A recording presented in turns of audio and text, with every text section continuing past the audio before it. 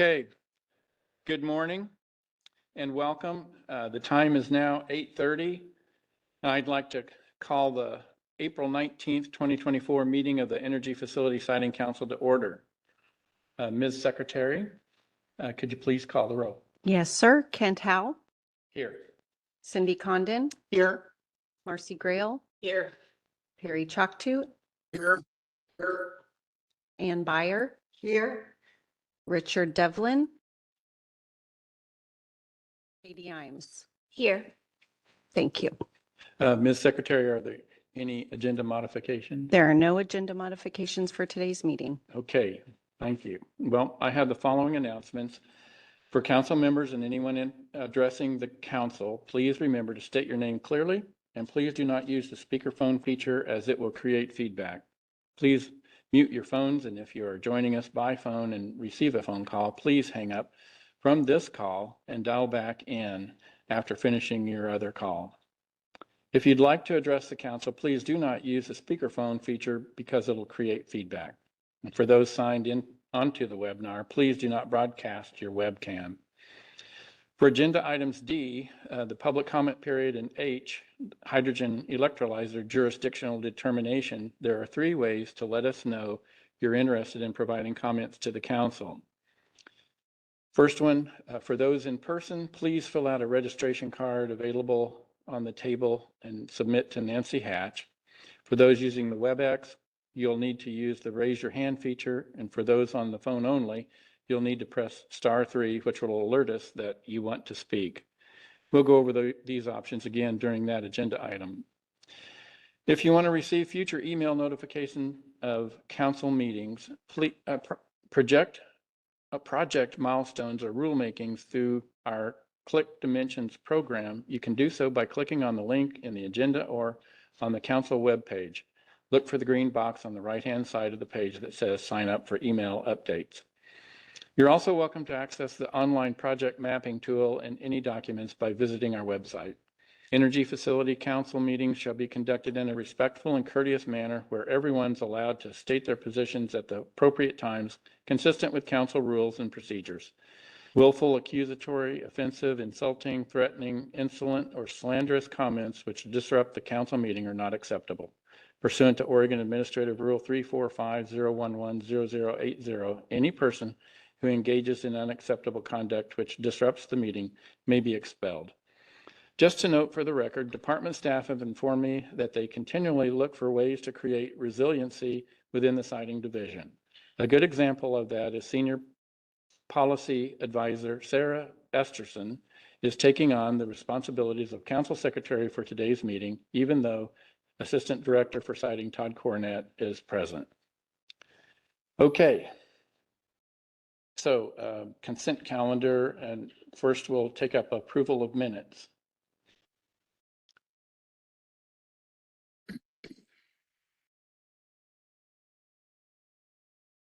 Chair Howe? Yes. I move that we approve the March 2024 minutes of the Energy Facility Siting Council. Thank you, Councilor Byer. Is there a second? Chair Howe, Cindy Condon for the record, I second the motion. Thank you. Okay. Can you call the roll, please? Yes, sir. Secretary? Ann Byer, Yes. Kent Howe, I'll abstain. I wasn't present. Richard Devlin. Sorry, he's not here. Katie Imes, Yes. Perry Chalktoot. I'm going to have to abstain because I wasn't present. Thank you. Cindy Condon Yes. and Marcy Grail. Yes. Motion carries, Mr. Chair. Okay, we're ready for the council secretary report. Thank you. Okay, again, for the record, my name is Sarah Esterson, Senior Policy Advisor for the Siting Division, and I'm acting as interim secretary for this meeting. So first up, we'd like to give our great thanks and acknowledge former council member Jordan Truitt and his dedicated service to the council and department staff. Jordan was appointed in September of 2019, and he served a 4-year term as a council member, and which and very graciously continued on for 5 months after that term, which allowed council to have all positions filled for review of council business. As you know, the role and responsibility of a council member is incredibly important to the state of Oregon. The amount of information a council member is tasked with and with absorbing and deliberating and decision-making responsibility is no small feat, and we appreciate every single one of you and certainly Mr. Truitt. So Jordan, we collectively from staff and the council send you our thanks for your contribution and service over the last 4 years.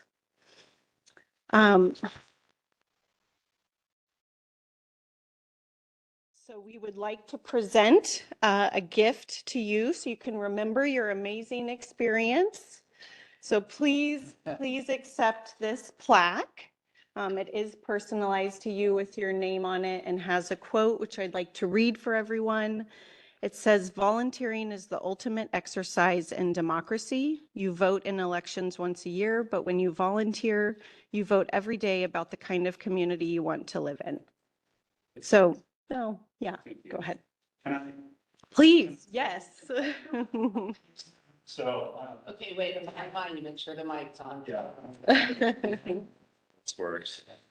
So I wrote something out. I was going to email it to Todd to send out, but again, probably why I'm not continuing on council is my brain's all over the place and it's hard to find time to nail things down. So I'll try to keep this brief.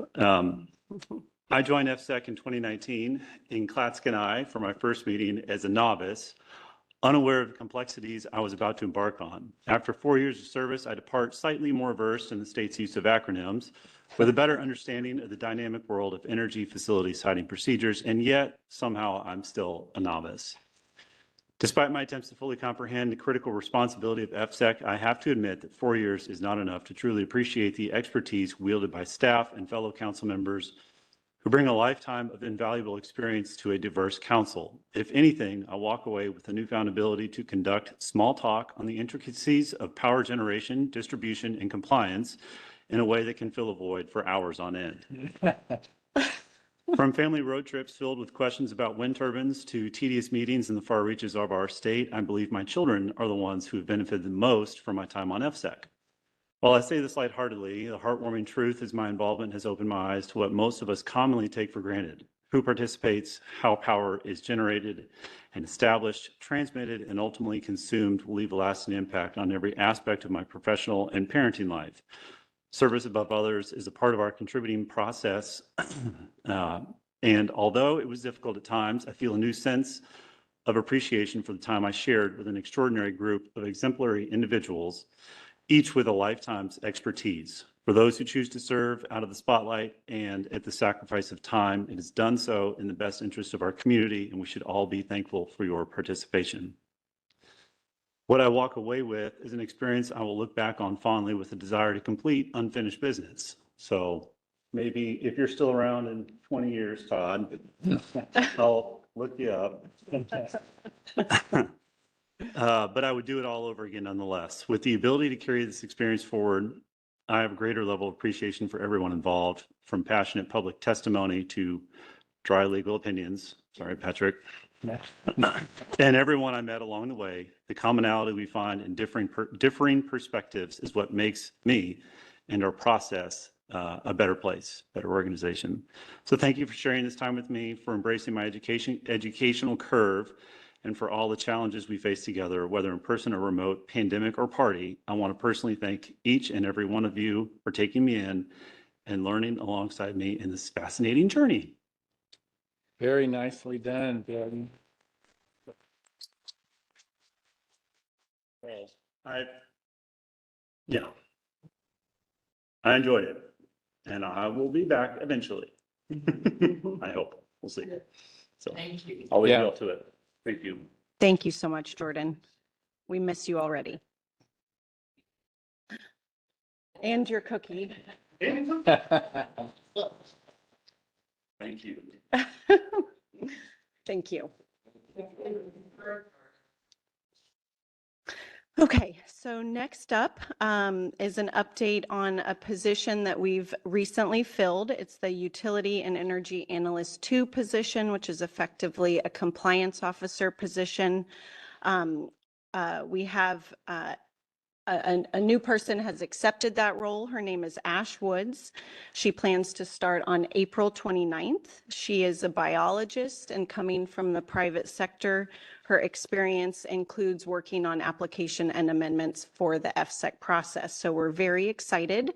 She has a CESL certification. CESL stands for Certified Erosion and Sediment Control Lead, which is something you need when you're monitoring a 1200C permit, which is in part to minimize erosion.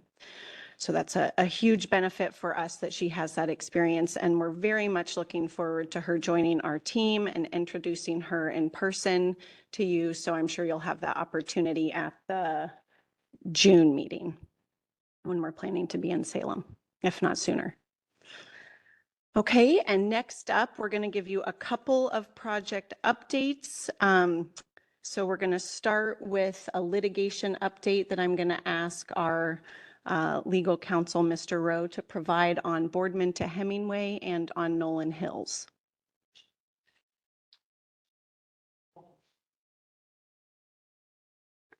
I wish Jordan were still here, because one person's dry legal opinion is another person's edge of the seat reading. And speaking of edge of the seat reading, you received yesterday the Supreme Court's decision in the Nolan Hills case, and I will try to take a 35-page opinion and give it to you very quickly. You'll recall in this case, this is the Nolan Hills case in which they're constructing wind turbines, and Umatilla County has an ordinance that prohibits the construction of wind turbines within 2 miles of rural residences. We had the contested case on this, and we had before you last July an exceptions hearing. The applicant, as well as the department's position, was that in spite of that ordinance, you could approve the facility even though there were some turbines that would be less than 2 miles from rural residences. And in your final order, you provided a number of reasons, justifications for that decision. One, you said that ordinance is not required by statewide planning goals, so it did not constitute an applicable substantive criterion. Alternatively, you found that by statute, you are authorized to approve a facility even if it doesn't meet a recommended applicable substantive criterion from a county or a special advisory group, if the facility otherwise complies with statewide land use planning goals. So you can say, even if that ordinance is an applicable substantive criterion, we have the authority to approve it because we find it otherwise applies with all of the land use planning goals. It was on that basis, that alternative rationale that you provided in your final order, that the Supreme Court affirmed your decision.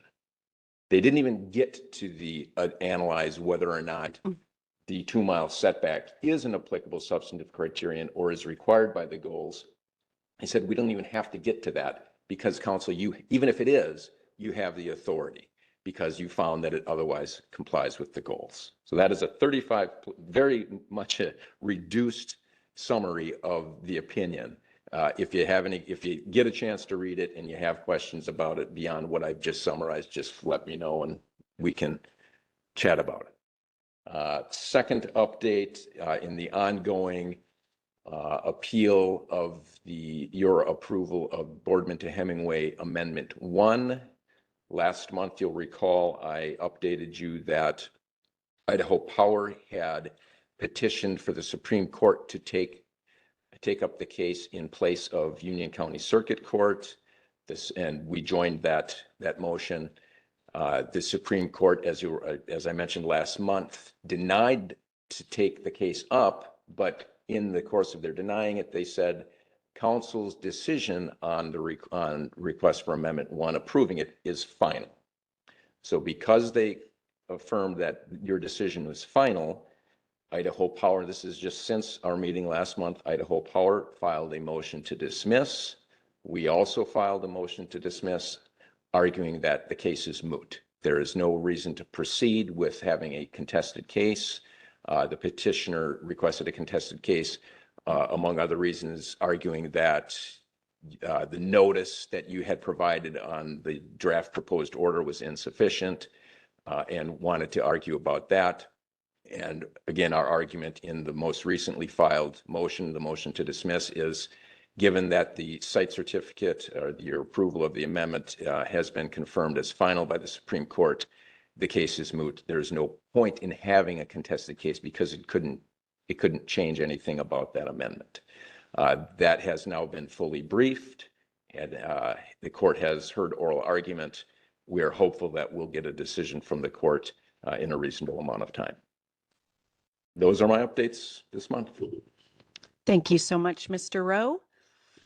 Okay, so there are 3 projects we'd like to give you a snippet of an update on for this secretary report. The first is another Boardman to Hemingway update.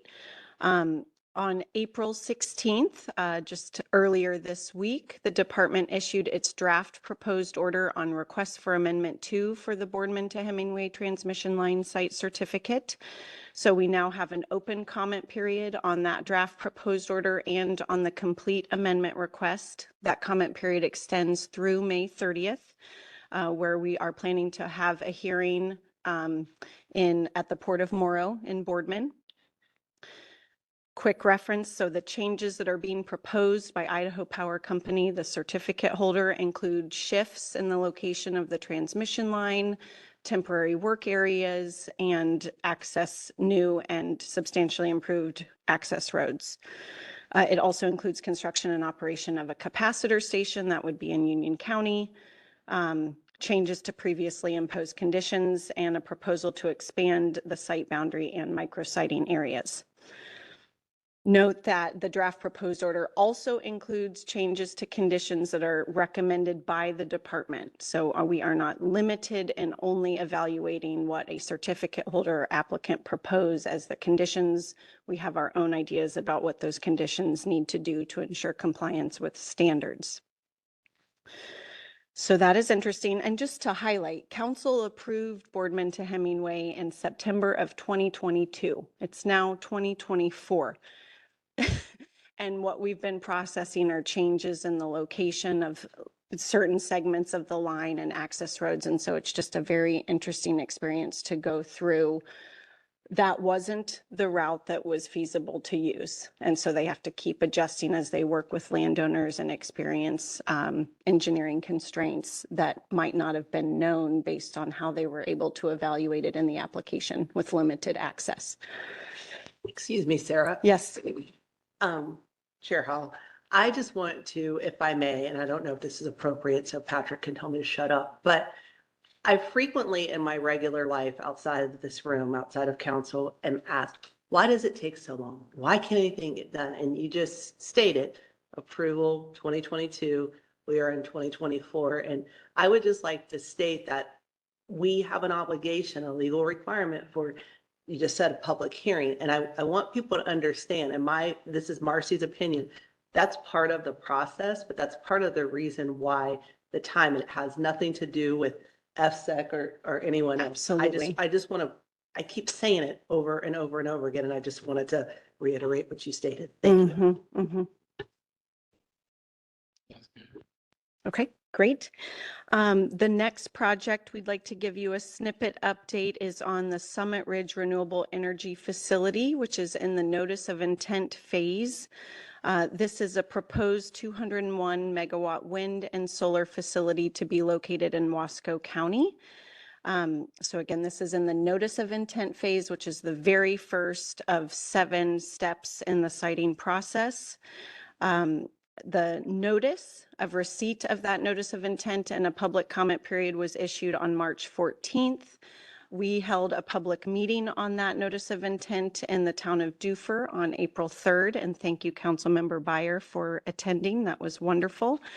And the comment period on that notice of intent extends through May 3rd. And just of note, to date, we have received no public comments on that project, which is surprising, but it's not May 3rd yet. And then lastly, a project we really haven't talked about in a long time. It's the Eugene to Medford transmission line request for Amendment 4. This is the Eugene to Medford transmission line is an existing operational transmission line. It's one of council's oldest site certificates, issued when I was 2 years old. 1982. The certificate holder is Pacificor, and they submitted a preliminary request for Amendment 4 in 2018, which proposed many things, but predominantly a new 17-mile transmission line and 500 kV substation. It's been on hold. Our review of this amendment request has been on hold for nearly 2 years, really pending information needed to evaluate the significance of impacts of the substation to tribal resources. And a resolution to that issue has still not been achieved, and there's been changes over time and even the need for the project. So we received notification last week from Pacificor that they were withdrawing that amendment request. So we will be updating our webpage to update that status. We haven't had a chance to do that. So that amendment request is no longer under review. And then a brief compliance update. As you know, we've been bringing amendments to mitigation plans to council for formal review. When the changes being requested in a mitigation plan aren't that substantive, we would present these amendments in the council secretary report. So we had a request to amend several wildlife monitoring and mitigation plans for the Leaning Juniper 2A and 2B facility, Klondike and Golden Hills and Montague Wind project. The amendments across those wildlife monitoring and mitigation plans are all the same, where they're seeking to remove a requirement to evaluate nest success as part of their long-term raptor nest survey. It was an outcome of us finding non-compliance with that requirement because they weren't actually doing it. And so the resolve was that we and Avangrid, who is the certificate holder, worked with the Department of Fish and Wildlife to better understand what is this requirement doing and what do they need to do to fix it. And it was that, why are they needing to do it in the first place? Which is, so ODFW's recommendation is that because there's no baseline data to evaluate if there's a change in nest success that is significant, that it becomes almost unevaluatable, and that they already had an obligation to evaluate nest occupancy, which is a better criteria to evaluate changes over time from ODFW's perspective. And I apologize, nest success is the success of a raptor using the nest and fledgling hatching and flying off. So that means you actually have to monitor pretty frequently to know the outcome, which wasn't happening. And then it turns out it doesn't really need to be. So they're striking that requirement and updating long-term raptor nest surveys to occur on years divisible by 5 so that they don't have to do them actually every year across their facilities, which is something that ODFW has been supportive of. So those are amendments that we're recommending council concur with. Any questions on that? Okay. Sarah, Yes, sir. can you say nest success 3 times quickly? Jordan. Right. And Secretary Esterson, amendments then subject the applicant to, it opens up just the amendment part Right. If No. there's been some new standard or something like that, that's applied or not? Yeah, it's a kind of unfortunate to use the word amend, but so the wildlife monitoring mitigation plans specifically, but it also is in a lot of mitigation plans, have a section in the plan that allows for plan amendments. Maybe we should just use the word plan revisions over time to make sure that the plan is still working. Yeah. And it authorizes the department to approve those changes, but we always have to bring it back to council to make sure there is a level of oversight and understanding of what we're doing. But it doesn't trigger the site certificate amendment process. Yeah, okay.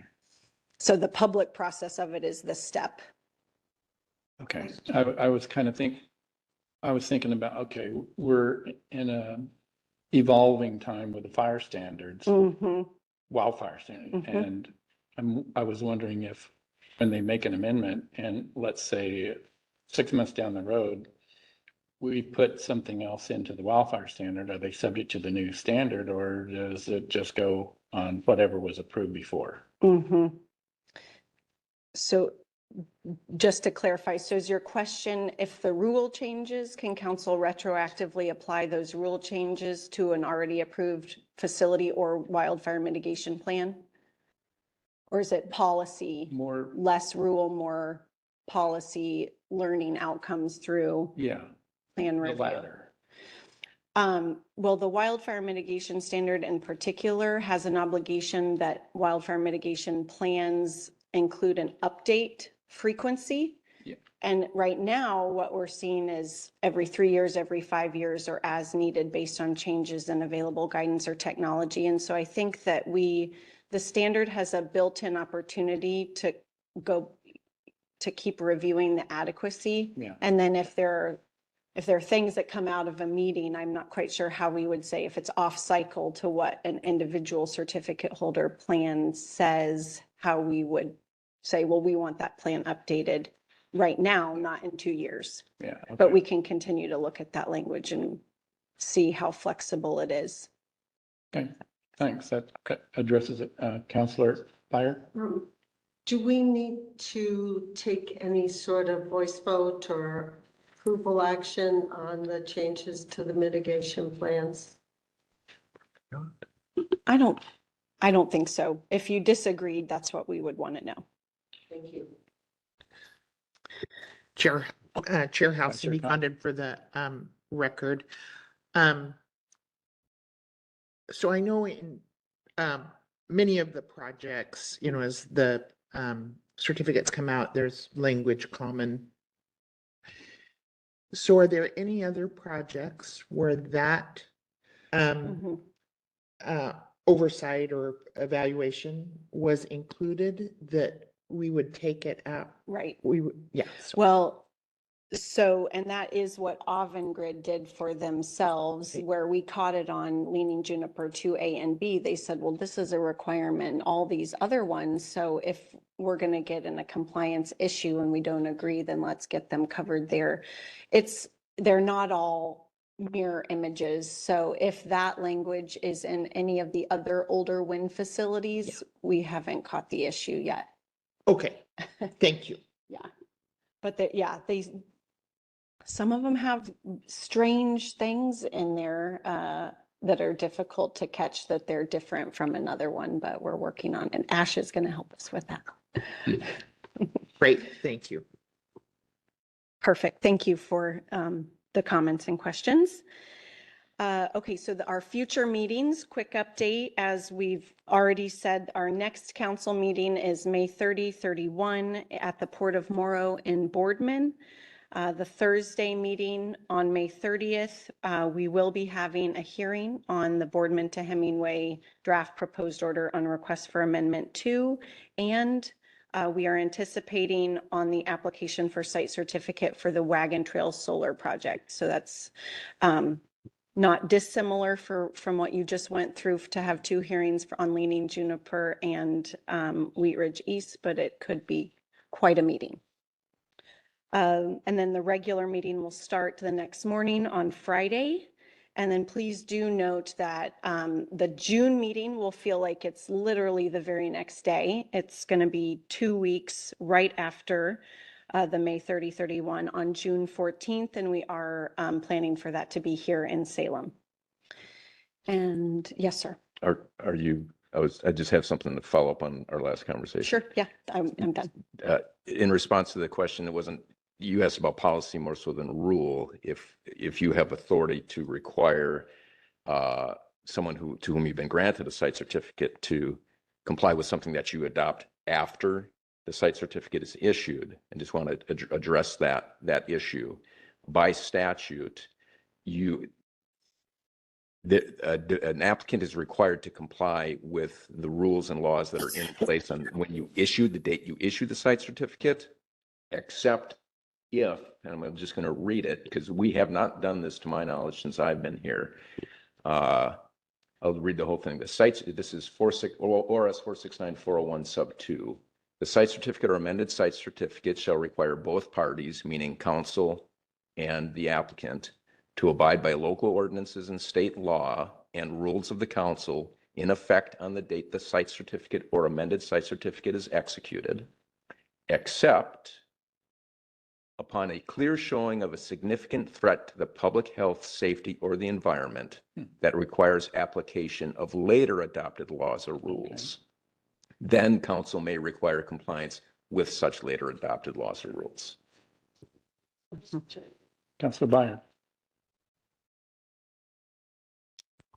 So when we review an amended site certificate or a proposal to amend a site certificate, I know on the wildfire standard, which has been adopted after the original site certificate, we implement that new standard to the amendment. So is that another exception to this rule or? Well, in that instance, you're applying a rule that is in effect at the time you're issuing the site certificate, so you wouldn't have to invoke this statute. Good, that's what I thought, but I just wanted to make sure. Thank you. Yeah, thanks for clarifying that. And that concludes my secretary report. Thank you. Okay. Thanks, Secretary Esterson. So I guess the next item is initiation of the carbon offset rate rulemaking, an action item. Mr. Jackman is the rulemaking coordinator, and we'll turn it over to you.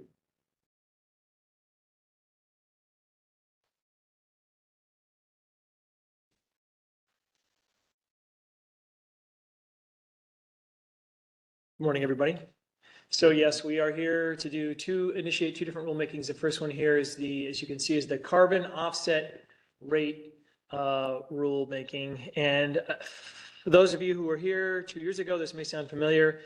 There is essentially a statute in ORS 469-503, which states that it is up to council to ensure that the monetary offset rate for carbon emissions in the state of Oregon is up to date, and we can make a change as soon as every 2 years and by as much as 50%.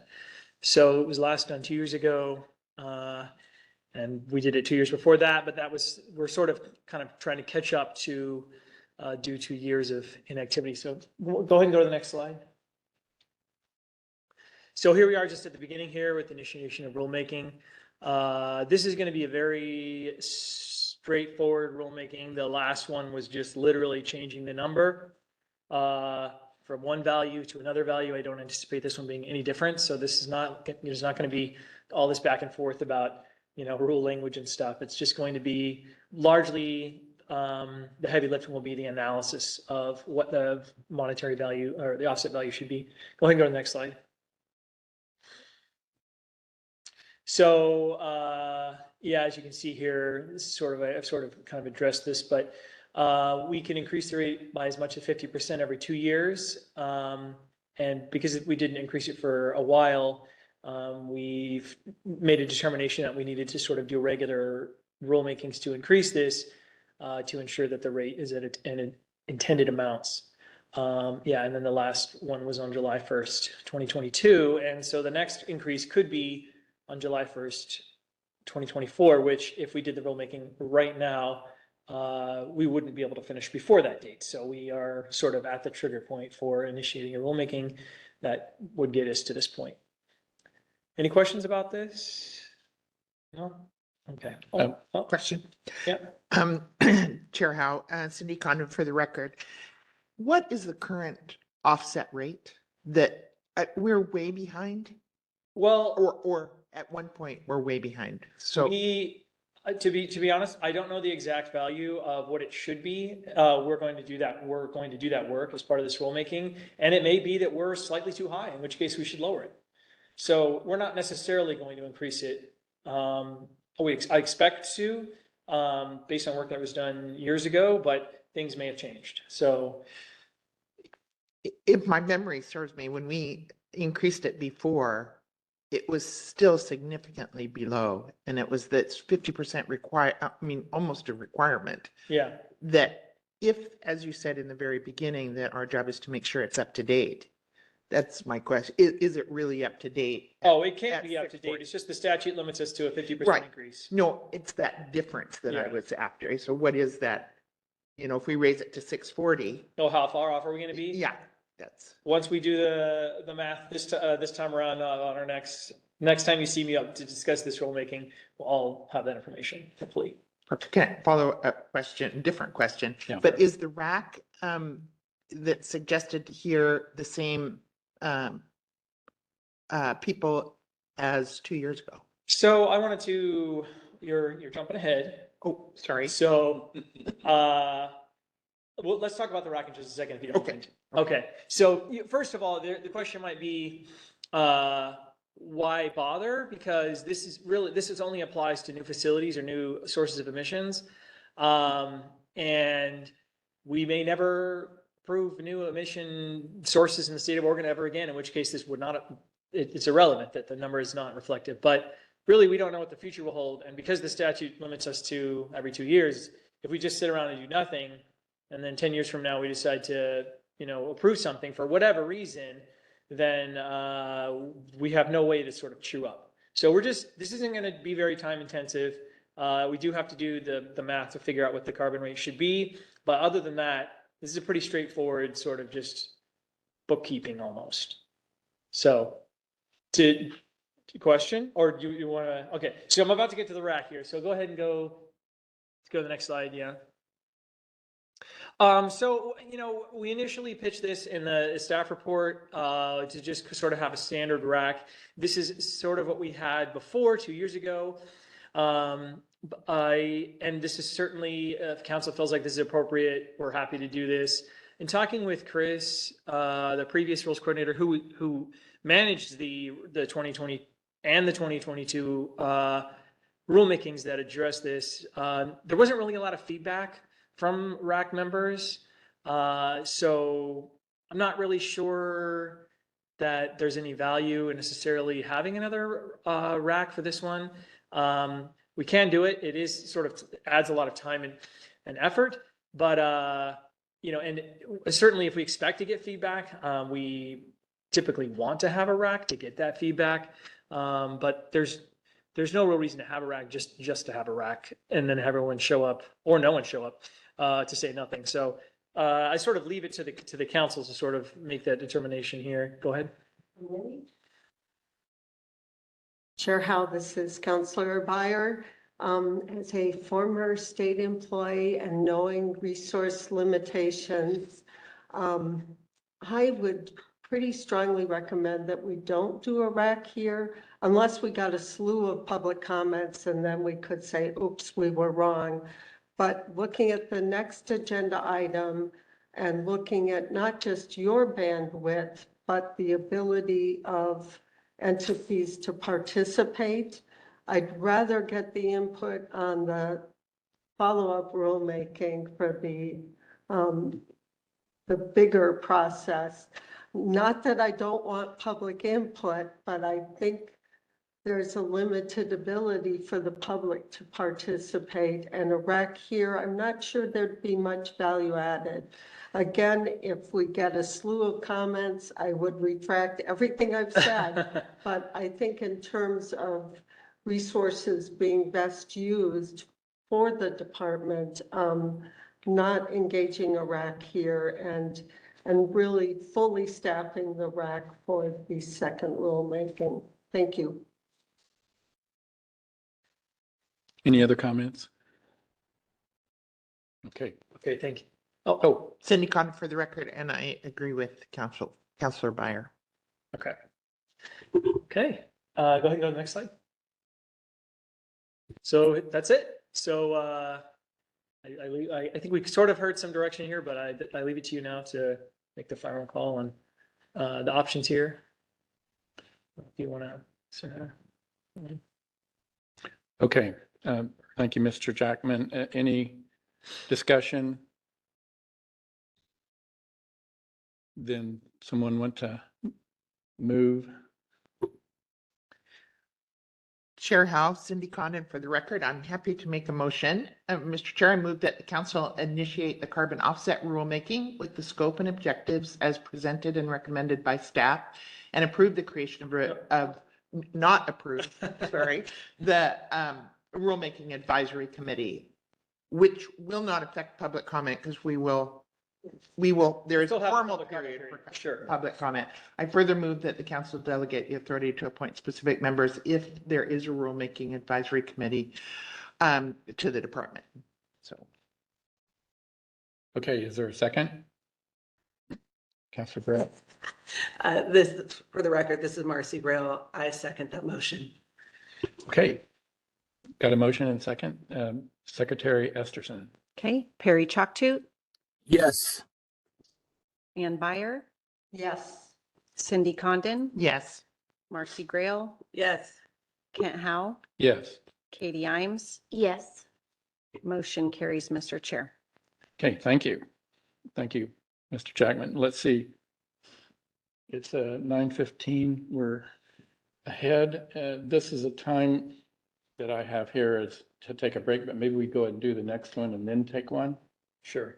Does that sound good with everybody? Yes. Okay. Okay, go ahead and go to the next slide. Once again, this rulemaking is in the exact same position.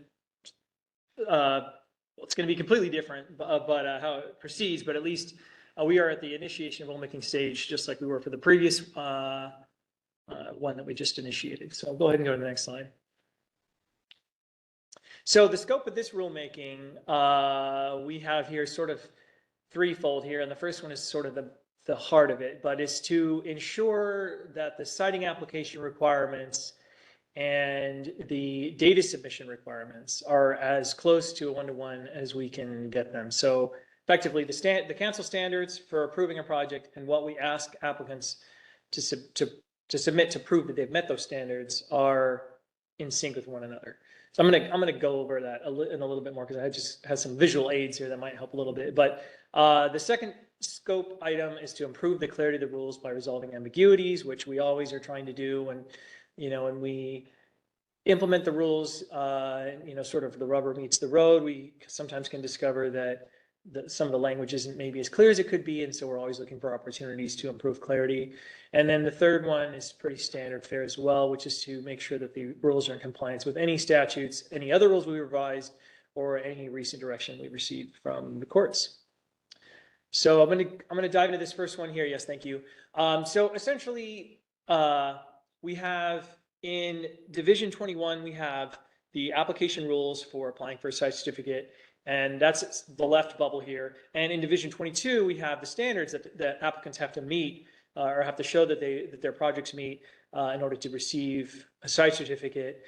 And maybe it's not quite as extreme as this. Maybe the circles should be a little bit closer together. But go ahead and go to the next slide here. So on the left, we have we want everything to be in the middle, right? This is the Venn diagram. We want it to just be a circle. The stuff on the left is data we ask for, but we don't actually need it to prove that the standards have been met. Go ahead and go to the next slide. And then over here on the right, we have standards that they need to meet, but that we do not currently ask for data.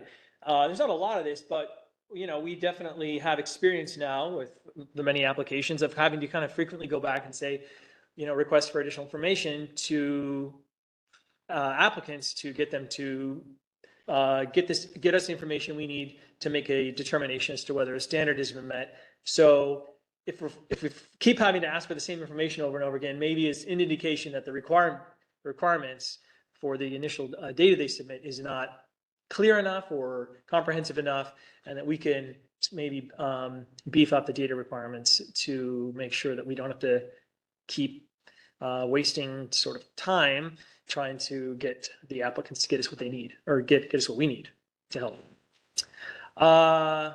Any questions about this concept? What we're trying to do here with this rulemaking?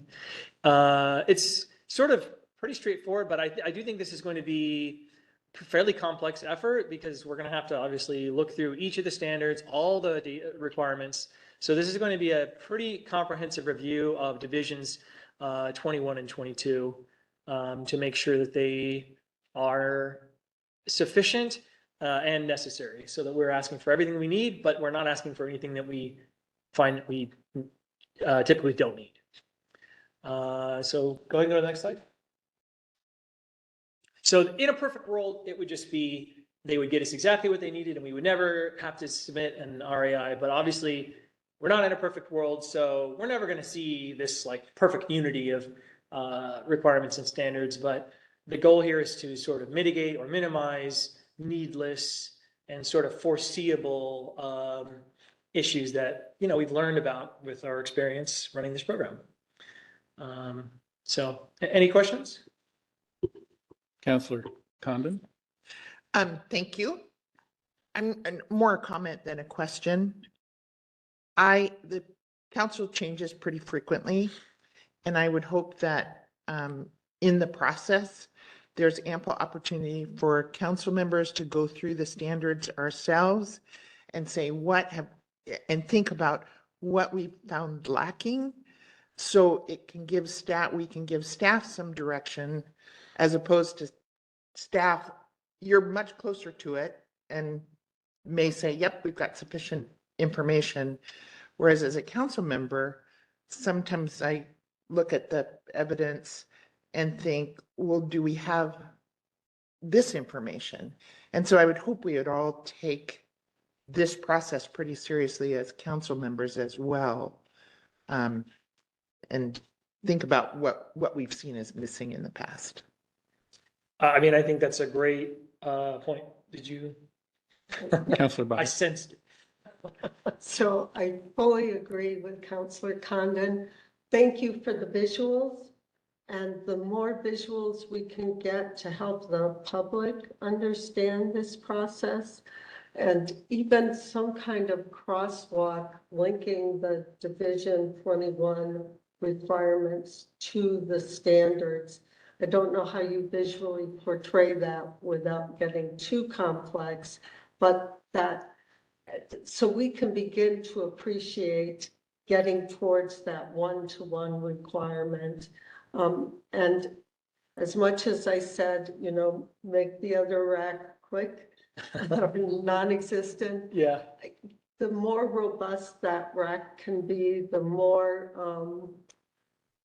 we appreciate the resources that are necessary to do this rulemaking. To me, it looks like a big task and a heavy lift. So building in enough time, getting enough comments, so you don't have to go back and do it 5 years from now, which you might anyhow. But so just the more tools we can have to better understand what the goal of this is, and then a very robust rack. Thank you. Thank you. So I didn't have a slide on this, but I'm just thinking about it now. I probably should have, but I just wanted to also point out that this is not phase 3, which is down the road, which is going to be what are the standards and are the standards in need of updating. And we sort of kind of went back and forth on this about how best to approach this, because on the one hand, you could argue that maybe we should do that first and then do this effort here, but it's just sort of so complex that this is sort of kind of like cleaning house, if you will. And so I think understanding our rules, understanding the standards and how they match up to the requirements in Division 21, and making sure that everything is sort of in order before we actually get to the point of saying, okay, should we now modify each of these standards and as we look at them in phase 3? And certainly as part of that phase 3 rulemaking, if we make changes to the standards that require different data requirements, that'll be part of that rulemaking as well. But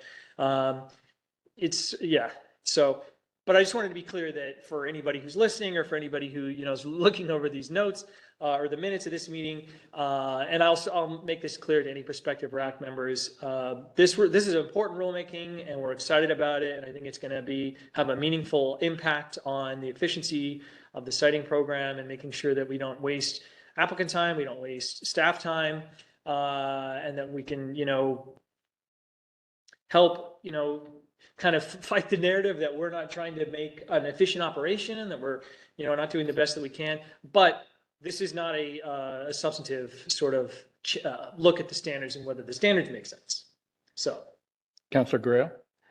For the record, this is Marcy. I just was thinking, because you just talked about how complicated and in-depth this is, many times I think it's clear from, we all come from different backgrounds and certain things we zero in on. And I just wonder, when you have the RAC together, I know anybody can comment on anything, but do you kind of look at like, hey, you're really knowledgeable about this, maybe you tackle this thing first? Because I think that's why people are daunted by it's so much. I can't look at all that, but if I have one area that the team's going to look at me for, maybe I could almost take a lead role. It's just an observation I've had, because I think that's what we do here. Just to be clear, you mean like assign maybe certain sub aspects of this to different RAC members? Suggesting. Yeah. Yeah. Okay. I mean, I don't know. It was just. I mean, I find that they're basically, you have RAC members who are, deeply committed to every single aspect of the entire rulemaking. You have some that are just there to make sure that things don't get worse in their mind.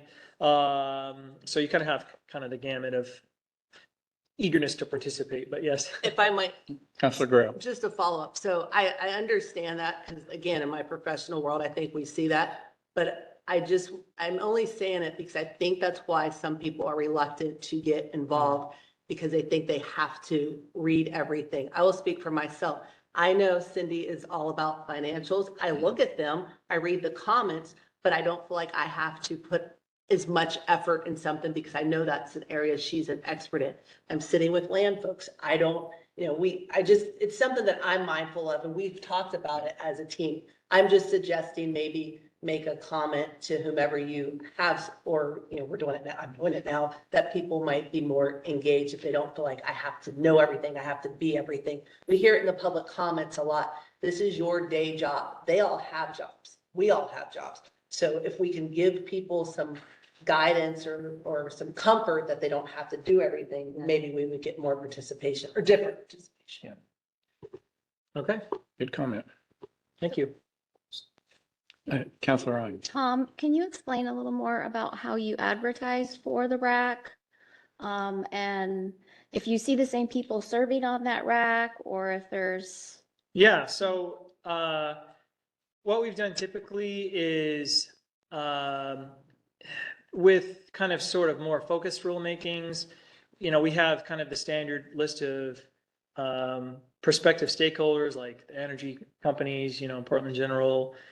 We have a list of kind of resource or climate groups who are, like Friends of the Columbia River Gorge. And there's sort of kind of a set universe of those entities. So when we have a rulemaking come up, I'll send an email to each of the people on that list. The tricky part, and I think that is pretty comprehensive. We feel pretty good about like our reach from that perspective. And those typically are the groups that do care most about what we do and our rulemakings. The trickiest one is the public. So trying to identify members of the public who are aware of what we do, who are aware that there even is this a thing, you know, that there are rules, that these rules get updated and that they can participate, is much trickier. So we have sort of, you know, I'm going to for this one, send out notice via our click dimensions, basically announcing to anybody who's signed up to follow FSEC that we have this rulemaking coming up, and that sort of an open call, casting call, if you will, to those who might be interested in joining Iraq. One thing we did for the one that we're working on with DEQ relating to solar noise was we literally looked at the comments on solar projects to anybody who mentioned that they were worried about noise.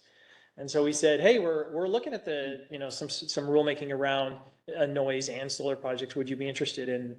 I reached out to like 8 people and 4 of them said yes. So I mean, it was a pretty high. I mean, these are people who already showed that they want to be engaged in the process. And you know, we're saying, hey, we're addressing the thing that you said you cared about. But for something like this, it is much more difficult because people typically care about the stuff that affects them directly, and it's hard to tie this to John Doe, and people, as you said, people have busy lives, and this is probably really far down a lot of people's lists until the construction cranes show up on your street. Councilor Byer. One thing I think we can look at in enlisting help from the public is the desire to make our rules clearer and more understandable. And if you include that in your pitch for REC members to just say, help us make this still meeting our legal requirements, but clarifying our intent, and hopefully members of the public can help us with that. Thank you. Mm-hmm. It's a good question, though. It is something we think about and is one of the biggest challenges, so for sure. Go ahead and go to the next slide. So sort of have decided that around this rack size is typically worked for us in the past. I know some, and I have since learned in working with other rulemaking coordinators that there are some racks that are enormous, but we typically don't get much more than this. Even if I ask more, let's say I ask 30 people, I might get 8, so, but we do try to kind of get a representative rack, and it would look something like this, but if we could fill it, it would be around 12. So anybody have any thoughts about the rack makeup for this rulemaking? Chair Howe? Yeah, Councilor. I am just curious about, like you said, the public is one of your more challenging positions to fill.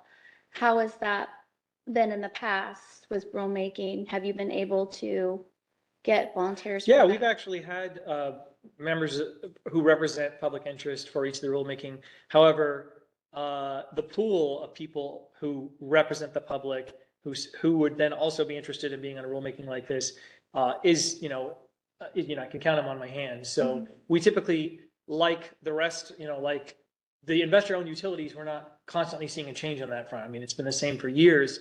Our public bucket is kind of similar to that. So we have people who have expressed interest in a lot of aspects of our rulemaking and the siting projects, and they typically are the people who will answer the call and say, yes, I'll be involved in this rulemaking. But we're always trying to think of ways to broaden our reach beyond sort of the usual suspects, which is why we did do the effort for our most recent rulemaking to actually just directly reach out to sort of folks that have never expressed an interest, who didn't even know that that this exists, had never been on a rack before.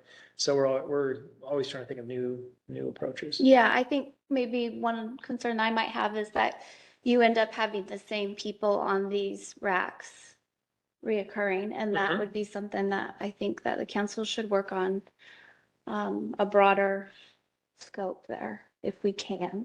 I know it's challenging though to fill the roles, but if we have the same people constantly serving, then we might get the same answers every time. Absolutely. Councilor Guerrero.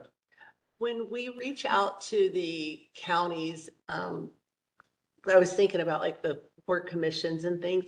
Do we approach them like, hey, would you like to do this versus can you, put it in your own minutes and advertise it through your own communication? I don't know, but my thought is if we reached out to the port, it'd be like, okay, well, there's 3 commissioners in Morrow County. They're like, I don't have time for that. But are we asking them to communicate it to their constituency?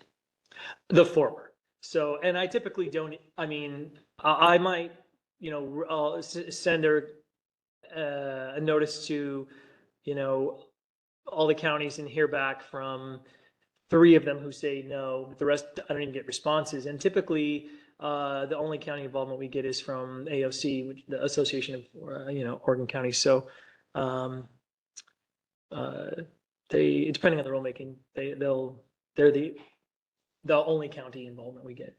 And likewise with the tribes, I've never heard back from the tribes on any rulemaking. So, but we still reach out to them.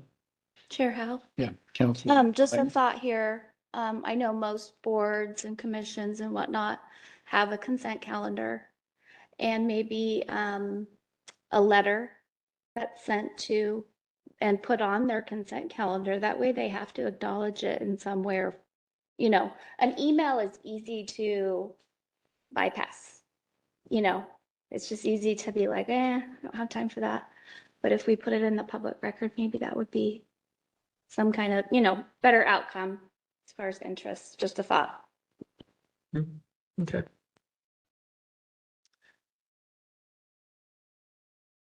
Any other? It's a bargain for, huh? Yeah. Does she look familiar? We often see it on the outside. Yeah, go ahead. Okay, any further discussion from the council? Do we have this is an action item. Do we have a motion? Councilor Grail? Mr. Chair, I move that the council initiate the application process phase rulemaking. On the right one, rulemaking with the scope and objectives presented, recommended by staff, and approve the creation of a rulemaking advisory committee. I further move that the council delegate the authority to appoint specific members to the rulemaking advisory committee to the park department. Do we have a second? Councilor Byer? Okay. We've got the motion in a second. Secretary Esterson, could you read the roll? Yes, sir. Katie Imes, Yes. Kent Howe, Yes. Cindy Condon, Yes. Ann Byer, Yes. Perry Chalktoot, Yes. and Marcy Grail. Yes. Motion carries, Mr. Chair. Okay, thank you. So, yeah, thanks, Mr. Jackman. That was well done. It's a break time. Do people want 10, 15? What do you want to do? Okay, well, it's a 9:33, so we'll take a 10-minute break, come back at 9:43.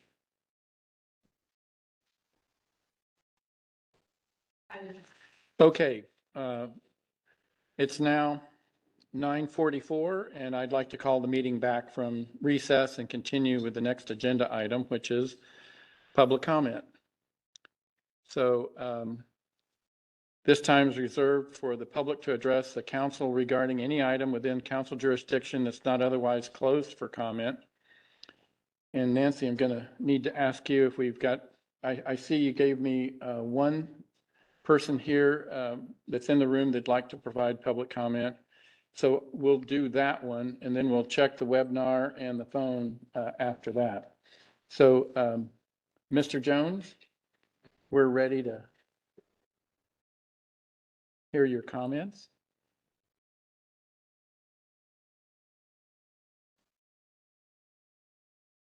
Welcome. Thank you, Chair Howell. Is this on? No, push that button. There you go. You're on now. Thank you, Chair Howell and fellow council members. I want to first thank you all again. Don't think for a minute. I don't see this as this opportunity to address this council as a privilege. And I always want to make sure that we do so in a respectful way. Myself and my fellow community members have spoken before. And I just want to ensure that all of our concerns are communicated clearly and concisely with all due respect. So I've attended a number of the last, I'm sorry. Oh, I'm sorry. Oh, yeah. My name's Troy Jones. Thank you. My name's Troy Jones. My address is 22335 Gap Road in Harrisburg, Oregon. I've attended a number of the meetings in the past, and I've spoken about my concerns specifically to the inequities in some of the Oregon state statutes related to land use. I don't want to continue that same conversation today. I think I've made myself clear on that matter. A couple of my neighbors and myself came to the meeting, I believe it was in February, and we spoke to the concern of water contamination and also the lack of an end-of-life policy for solar panels in the state. That concern is still a legitimate concern. The reason we're here is because there's a proposal for a large solar facility near our community. It's nearly 1,600. The notice of intent indicates it's nearly 1,600 acres, and it's on zoned EFU, or exclusive farm use properties. That's high value exclusive use, farmland use properties. And while this hasn't been formally applied, the application hasn't been formally applied for yet, we're trying to stay ahead of the pitch count. We're trying to be proactive in our approach and our communication, so the council is well aware of the concerns that exist within the community. Our main and primary concern is the potential loss of that EFU property. I've spoken before in regard to the amount of properties, EFU properties have been lost over the last number of years. There's records that show as of 2022, up to 660,000 acres of farmland has been lost to urban growth boundaries and industrial sightings. There's a multitude of other concerns that we have, specifically to wildfire concern, wildlife impacts, and the loss of wetland. Most of this property is considered farmed wetlands, which is also a huge concern to us. What we hope is, our hope is that our presence and our continued communication with FSEC will have a positive impact on the council, and the council will take these considerations into their process as it evolves. And again, all we're trying to do is stay ahead of this. I personally believe that if nothing was spoken of and it just comes about, it'll be too late in the process, and that's why we're here. That's why we're present. A lot of my neighbors in the community that I live in, they're not able and capable of coming to these meetings. I know that WebEx is available to them, but they're not always very good on the Zoom and the WebEx type format. So I come and I speak on behalf of the group, and I appreciate that your patience and your thoughtfulness in regard to this particular project. I hope that you strongly will consider our concerns as this goes along, as the process evolves. We understand the entire flow process very clearly. We understand how it evolves, the public comment periods and that type of thing. So it's, again, we just want to make sure that we're doing a good job of communicating our concerns before we get to those processes. So with that, I really appreciate your time. Thank you for your comment. Can I just ask a quick question for you? As you know, we get both sides, the developer and certainly the people they're working with that want the project and others might not.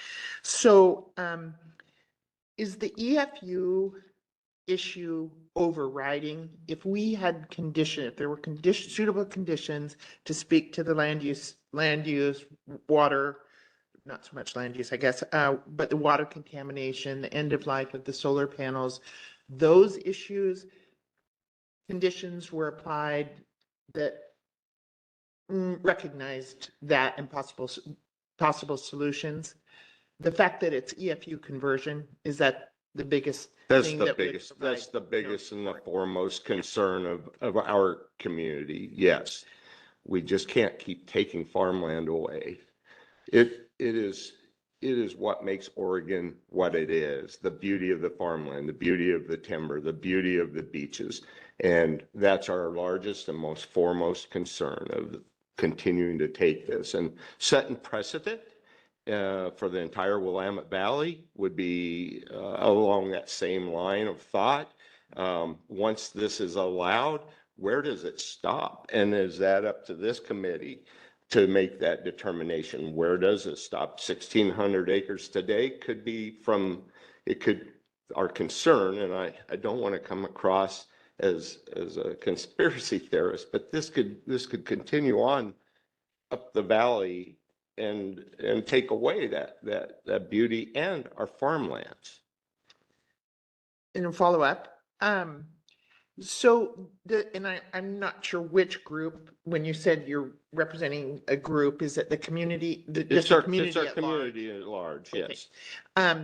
So does the group recognize a solar facility that may have an end of life and council's requirement that it be returned to usable condition versus a building, versus a, distribution warehouse?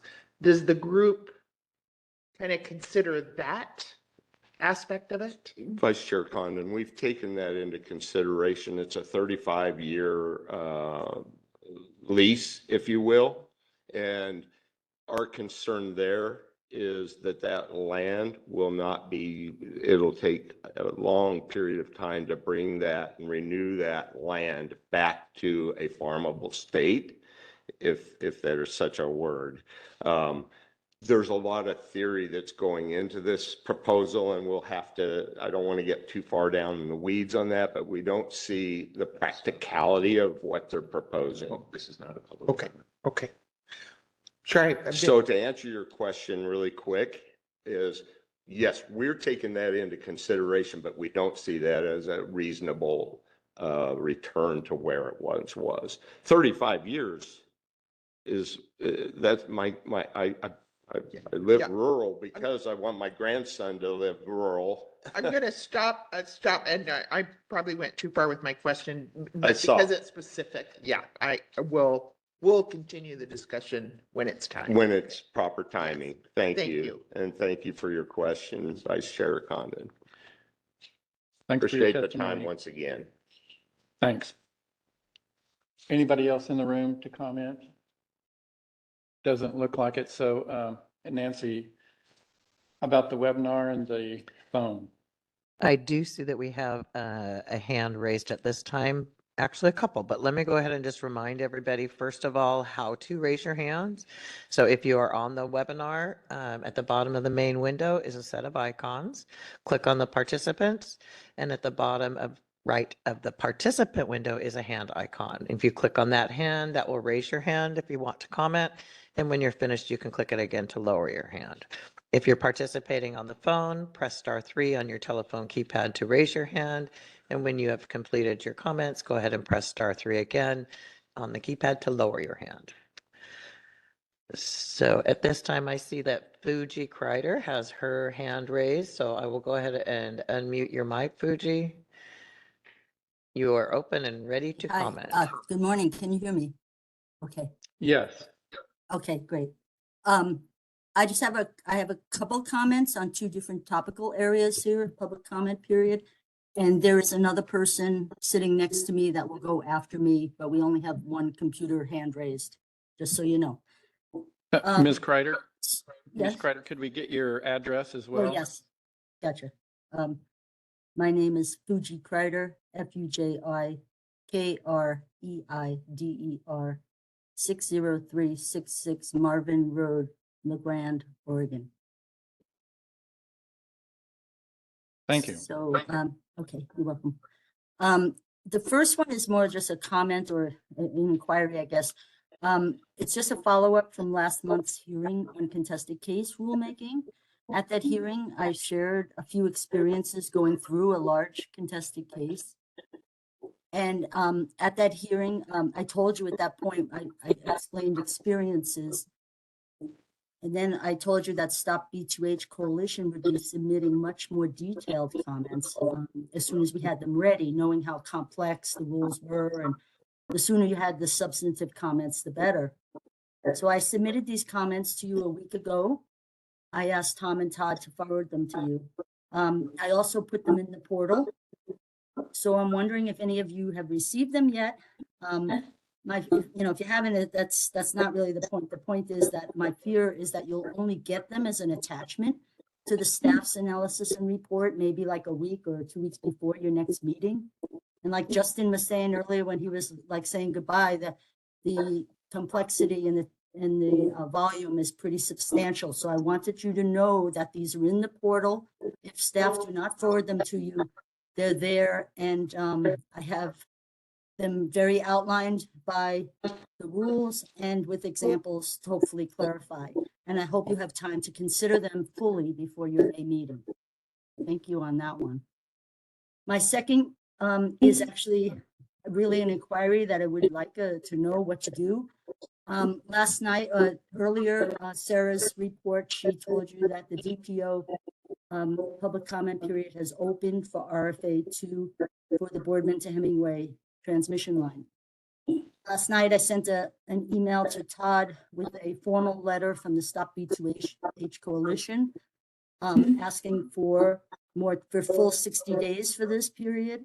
And I had a little email exchange just now with Todd because, I realize you guys probably don't have this letter and it's less than 7 days, but if I wait until 7 days to make a motion to ask for a time extension, I'm not really sure the process.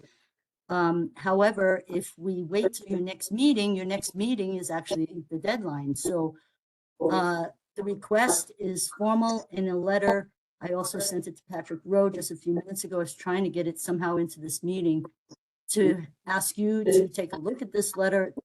It's just one page. We're asking for some more time, given the complexities of this DPO, how long the staff has taken to review it. Another 4 months gone by. The developer, it's all in the letter, how long and the problems we've been having with mapping and things that are still not resolved. And I would like to know if you do not take action on this request for extension of time today, is there a legal process? What do we do? Because 7 days is Tuesday, not today. So I don't know what really yet to do to ask for a decision on that. So that, I guess, concludes what I have to say today. I'm hoping I get a little bit of a response here. I know it's just public comment period, but I'm a little bit at a loss. Okay, thanks for your comments, Ms. Kreider. As far as responses, You could take the time to consider it today. I haven't read the letter, so I don't know. Your standard for requests for extensions of deadlines is you've done it a couple of times in the past, 1 to 2 years. Is there a good cause? So you have to look at it and assess, is there a good cause to grant an extension to a deadline? So you could try to take that up today, or you could take it up at your next meeting, keep the current deadline and let them know that the current deadline stands, and at the next meeting, you would possibly extend it, or you'd make a decision as to whether or not to extend it. Now, I understand that the deadline is at the next meeting, so that they would still have to treat the next meeting as the deadline. But if you at that meeting decided to extend it, then you would be giving them, I think, an additional 15 days. So this decision is, it should be done at a public meeting, though.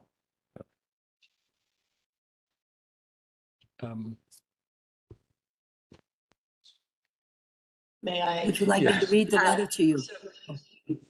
Councilor Grail? For the record, this is Marcy Grail, and I just want to remind everyone that I am recused myself from all things related to BDH due to my former employment with Pacificor. So I'm going to sit here and say nothing unless Secretary Esterson would like me to move during this. Okay, so I'm just going to sit here quietly. Okay, thank you for that. So Councillor Grier, or, yeah. Okay, I know who you're Yeah. talking to. Sorry. This is Councillor Fire. Just before we take up this matter, if we could get some advice from council on how we consider these kind of requests for extension. I have not seen one of these before, and I don't know what our rules are. So is it possible for us to take this up later on the agenda? So again, the standard is good cause. There isn't a rule. It's just a general standard that would be applied in this instance. You've done it twice in the last 18 months, I would say. Once it was on B2H RFA 1, request for amendment 1, there was a request to extend the deadline for comments, and you denied that request as there not being good cause. And I'm trying to think, I think it might have been Nolan Hills.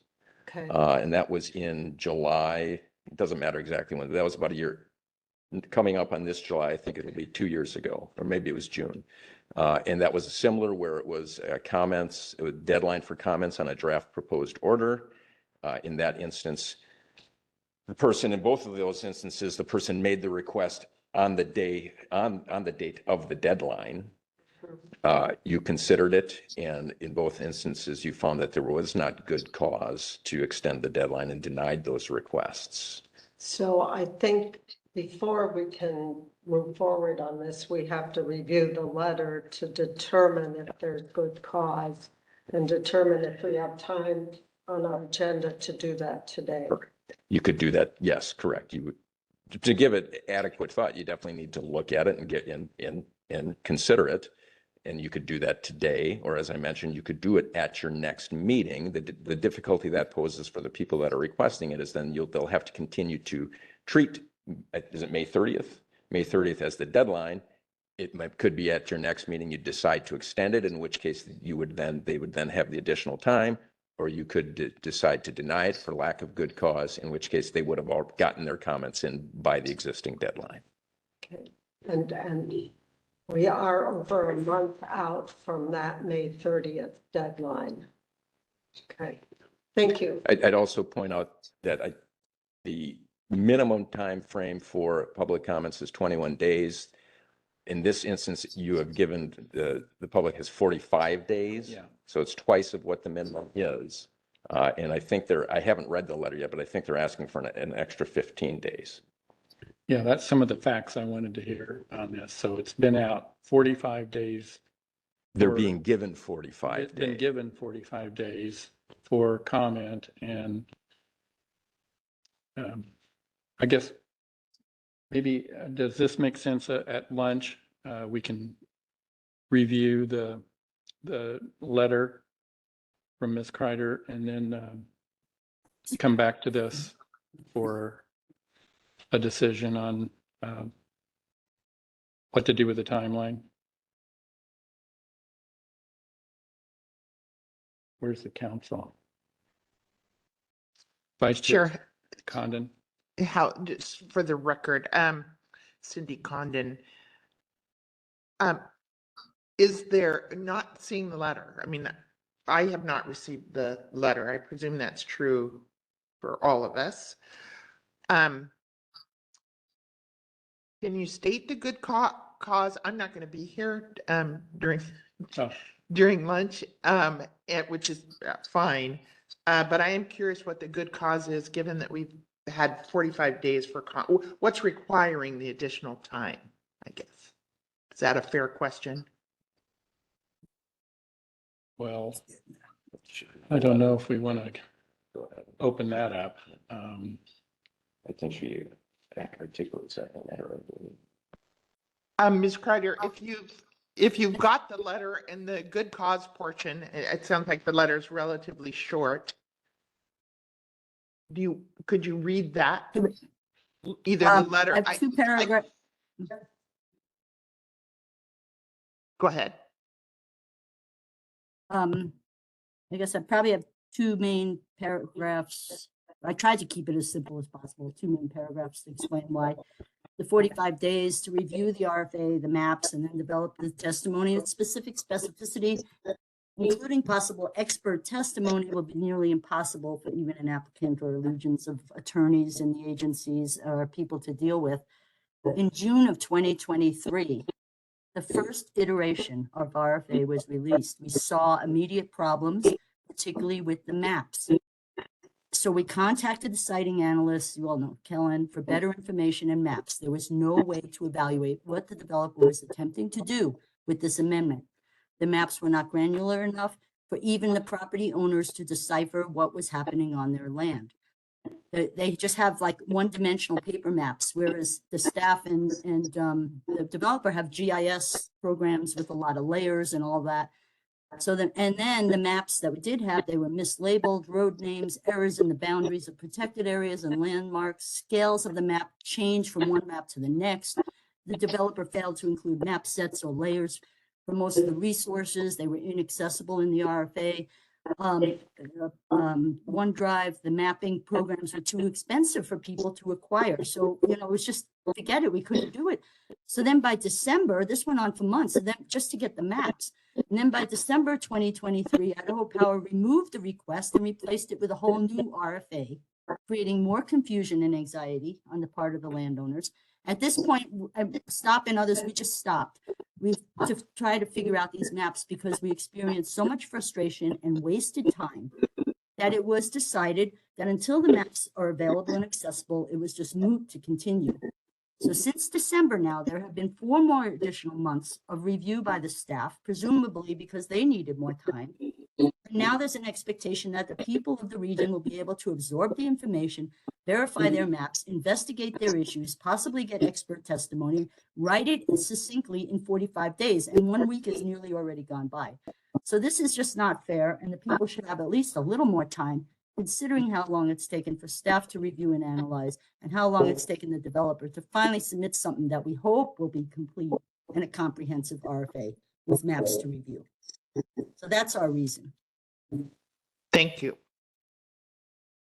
Thank you for listening. We also have now a copy of that letter. And so maybe we want to move on to discuss this at lunch. Okay. Review it at lunch. Don't discuss it unless you're on the record. I would like a chance to read it Yeah. first. So we'll Yeah. read it at lunch, and then after lunch, we'll come back to decide. Thank you. Okay. Vice Chair Condon, did you have something? No, I was just counting people that are going to be here. Okay. Thank you. And there's a couple up there too. Yeah. Okay, so let's see. Anybody else on the phone or? Oh, yes, I'm sorry, this is Fuji Kreider again, and I do have Jim Kreider sitting next to me who wanted to make a public comment. Same phone, same computer, so there you go. Go ahead. Okay. Is it okay if I comment? Yes. Okay. Jim Kreider, 60366 Marvin Road, LeGrand, Oregon. I'm commenting as a member of the RAC. I feel that, and some of the questions earlier by council members kind of come to this point, is that the RACs really are not a two-way communication between the public and the staff. In the first phase of this, I wrote a letter talking about how we didn't even have an opportunity to discuss the comments that I had submitted.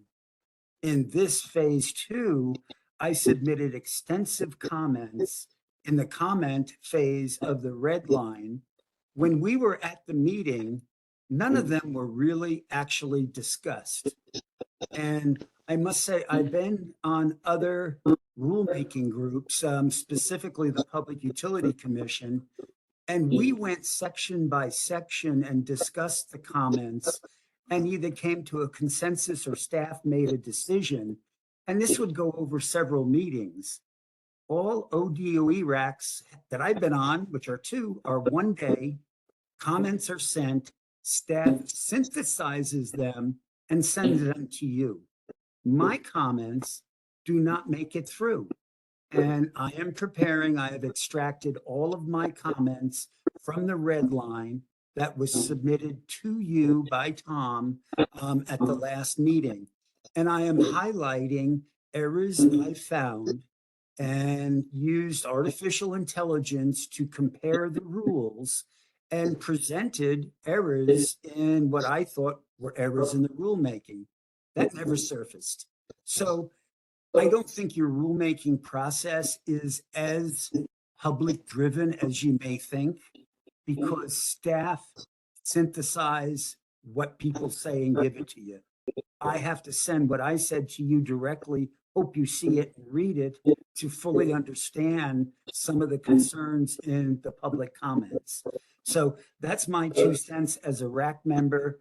I just want to jump quickly to Fuji and maps, because with the maps, we were having problems. Imagine a landowner trying to look at your maps, and they're all one-dimensional paper, and look at the agricultural, the grazing, the geological, the protected areas, and what, to see how does their property comply with your OARs. They have to take pieces of paper and sort it out at different scale. The developer, the applicant, and staff have a GIS program that has all these map book, all these layers that are transparent, that can be turned on and off. We do not have that ability. So we are at a distinct disadvantage, and we're going to need time to work with Kellen to get this information in a form that we can all use. And to be fair, Kellen has been great. She sent a GIS file. I don't have a fancy program, but she went back to Tetra Tech and had them break it down into a KMZ program that can be loaded into Google Earth Pro, which is a free program. So I have the maps with the new boundaries and all that. I am out in the field with the landowners showing them this stuff, but I do not have the grazing layers. I do not have the Dagami layers.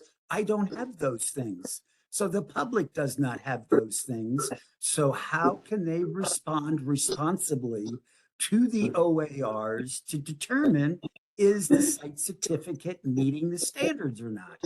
And they don't have that ability, yet you do. Google Earth can be put on the web with all the details.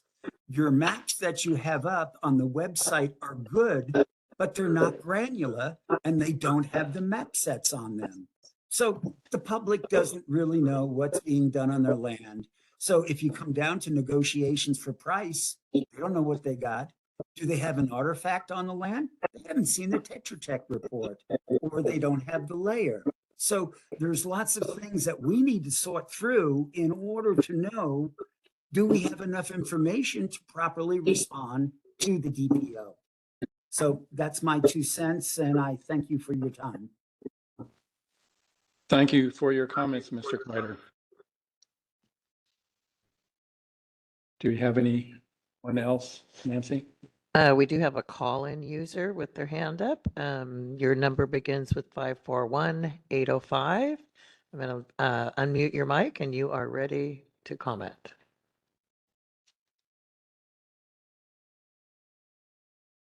Well, I thought I was.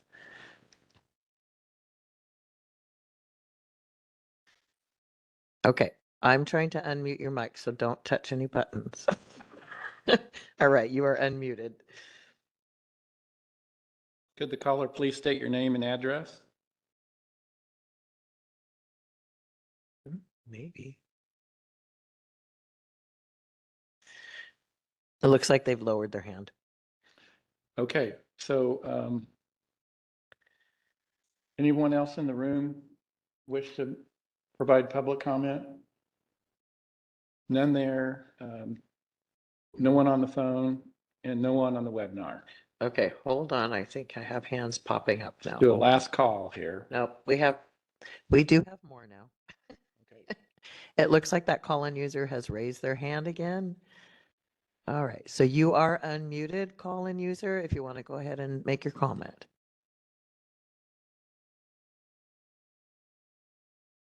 Could the call-in person wishing to testify Can you provide your name and address? We can hear you Irene now. Thank Gilbert. you. Okay. Irene Gilbert, 2310 Adams Avenue, LaGrange, Oregon. Okay? Yes. All right.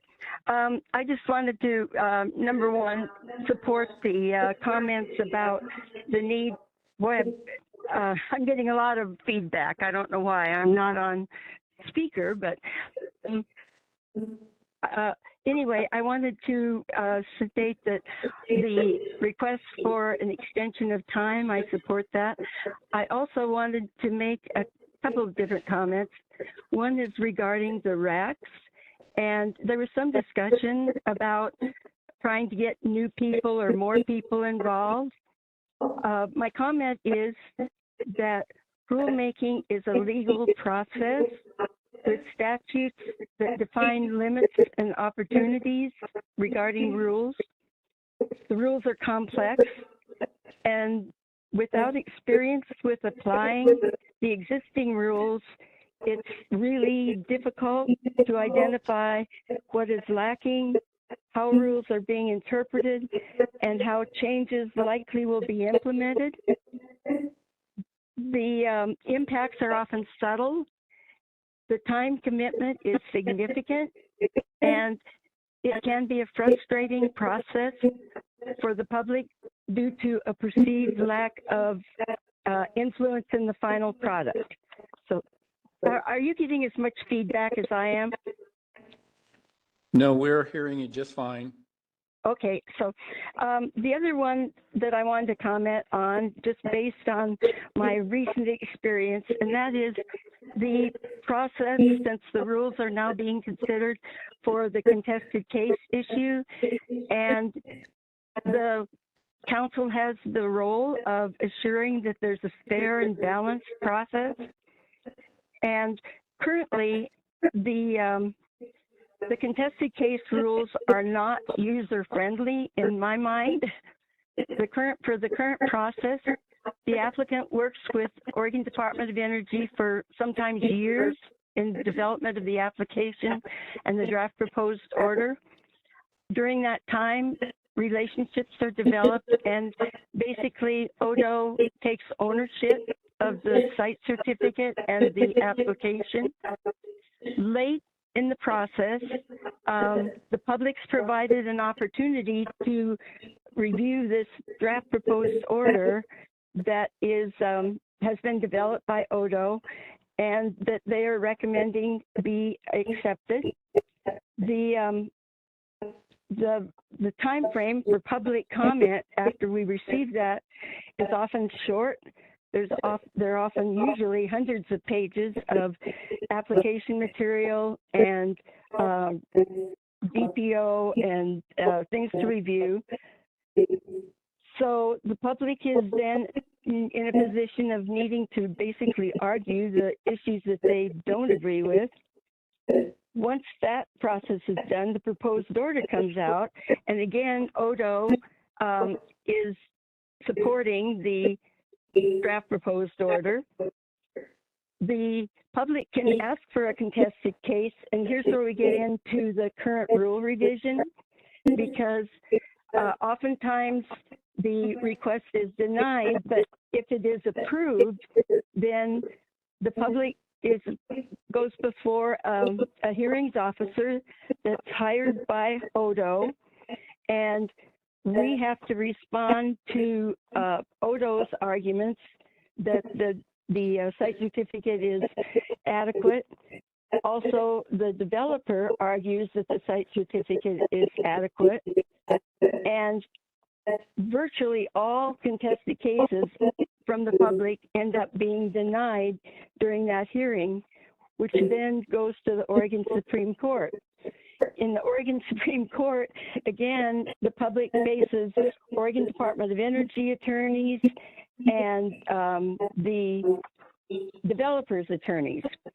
Now, the way the process currently goes, if the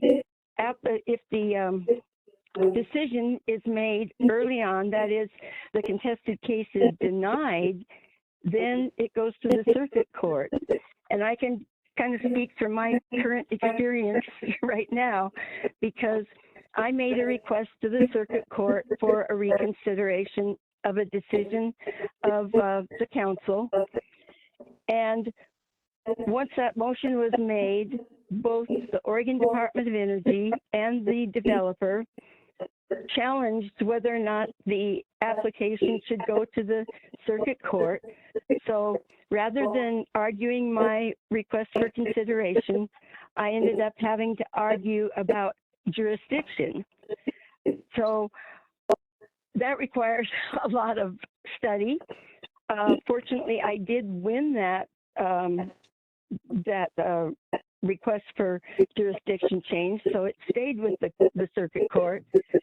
Then Odo and the developer asked for what they call a mandamus order, which would basically have said that the circuit court made a mistake and the case really should have gone to the Oregon Supreme Court.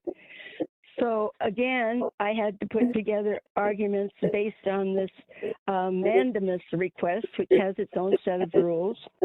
The Supreme Court did, they denied the request for a jurisdiction transfer. So I'm thinking that now is the time when my contested case is going to be heard, but that wasn't so.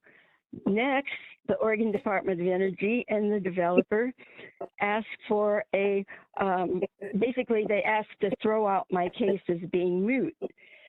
So again, this requires study of a new set of rules and responses to that request arguing against my case being thrown out. As you know, that decision is still not been made. All the arguments have been put in, and the face-to-face hearing has been held. But the bottom line here is, Odo, when you're dealing with contested cases, Odo and the developer basically form a single unit with multiple attorneys, and it's very difficult for the public to deal with this system. So as you're reviewing the rules for contested cases, when you put into place rules that make it more difficult for the public to have a fair and balanced hearing, the system is already really balanced against the public.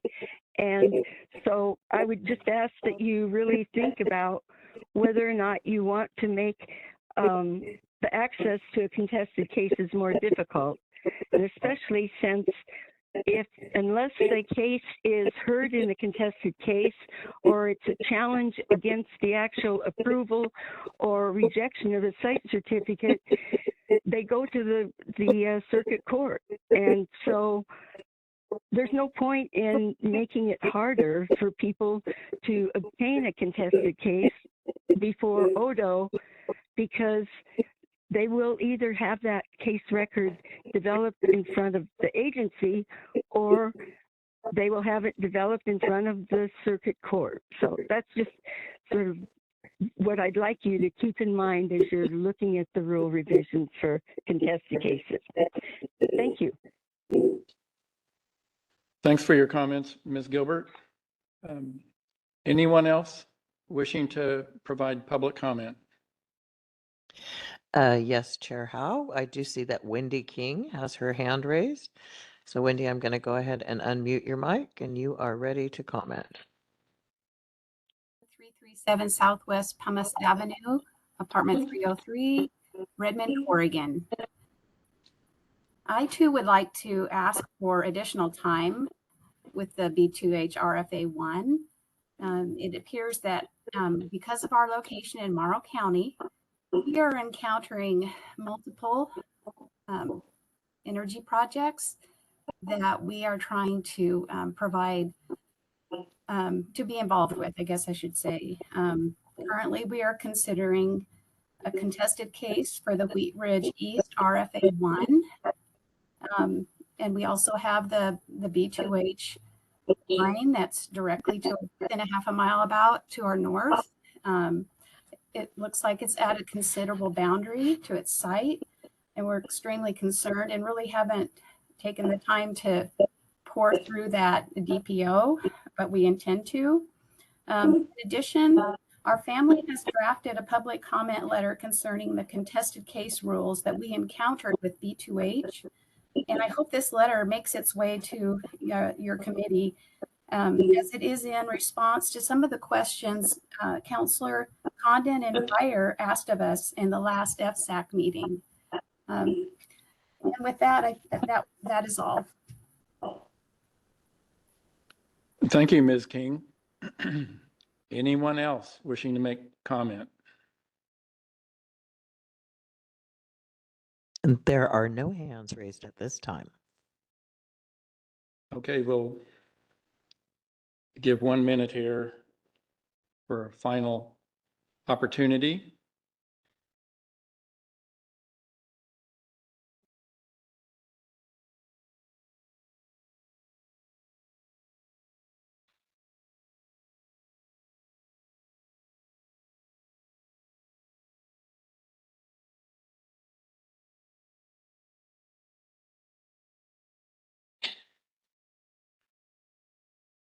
Still none, Nancy? Okay, the time is now 10:27 and we'll close the public comment period. The next item is the Wheat Ridge Renewable Energy East request for Amendment 1, review of the draft proposed order. Christopher Clark, Senior Siting Analyst, will have the floor.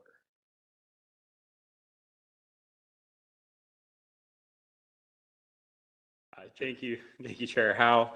Members of the council, for the record, my name is Christopher Clark. I am a senior siting analyst with the department. As Chair Howe just mentioned, I am here to talk about Wheat Ridge Renewable Energy Facility East and assist the council with your review of the draft proposed order for request for Amendment 1.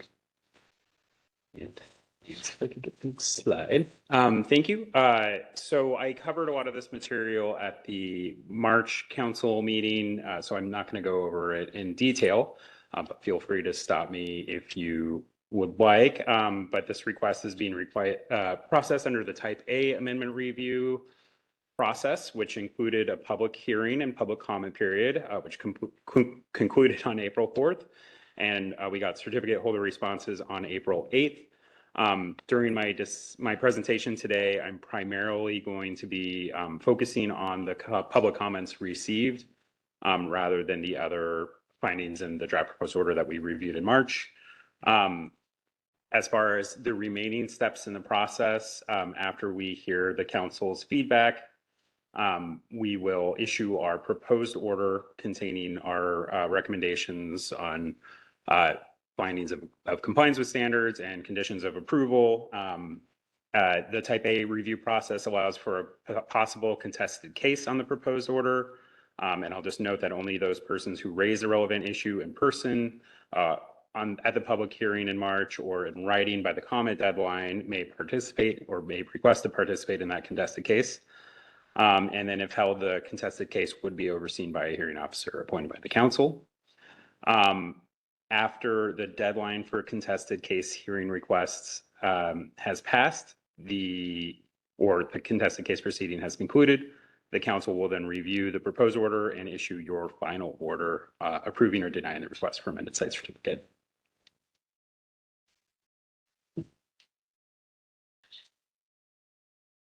I believe you're all familiar with most of the history of this proceeding, so I'll just start with at the March meeting, we had the public hearing, and then the comment period for written comments closed on April 4th.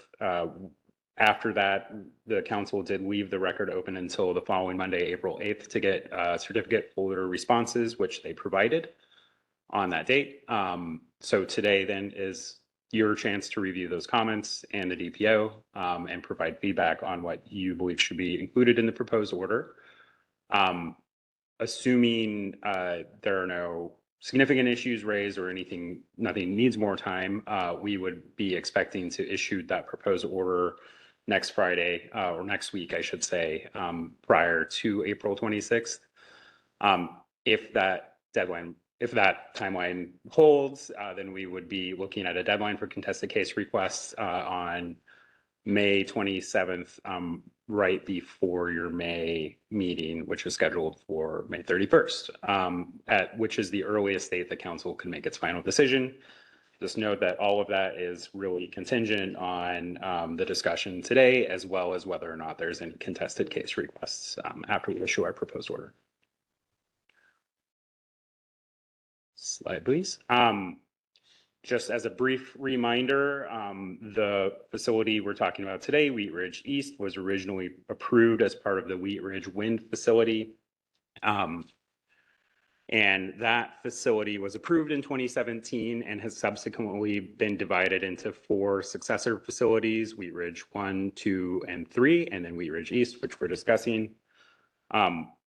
Wheat Ridge East originally was a separate turbine group to the east of the Wheat Ridge facilities, connected to the main site with a 31-mile transmission line, which actually, if we go to the next slide, let's see a map. Thank you.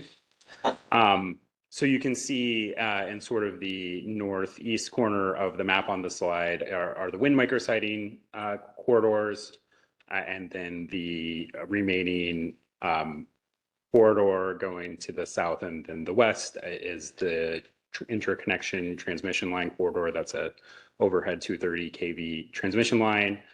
This original facility was approved to include 200 megawatts of wind capacity, as well as 20 megawatts of battery storage capacity within this 4,582 acre site. The site's located in both Morrow and Umatilla County. The next slide, please. As you can see in RFA 1, the certificate holder is requesting authorization to expand the site. This includes of a different couple types of expansions, and we got some comments that this wasn't entirely clear in the previous draft proposed order, so I'll try to lay out how we're intending to explain it in the proposed order, but hopefully also give a better idea of what's happening. So from that 4,582 acre approved site boundary, which is the same as the microsighting corridors currently, the certificate holder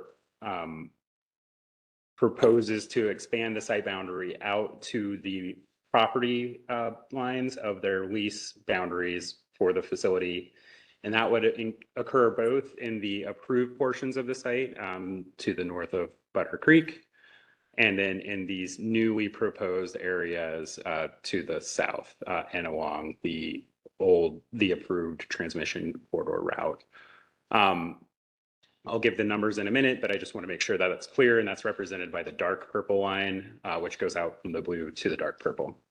Within that expanded site boundary, the certificate holder also requests to expand their microsighting corridors to accommodate up to 41 additional wind turbines, and that's reflected by light purple filled areas on the map.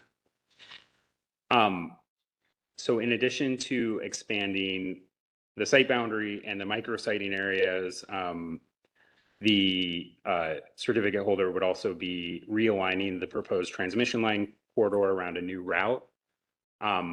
It's not entirely easy to see from this figure, but most of the route does follow what was previously approved. There's a little bit of a difference in the middle part of the site, but most of the differences are on the western edge of the site, where it's just the transmission corridor. And you can see those purple areas as the transmission line approaches Highway 207. Great. To break this down more numerically, and if I could get the next slide, please. That's okay.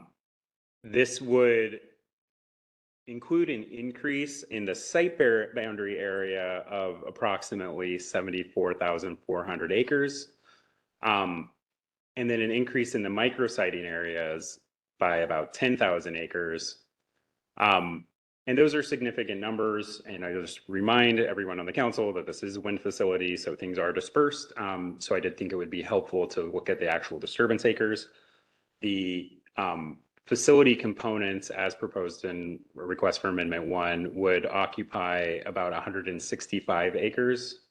That includes wind turbines and their associated footprints, as well as the substations and the transmission line support poles. That's an increase of about 118 acres over what was previously approved, and it's about 3.5 times more permanent disturbance area as what was previously approved. There would also be an additional 635 acres of temporary disturbance during construction of the facility.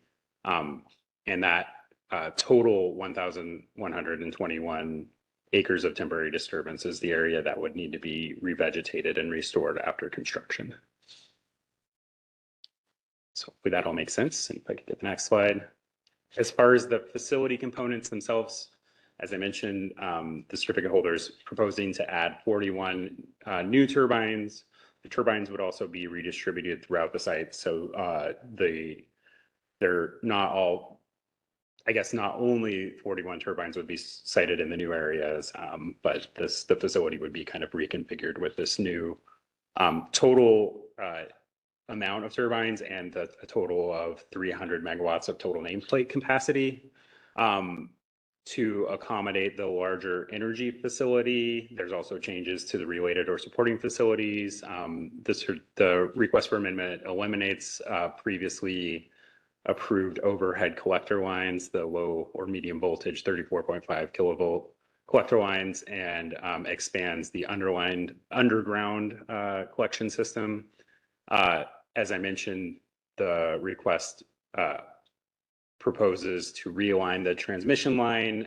That would go down from a maximum of 32 miles to a new 26-mile route that's located entirely within Morrow County.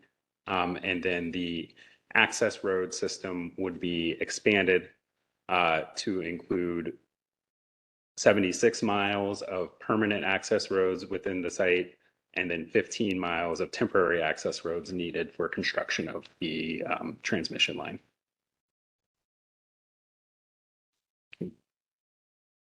So next slide, please. Okay, this slide shows the layout that was proposed in RFA 1. Generally, layouts are just proposed and they're provided for examples because micrositing corridors do allow for micrositing flexibility after construction. We do want to say or just mention that we believe that this layout should be fairly close to the final design of at least portions of the facility, since the certificate holder is planning on beginning construction as soon as they can after the council makes your decision.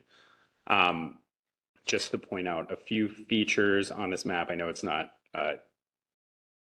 very easy to see, but there are more than 107 yellow dots representing turbines on this map. That's because there are some alternate locations. So not all of the turbine locations would be constructed. You can see the proposed transmission line corridor reflected by a red line covered with little triangles going through the center of the site. And this is kind of helpful to see where the final alignment was proposed on the western side. It has been rerouted, I think, to avoid both some agricultural features and then other energy facility development associated with the other Wheat Ridge facilities. And you can't see it very often, but I do have other slides showing where the proposed substation sites are. So actually, yeah, if you can give me the next slide, Nancy. Great. Yeah. So as you can see, the site with the proposed change in RFA 1 would include 2 substation sites. One on the left side of this slide is north of Butter Creek, and that would include the expanded battery energy storage system storage of 30 megawatts instead of 20.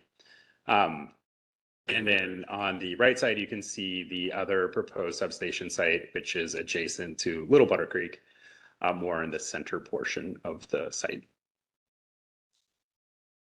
Slide, please. Great. Again, the site on the left here shows the terminus of the transmission line corridor at the Blue Ridge substation, which was constructed as part of Wheat Ridge 2. One of the changes in RFA 1 would be to utilize the existing O&M building at Wheat Ridge 2 as well, instead of constructing a separate O&M building as part of Wheat Ridge East. And that location would be adjacent to the substation site. And then the certificate holder also requests authorizations to add a new temporary construction yard with up to 60 acres of temporary disturbance area off of Myers Lane, close to Gleason Butte, which I think will come up a few times in this presentation. That temporary construction yard would be in addition to previously approved construction yards of 15 to 20 acres, which were previously authorized to be constructed anywhere within the micrositing corridors. So this new site certificate that we're proposing in the DPO would allow for those to be built throughout the micrositing corridors as well. Slide, please. Okay. So that's an overview. I guess before I go on, are there any questions just on what the actual changes to the facility are? Does it sound like it? Okay. So because this request both proposes to add areas to the site boundary and proposes to extend the construction completion deadline for the facility, the council must determine that the preponderance of evidence on the record supports the following conclusions before you make your final decision. One, that the portion of the facility within the area added to the site by the amendment complies with all laws and council standards applicable to an original site certificate application. That after considering any changes in facts or law since the date of the current site certificate was executed, the entire facility complies with all laws and council standards applicable to an original site certificate application, and that the amount of bond or letter of credit required under the financial retirement and financial assurance standard is adequate. And that's just to say these three things combined really do account to almost a de novo review of this facility. So you'll see throughout the DPO that we've done extensive analysis where council's previous findings related to the facility are still applicable and accurate. We've referenced back to those and recommended that the council continue to rely on those where appropriate. But this was a pretty extensive review and is still a pretty extensive review before you. So put that out.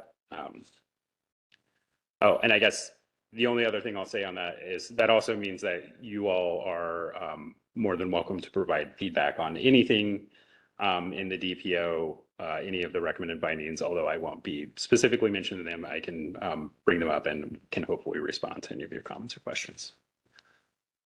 So at the March hearing, we did receive 4 public comments in person.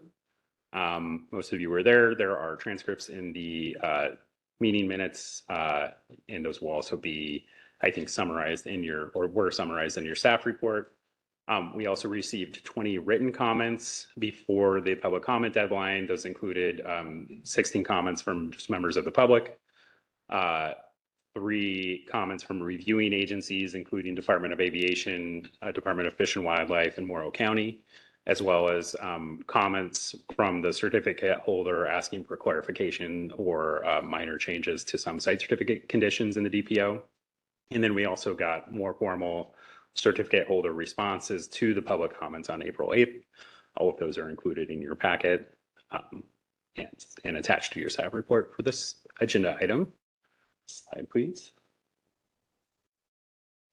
The significant issues raised in comments are shown on this slide. We got several comments related to wildfire risk and both related to the assessment in the RFA1 and the wildfire mitigation plan that was attached to the DPO.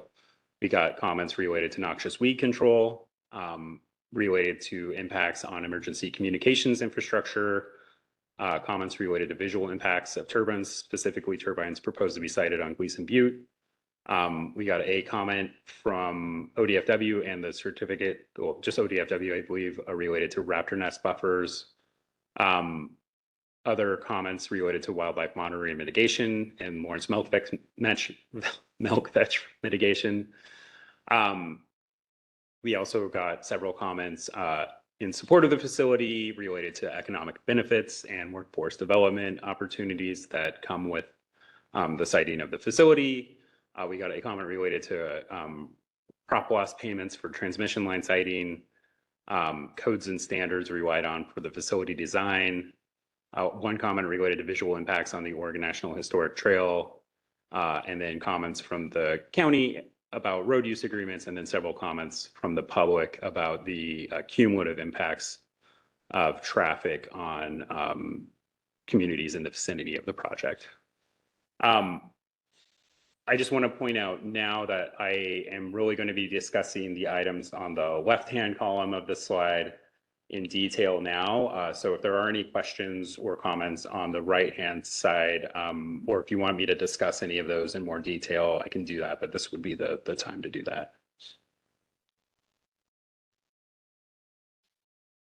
Good question. Councillor Byer.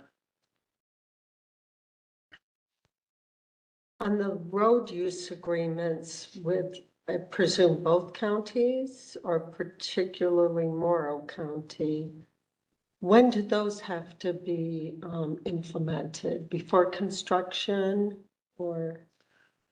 Councilmember Byer, thank you for that question. Yes, road use agreement is required for both counties.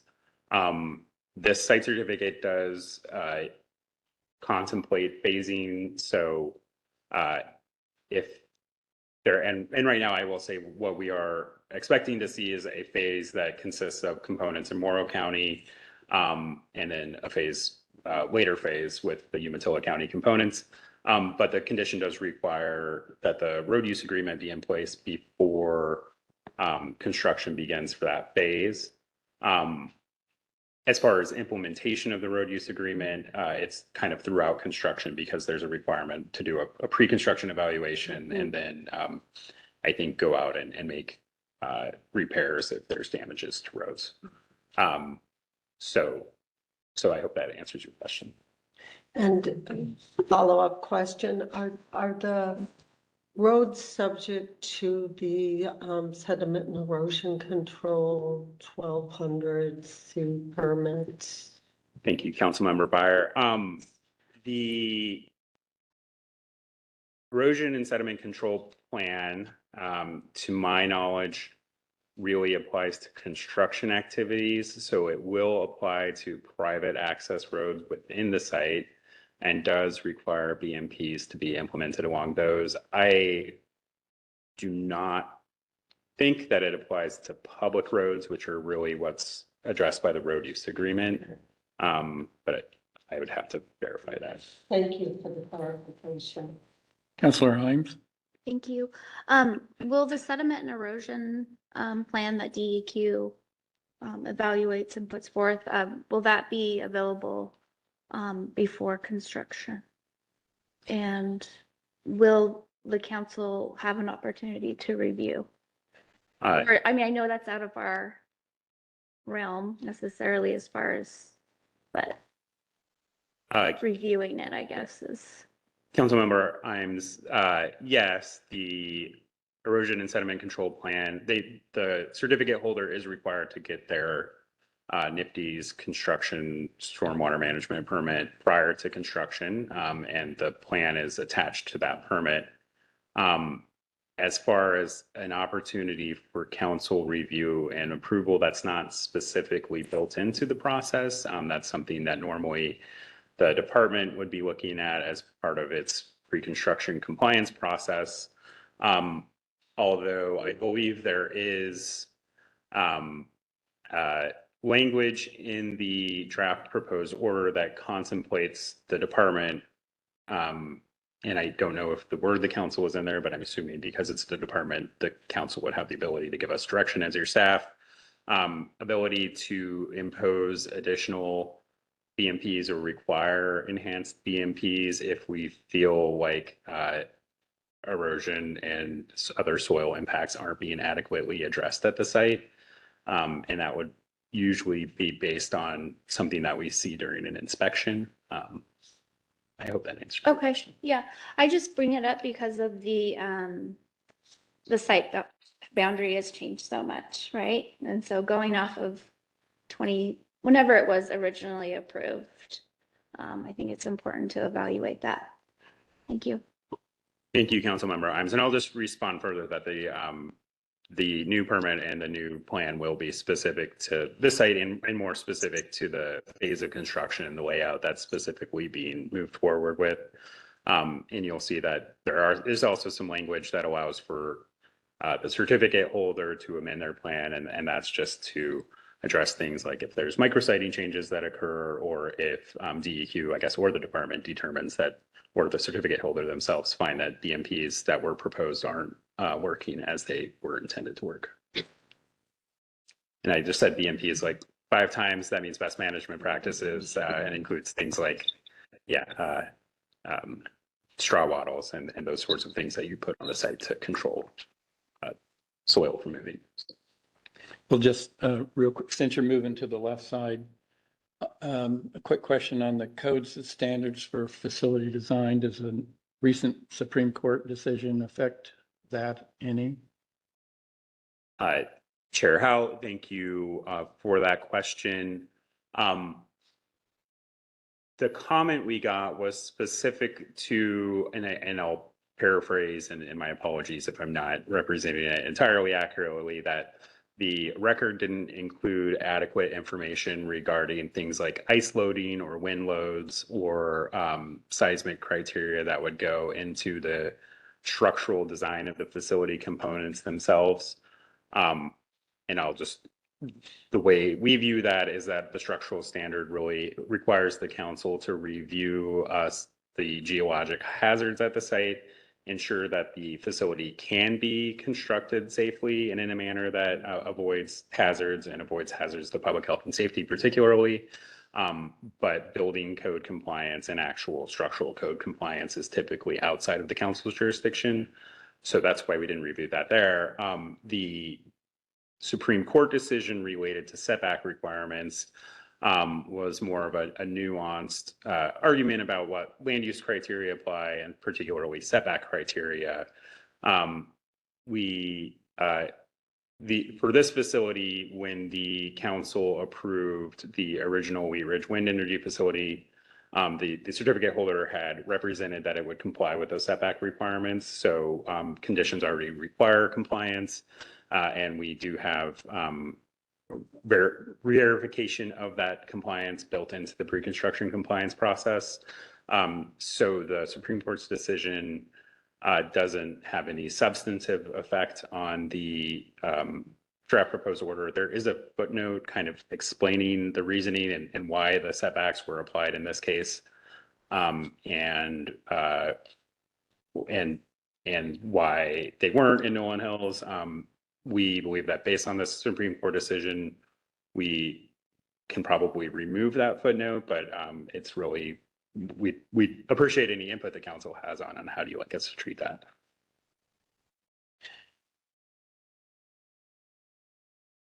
Any comments from council? Okay. Well, I'll just say, so it's on a record somewhere, since that explanatory footnote is really just explanatory, and the reasoning was based on a pending Supreme Court decision that's now been made. We'll probably remove it. Strike it. And we wouldn't consider that to be a material change to the TDO. I see heads nodding. Okay, great. Vice Chair Sure, Condon. guess I was thinking differently, that it should not be removed because it is a matter of record at, as time progressed. And I guess, I think that's important in a temporal. It explains the thinking at the time for that project. Nolan Hills is a different project and it was dealt with separately. So it might be 6 of one, half dozen of the other, but because it was in there one time, I don't think I'd remove it, but just a comment. Thank you, Vice Chair Condon. I guess if the council is split on this, or if these are just your individual preferences, we can take everything into consideration and run this by your legal counsel and the secretary and see how we want to deal with it. That'll work. Works for me. Thank you. Any other comments on just the right-hand side issues before I move on? Okay, you can bring them up later if you want. I can't promise I will remember.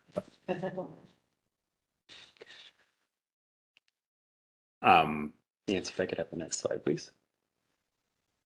Thank you. I'll start with the most exciting issue, at least to us as there, as I mentioned, and this wasn't really on that slide, but there was a request to extend the deadline for completion of the construction in the RFA 1.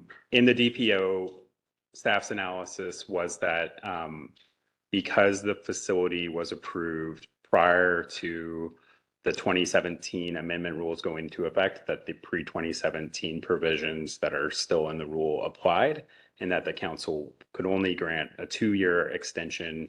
And we had written the DPO so that that 2-year extension would apply to the entire facility with the changes in the proposed amendment, including the new areas. The certificate holder in their comments requested reconsideration and asked for a 3-year extension for the whole facility. We took another look at this. We did consult with legal counsel on what the most defensible interpretation of the rule language was, and determined that to be most consistent with what's in the rules, that the council could grant a 3-year extension for the previous we approved components because due to the Wheat Ridge facility having begun construction prior to the subsequent divisions, these components are at least, I don't know, in a regulatory sense considered to be under construction, and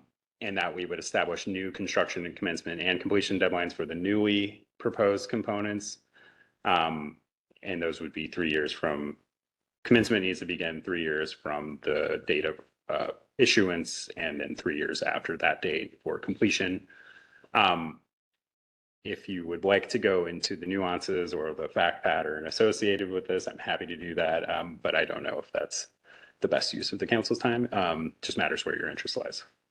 Everybody okay with that? Councilor Condon? But I might be confusing two issues. So we'll have two different time constraints on different components of the same project. That is correct. Right. Yeah, there'll be two compliance deadlines. Yeah. And you might have to refresh my memory on the 2017. So are there the 2017 rules? So are there amendments? I know we limited amendments. And so does the limitation in amendments apply to the new components, but not the old components, or? Thank you, Vice Chair Condon. I think I understand your question, but yes, the limitation on the number of amendments that the council can grant, the new rules allow 2 3-year extensions. That would apply to both sets. This would be the first one for what was previously approved, so the certificate holder would be eligible to request one more. For the new stuff, they would still have two potential extensions of both deadlines, I believe. Yeah.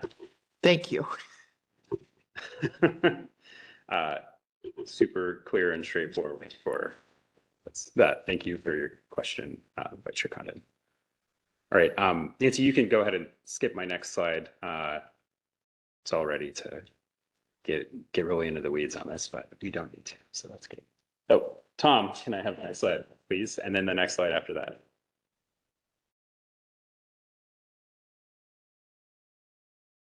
One more. Thank you. Great. So getting into the deadlines, I tried to organize these a little bit thematically, but I am still going to address individual standards as best I can.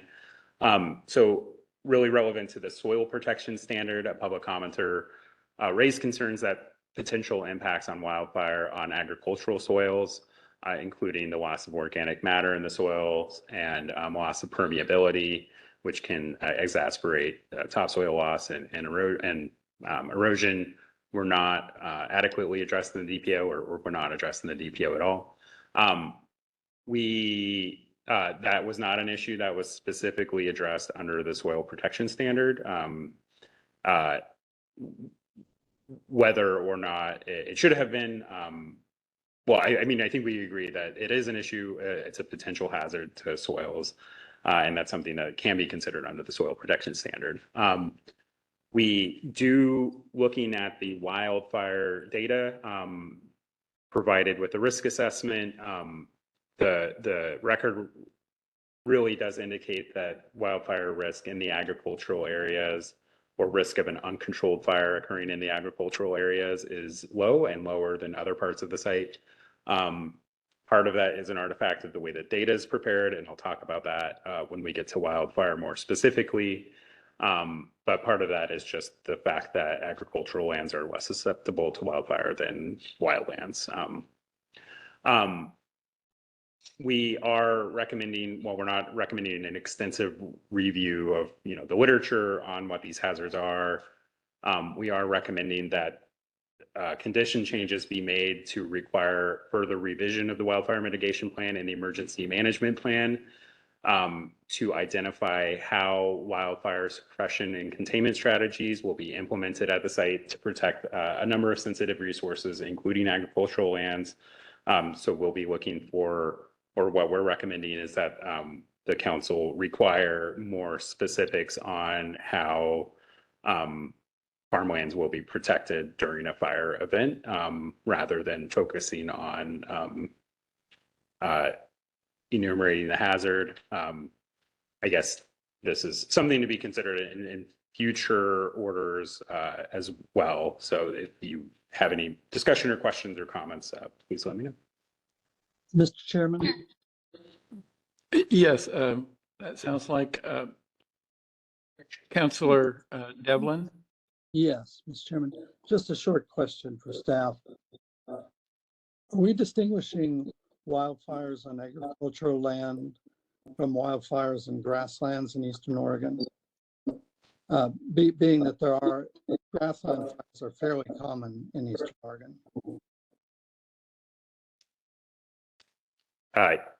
Councilmember Devlin, yes, we are distinguishing in two ways. One is that the fire risk data, which is pulled from the Community Wildfire Protection Plan tool, which is itself based on quantitative fire risk modeling prepared by the U.S. Forest Service, is the current kind of publicly available fire set that is most commonly relied on for local planning efforts and other fire planning efforts in the state.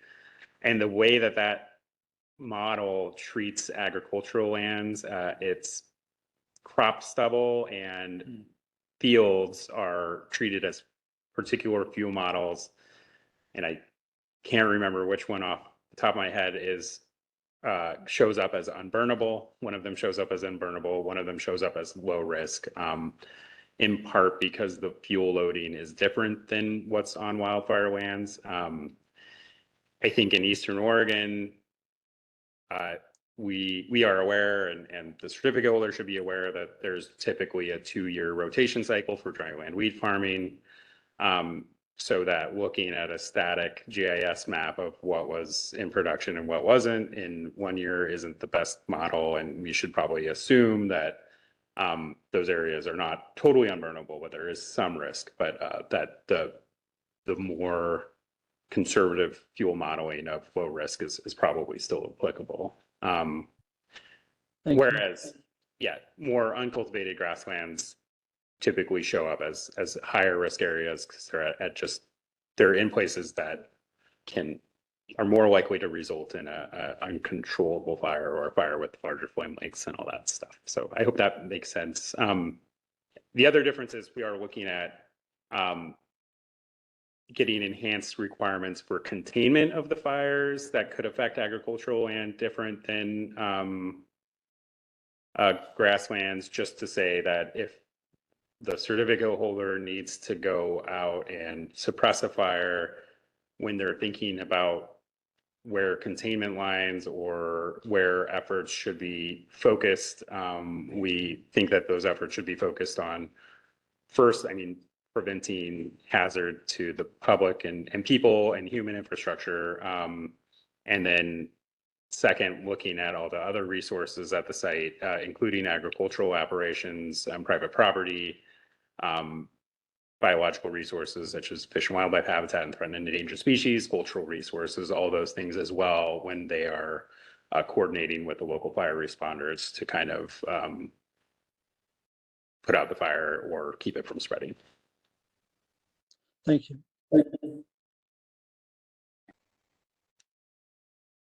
Chair Howe. Yes, Councilor Ames. Thank you. I'm sorry. I think that this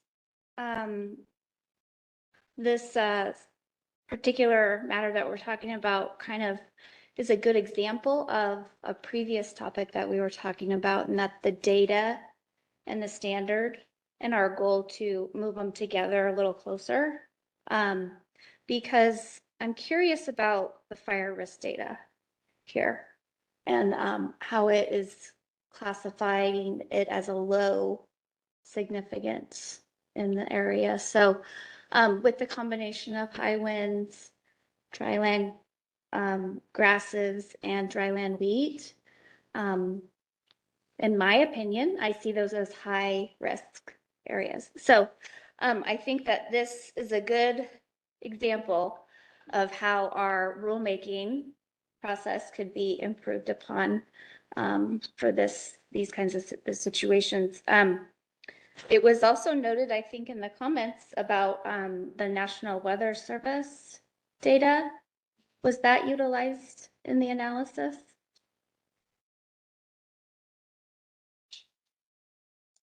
Thank you, Councilmember Imes. So the comment regarding data, well, so I'll take your comments into, and maybe your first one was just a comment and not a question. So as far as what the data is and how it is prepared, it's not perfect. It is a model, but it does consider the fuel on the site in the raster. It's a little, goes by scares. It's all based on GIS data. So it looks at that. It does look at other things like topography. And I don't know if it considers like the wind patterns in a specific area, but it would look to see if there's factors that would increase the intensity of the fire or the spread of fire. It kind of runs those through a statistical model and says, how likely is this to be a bad fire or a harmful fire? And I do have that map I can pull up, which kind of shows the granularity of that data on a slide later. So those things I think are incorporated into that fire modeling. The fire models are not super up to date. That's 2018 data that's being relied on for this.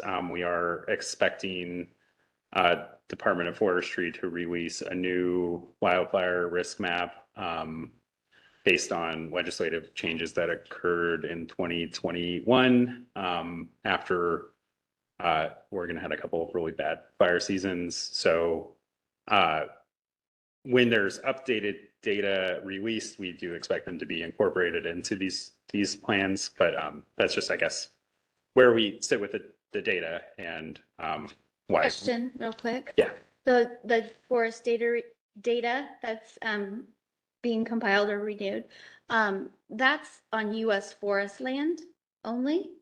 It No. would be Oregon Department of. Because I'm not familiar. Oh, yeah. Thank you, council member. So it's a legislative directive to the Oregon Department of Forestry to provide a statewide wildfire risk map. That would be all lands. Yeah. Yeah. So this is, because the forestry departments often have subject matter jurisdiction over wildfire issues. I think that's why it's sitting with them, but it's not specific to forest lands or public forests. To answer your second question about the Weather Service data, I don't know if that was specifically incorporated or how that's incorporated into the data modeling. Climate data and precipitation data is reflected into the models. As far as like the frequency of red flag warning events, and I think this is something we'll address a little later too. I don't know if that is particularly because those things are responsive to events. Sure. They collect that data though. They collect that data. I did look for it and wasn't able to find it. That doesn't mean it's not available. It just means I didn't find it readily packaged in a way that I could present to you all. I would have, but I do think how that is dealt with in the wildfire mitigation plan is that the certificate holder and the department's revised WMP included some provisions for maintaining fire weather watches during red flag warnings and red flag, or in the pre-red flag event, which is like a fire weather watch, I think it's called. And whether or not those provisions are adequate, I think we can discuss on another slide, because that is an issue that we think does warrant more conversations. Thank you. So Chair Howe, just for the record, this will be an ongoing discussion. This is a fairly new standard for the council. The science, I think, is evolving and we're getting smarter, but I bet we have these discussions every time we have a big facility. I think it would be helpful maybe to do a work session with Department of Forestry regarding the data that's available. I think when you outline this as, you know, we have several aspects of fire mitigation on site, then we have the off-site, and there are priorities, and human health and safety is probably at the top. So knowing what structures might be at risk, agricultural structures at risk, agricultural productivity at risk, there's kind of a hierarchy, and we're going to learn more and figure that out. I think some of the weather data can be used to trigger on-site behavior. So maybe if there's a red flag warning, you may have more people on site. There are lightning apps. You can know if there are lightning strikes in the area. Those are things that change the risk. So I think part of this is just educating ourselves and coming up with conditions that make sense both on-site and then off-site. I think the plan that was originally submitted deals with on-site pretty well, but now we're asking our applicants to look off-site and to really do that coordination with the local fire people and emergency responders. So that's what I think we may be looking for as we review these conditions, knowing that each time we do one of these certificates, we'll come up with more conditions on this as we become wiser. And I certainly appreciate the public comments on this topic because they're the neighbors and they will deal with this. So thanks for your work with the applicant on this, but I think it's going to be a process for all of us. Thank you. Thank you, Councilmember Byer. Yeah, it's a learning process for us as well, and I think in an evolving field in general, and something we all take very seriously and have lived experience with, so not something to be taken lightly.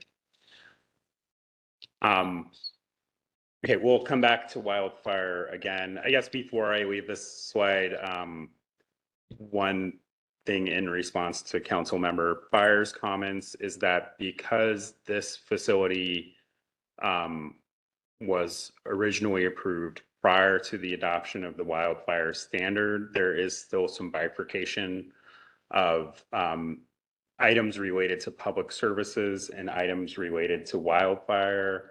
I think the way it's currently structured, most of the wildfire prevention and risk mitigation strategies were really incorporated or intended to be incorporated into the wildfire plan. So again, we can talk about the merits of that plan and what, if it needs further revision in a minute. Wildfire response and coordination with local fire service providers was really contemplated to be addressed under this other emergency management plan. We did provide you a copy of what's been submitted as part of pre-construction compliance. That's not something that was attached to the DPO, but we will be attaching it to the proposed order in addition to any further conditions that we find to be necessary. Councilor Ives? I just want to reiterate that with the language presented here today, that the department is stating that the risk of widespread fire in agricultural areas is low. I disagree with that. I just want to make sure that's clear on the record. Thank you. Vice Chair Condon? Cindy Condon, like Councilor Imes, I too was surprised by the low, and it dawned at me is what is the modeling based on? Is it a wildfire assessment, 20 years ago, or is it a wildfire assessment looking forward, given what we know about drought, climate change? Where does the low come from? And I understand what you said, that agricultural lands are considered, but why? I can't answer that question with a lot of specificity, but I'll do my best. And so it is a model based on historic data that my understanding is uses a lot of statistical regression to predict future vulnerability. The way that, and this is where I have a hard time answering, is the way that risk is categorized: low, medium, high, extremely high, unburnable, is kind of a batching of the propensity for fire. So it's based on, I think, quintiles of like, is this in the 0 to 20th percentile for fire risk, or for a fire risk in this square pixel? If a fire starts there, how likely is that fire to get out of control? It's not necessarily saying how damaging is a fire that occurs in that square.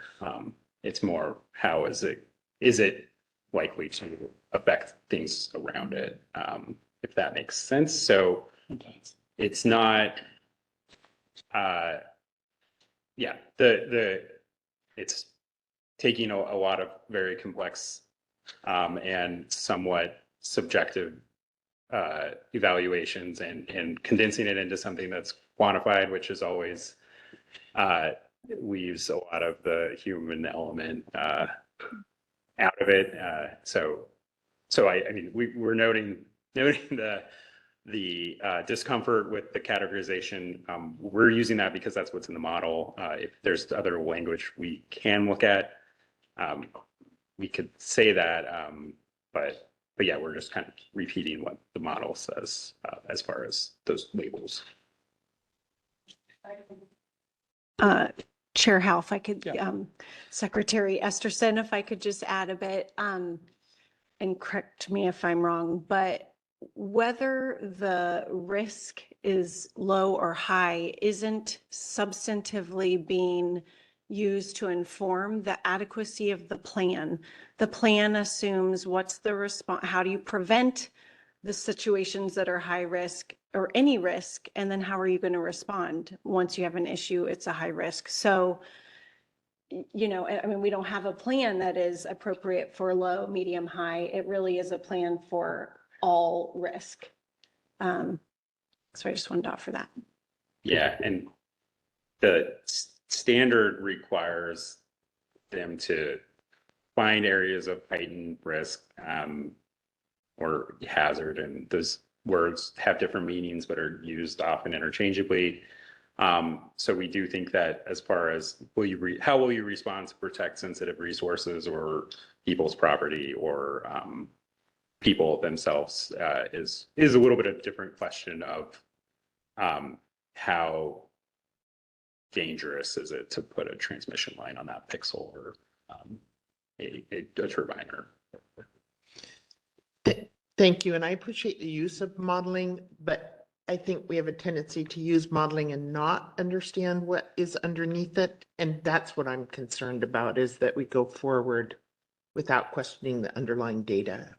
So I thank you. I liked this is Kent, and I understand something better now than I did before, I believe, with your explanation of it's the rating is more based upon how it's likely to spread, as opposed to the fuel loading comparing a forested area, which is highly fuel loaded, to an agricultural field. It's way less. And so it's the health and safety aspect is how fast is it going to spread? And that's what it's measuring. It sounds like to me. It may be an agricultural field, but it can take off if you've got the wind and those kind of things. And that's the issue that we're wanting to address. Chair Howe, that is correct. When we say the risk of widespread fire in agricultural areas is low, we mean if a fire were to start in a field, the risk of that becoming an uncontrollable or significantly damaging fire is low compared to other areas and other areas of the site. Doesn't mean that if a fire is there, it's not bad or doesn't cause damage. Right. Yeah. Councilor Byer. I just want to make it clear for the record what Council Secretary Esterson pointed out, that just because it's low risk doesn't mean that an applicant is off the hook. The risk level has nothing to do with the conditions we, the council, can impose and our expectations for managing a fire on site or off site. So risk is informative, but not at all determinative of the conditions we can impose. So, and again, if we can get somebody from Department of Forestry to explain their magic sort of crystal ball thing, that would be very helpful. But know that the council can impose conditions regardless of the risk level. And that's something I just hadn't put together. So thank you. Councilor Imes. Thank you. I think that discussion that you just mentioned is helpful in understanding the word low, right, that we're putting in here. I think then that means that it's also, that means that you would also take into consideration the local resources to fight a fire that does break out, whether it's low or high. And you're in a very rural area with very limited resources. So is that being factored into your, low through high analysis? And that's why I understand again that this is a work in progress, and that we're just kind of sorting through this now as we go. But I think that is a concern, of what the capacity is for first responders and firefighters to, and what they, this is all new. Well, it's not new, but a wildfire in a public utility area is pretty new for wind towers, especially in this region. So just wanted to point that out with the local response or capacity. I'm sure we're going to talk about this a little more as we go on through your presentation. Councilmember Morales, yes, and that's correct. And I was just going to say, we do have more discussion, particularly on the public services impacts and what exactly the requirements should be for coordination with the local fire service providers, and how you want that process to look, and at what level you want us to do that review, or whether you want to do that review yourself. So that is all open to discussion, and I do have slides on it more in a minute. So I guess I'll look to you all to say if you want to come back to that, or I can skip ahead now if it's timely. I think you can move on forward. Right. Nancy, could I get the next slide, please? So in addition to fire, and we'll maybe be out of the frying pan and into the weeds now, I think the other really significant, there were a lot of significant issues raised on the comment, but there were a lot of comments raised about weeds and the adequacy of the noxious weed control plan, raised on the record, both by adjacent landowners and by the county. Also participating landowners who commented on this issue as well. So the proposed site and the new areas are mostly in grassland and shrub steppe habitat. It's really a lot of what's classified as native perennial habitat grassland. The qualities of the grassland, how much of it's native and how much of it is invasive or exotics does vary, but because most of the areas within ODFW's big game winter range, it's categorized as category 2 habitat, which is, as the name suggests, the second to highest category of habitat there is. We are recommending the council amend conditions to incorporate revisions to the habitat mitigation plan, revegetation plan, and the weed control plan to address temporary and permanent disturbances in the area. We went over what's in those plans a little bit at the last meeting.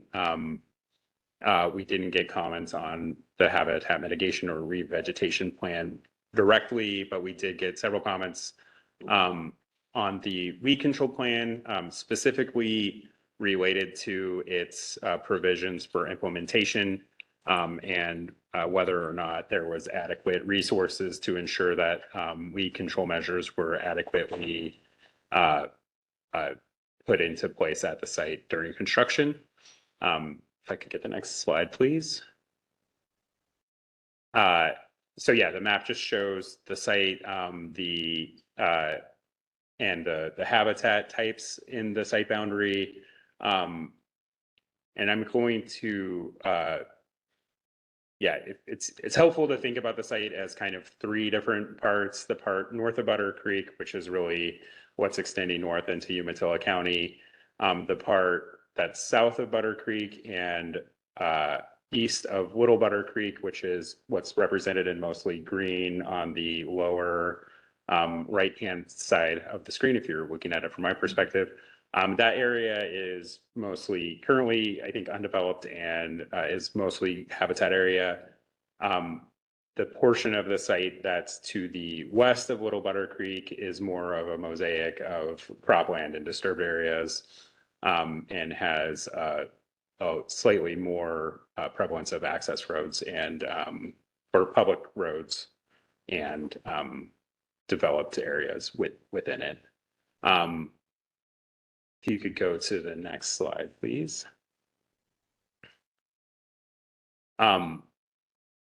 We got the results of the certificate holders botanical surveys, including noxious weed surveys, as part of RFA 1. There was mapping associated with that also showed the locations of Lawrence milkvetch populations. So that wasn't included in the public record of the DPO, but we did ask the certificate holder to give us a non-controversial or non-confidential version of that. So that was included in the comment packet for you all, just as illustration. Really, most noxious weeds are considered noxious typically if they're classified as Class A or Class B weeds by the state or by a county. For the purposes of us today, Class A weeds are subject to eradication or intensive control. They're basically considered to be more of an immediate danger, or I think more able to be controlled and not as widespread. Class B weeds are subject to control on a site-specific basis. The exact definitions and requirements do vary by jurisdiction, but those categories are generally consistent. We just wanted to point out that there were numerous weeds listed as Class A species at the county level found at the site. Those included more than 100 observations of common spikeweed and Scotch thistle, and more than 20 observations of yellow star thistle and rush skeleton weed. Those are listed as Class A either in Morrow or Umatilla County, depending on what county you're on. But I think there is concern that weeds in one county that are listed as A in the other don't spread from one county to the other. This is really just to show what we're looking at. Most of these weeds are distributed throughout different areas of the site, but as you would imagine, a lot of them are concentrated along existing access roads or waterways or other disturbed areas. If you can go to the next slide. Well, yeah, so I guess there were some specific comments raised about kochia. This weed is it's listed as Class B weeds in both counties, but it is fairly widespread. And I just wanted to give a little more background information. I didn't know much about this before the public comment period, so I thought it was helpful to pull the Department of Agriculture's kind of fact sheet. That's where this information's from. So it's a fast growing annual that grows up to 6 feet tall. It does really grow anywhere, but it's particularly found in pasture, rangelands, roadsides, ditches, and cultivated areas that aren't controlled. I know in general and in Morrow County specifically, we've heard from the weed supervisor that it does become herbicide resistant fairly quickly, and there are herbicide resistant populations in the county already. And then it does spread really fast. It does produce about, according to the Department of Agriculture's information, produce about 14,600 seeds per plant. And then as the season ends, the plant can turn into a tumbleweed. So I think it does spread more quickly, in part because of those two factors. People on the record did also raise the concern that because it's such a large plant and it does tumble and it does have such a large skeleton, that it does increase fire risk. And I think there is at least some literature and information to support that conclusion, that it is not it can contribute to a fire hazard if it does get out of control. So kind of that's some of the background information. And if I can get the next slide. So to address the two sides of this, which I think is the plan good enough and will it be implemented correctly? And then are there specific things that need to happen for Koshia? We did get a comment from the county requesting that the council require by condition funding for a full-time employee of the county to go out and do weed inspections, provide technical assistance, and coordinate with us to make sure that the weed plan is being implemented correctly. We took a look at this. We don't think that particular recommendation is actionable by us, but we do agree that additional oversight of noxious weeds is justified at the site. I know there's been some issues at the other Wheat Ridge facilities. It's also just a very big site, and there's a lot of ground to cover.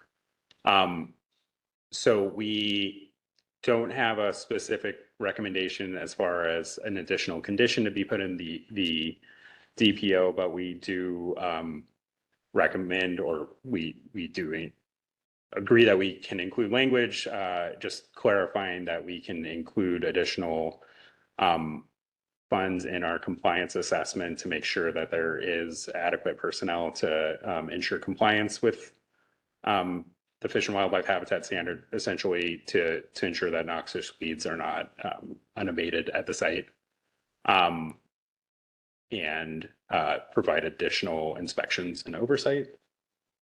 And I think there's ongoing conversations with the county and with the county weed department about what a more sustainable long-term solution is for just energy development in that area more generally.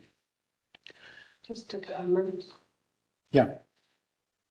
Councilor Byer.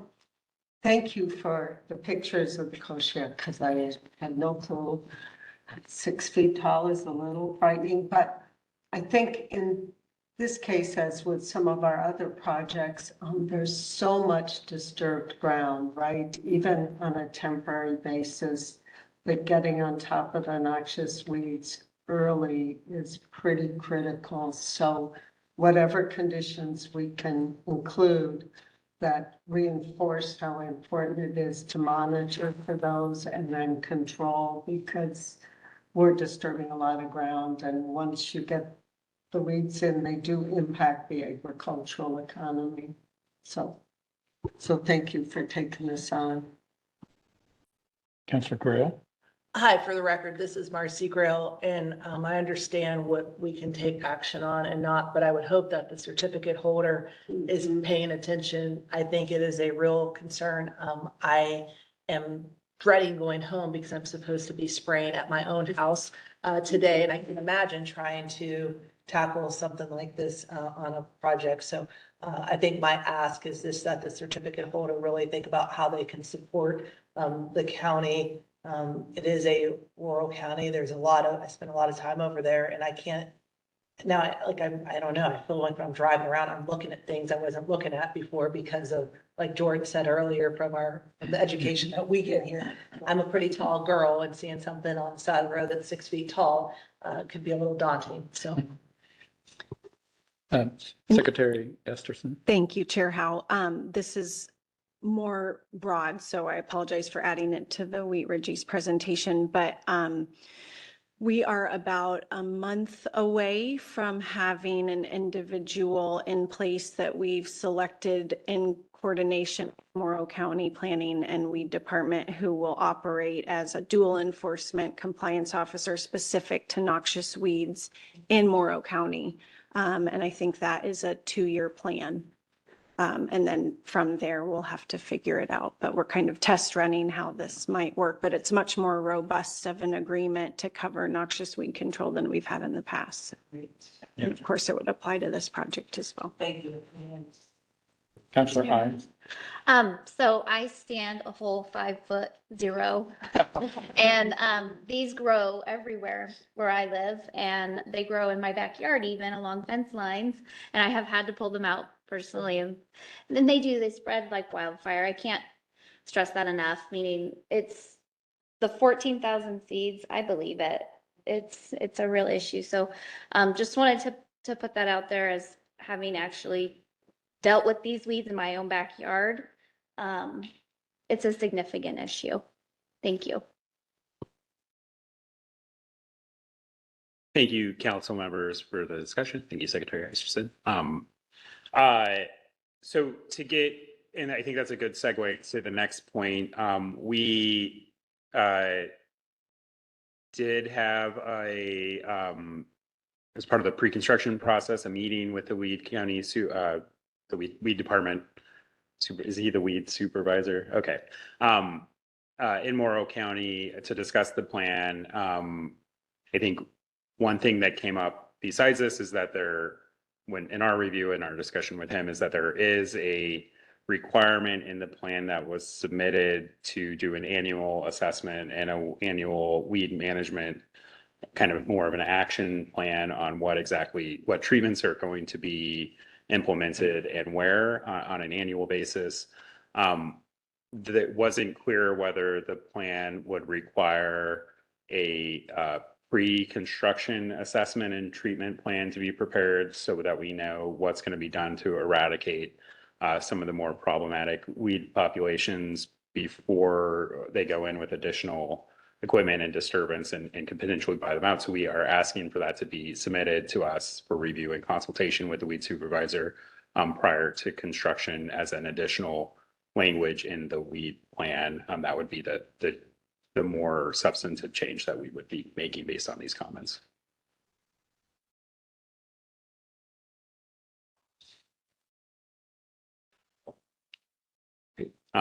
Next slide, please. This is more of a smaller change, so I won't spend too much on time of it. The DPO does recommend a change to the nest avoidance buffers for ferruginous hawk nests based on updated guidance from ODFW. We included guidance from the Oregon Conservation Strategy, which is that construction activities during the sensitive nesting and breeding seasons for ferruginous hawk don't occur within 0.6 miles of an active ferruginous hawk nest. ODFW had let us know on the record of the DPO, or prior to the issuance of the DPO, that they didn't think that the Oregon Conservation Strategy recommendation, which is the most restrictive recommendation that's out there, was warranted for this site, and they thought a 0.5 mile setback would be adequate. They provided those comments again during the public comment period, and consistent with their guidance, we would recommend that the buffer area be reduced to 0.5 miles. The certificate holder also requested clarification on whether buffers can be released for unoccupied nests. So sometimes these raptor species will have a primary nest or an alternate nesting site, and they might not use one during a particular year of breeding season. ODFW also recommended that if they can verify that a nest isn't occupied by May 31st of a given nesting season, that these construction avoidance buffers aren't really needed for that season. So we put in clarifying language into the condition to adopt that guidance as well. So our recommendation, this is what's in the DPO, is 0.6. We are recommending it be reduced to 0.5. All right, next slide, please.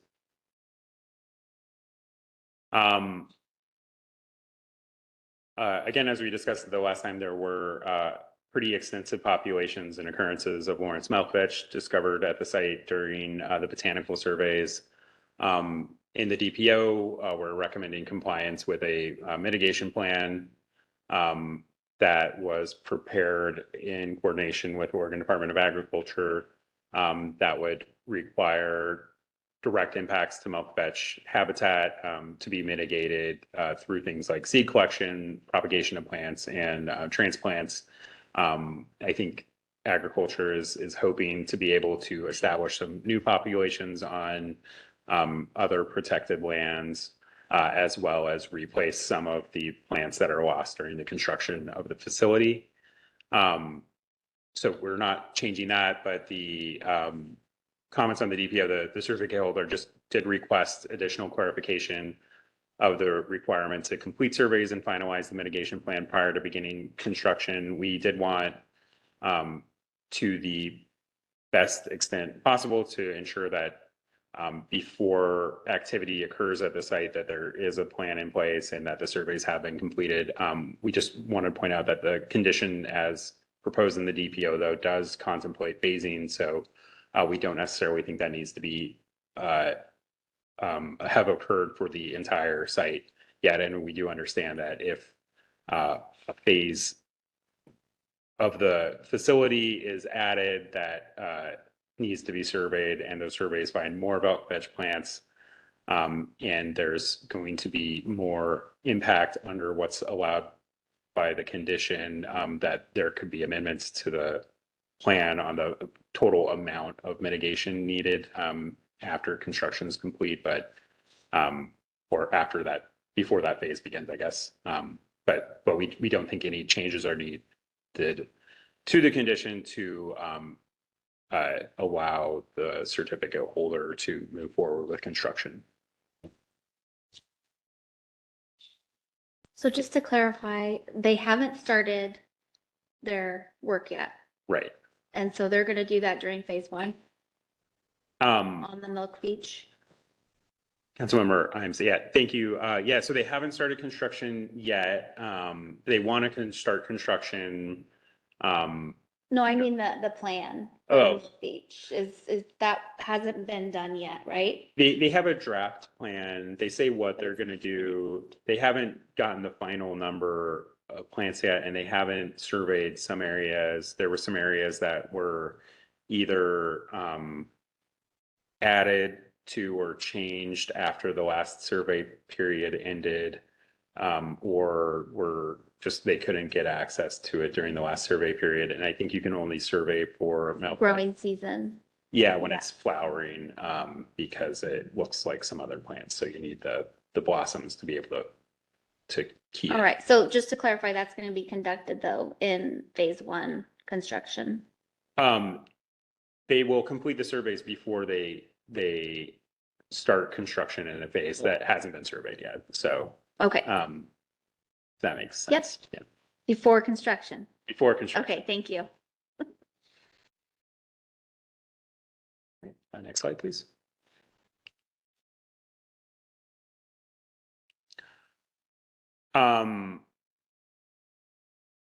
So we went over historic, cultural, and archaeological resources at the last meeting.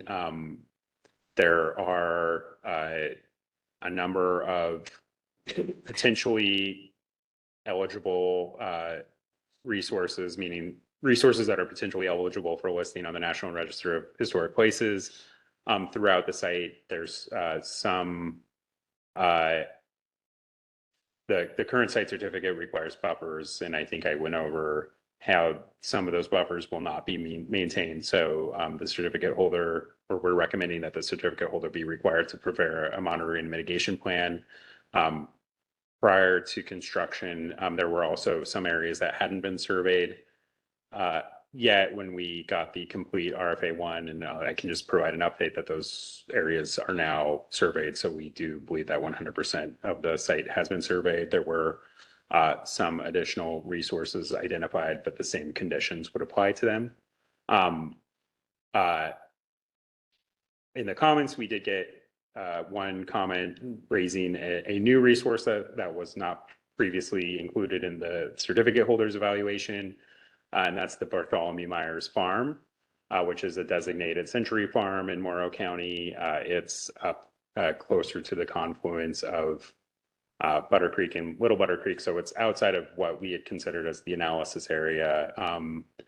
But because the farm has been designated as a century farm, it was identified in at least one prior proceeding as likely eligible for listing on the National Register. And because it would experience visual impacts from the facility, we do believe it should be covered under the Historic, Cultural, and Archaeological Resources section.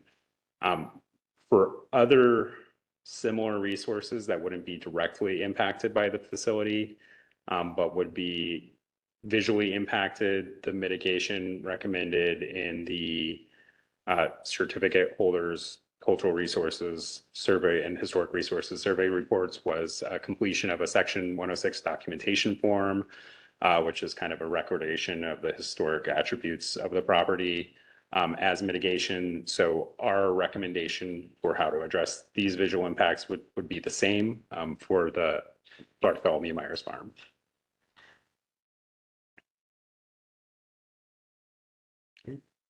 Hearing no other discussion. Next slide, please.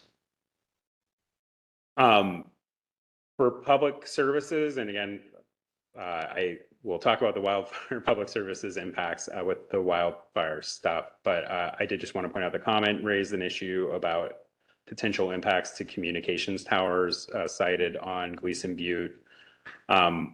We did contact Oregon Department of Transportation as well as the Umatilla Morrow Radio and Data District, which operate the towers after we received those comments to try to get more information about whether there were potential impacts.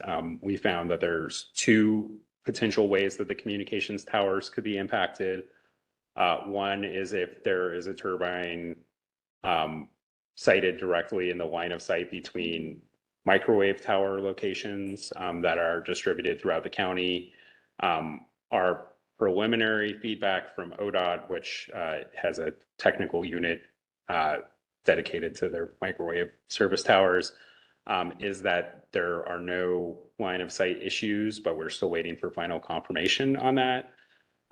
The other issue is that the electromagnetic fields generated by generators on the turbines can cause interference with FM signals and land-based radios.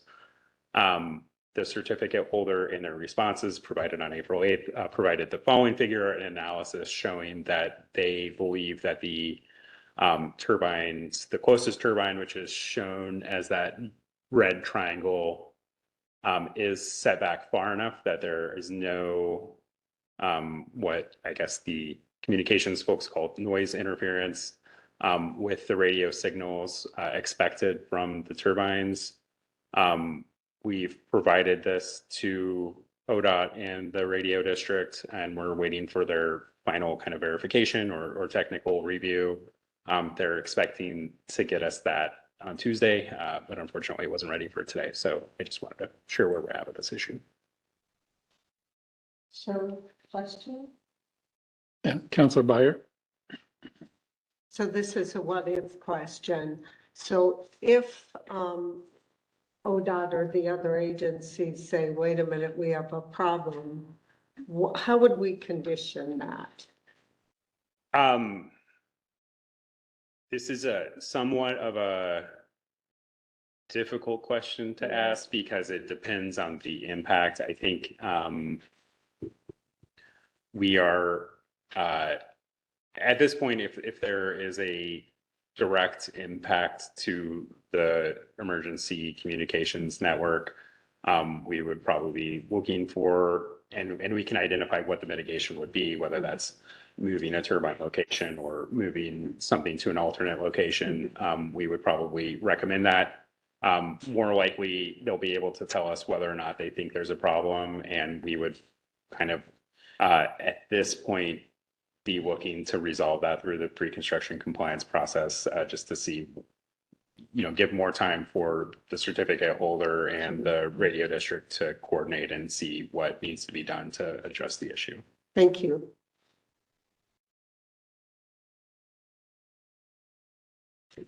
Next slide, please.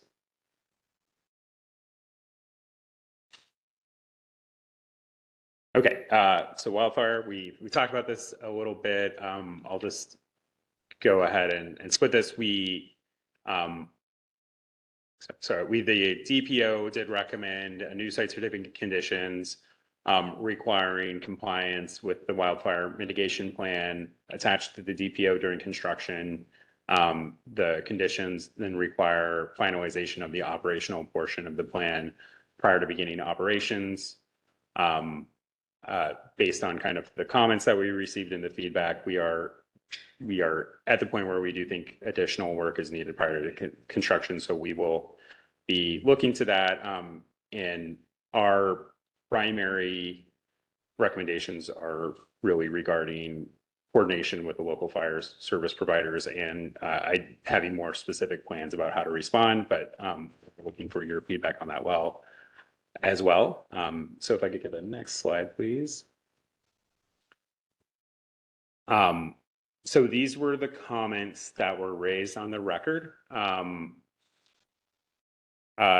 So commenters identified lack of specificity for procedures, standards, and timeframes for inspections and vegetation management during the operational phase of the project, lack of provisions for routine anchor bolt inspections, lack of provisions to address hazard from lightning strikes and monitoring during lightning events, inadequate consideration of fire spread potential during high wind events, potential impacts to residences, agricultural buildings and equipment, cropland and cropland soils, and then inadequate coordination with local fire service providers. I'll provide a little bit of background and show the fire map, and then we can talk about these kind of one by one. So if I could get the next slide. Thank you. So this is the fire map we were discussing earlier. I think we've gone over it a lot, but I just kind of wanted to show, again, how we discussed the cropland areas do show up as lower risk, partly because of the fuel modeling that goes into this model, whereas the more hilly areas show a higher likelihood that a fire that occurred in those areas would be severe and be harder to control. This model is a hazard to potential structures. So it's not saying the risk to things that are actually on the landscape. It's saying if a fire occurred started in a pixel, how damaging would it be to, or what's the potential for serious damage to a structure within a certain radius? And I won't give that specific radius because I don't remember what it is, but it is basically, it's meant to approximate how quickly will something spread out of control if it starts in one of these things. So a lot of the areas in the more, I guess, rugged portions of the site, the portions to the south of Butter Creek are considered to be moderate to high in their fire risk. And you can see there's some very high portions modeled in there. So we do think that overall there is moderate to high risk at the site of a fire becoming uncontrolled if it's not adequately contained in these new micrositing areas. Those are not the areas where most structures or croplands are. So again, I'll just clarify, and we can do our best to clarify this in the record, that this isn't really a reflection of the hazard, it's the risk at the site. So that makes sense, even though this is the slide that says hazard. So if there's any questions about the map, we can talk about it a little more. I know we talked about this a lot and what the data is already. So if there's no other questions, we can move on. Okay. Not about the map, but about the risk and incorporating, the wind factor, right? And how, we're just looking at this site, but in reality, the wind can carry embers miles. And we've seen that in Oregon recently. So just wanted to point that out as we work through this. Thank you. Thank you, Council Member Imes. One of the things that we see as potentially lacking in the wildfire plan is identification of both natural fire breaks and in places where the certificate holder would maintain fire breaks kind of permanently, and then where fire lines and other fire suppression activities would be concentrated if there were a fire in one of these zones. There are some natural fire breaks in the site. The Butter Creek and Little Butter Creek and those associated roads do provide somewhat of a defensible space break. So there is some indication that if a fire were to occur in portions of the site, it would at least be containable, and that we didn't get that data though from the certificate holder, and it hasn't been vetted. So that's something that we think needs to be developed more fully in the final plan. Again, I just want to reiterate, I live in this area, and so I'm pretty familiar with fires in the area. In fact, we had one last summer right in my town, and there was a road barrier present, but that didn't stop the fire from crossing the road. There's even creeks, like Butter Creek, that will have winter runoff in it, but then come a month or two later, depending on the weather that year, it's dry. So just want to have those factors considered into the discussion, just how easily it can jump. Also, we had the Cascade Locks fire a few years ago, and we had the Columbia River right there. It's a huge body of water, and it jumped the river and went over to Bonneville. So just want to make sure that we're thinking that about a big vision, like how this really does happen in Oregon with the wind. Thank you. Thank you, Councilmember Imes.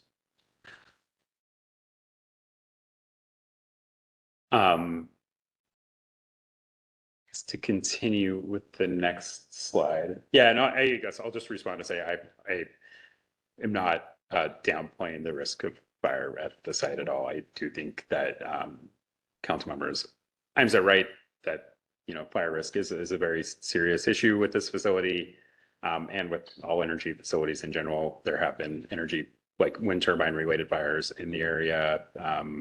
There's grass fires associated with birds hitting power lines. So it does happen. It's not, we're not trying to downplay that, and hope that the certificate holder is also hearing the level of concern as well.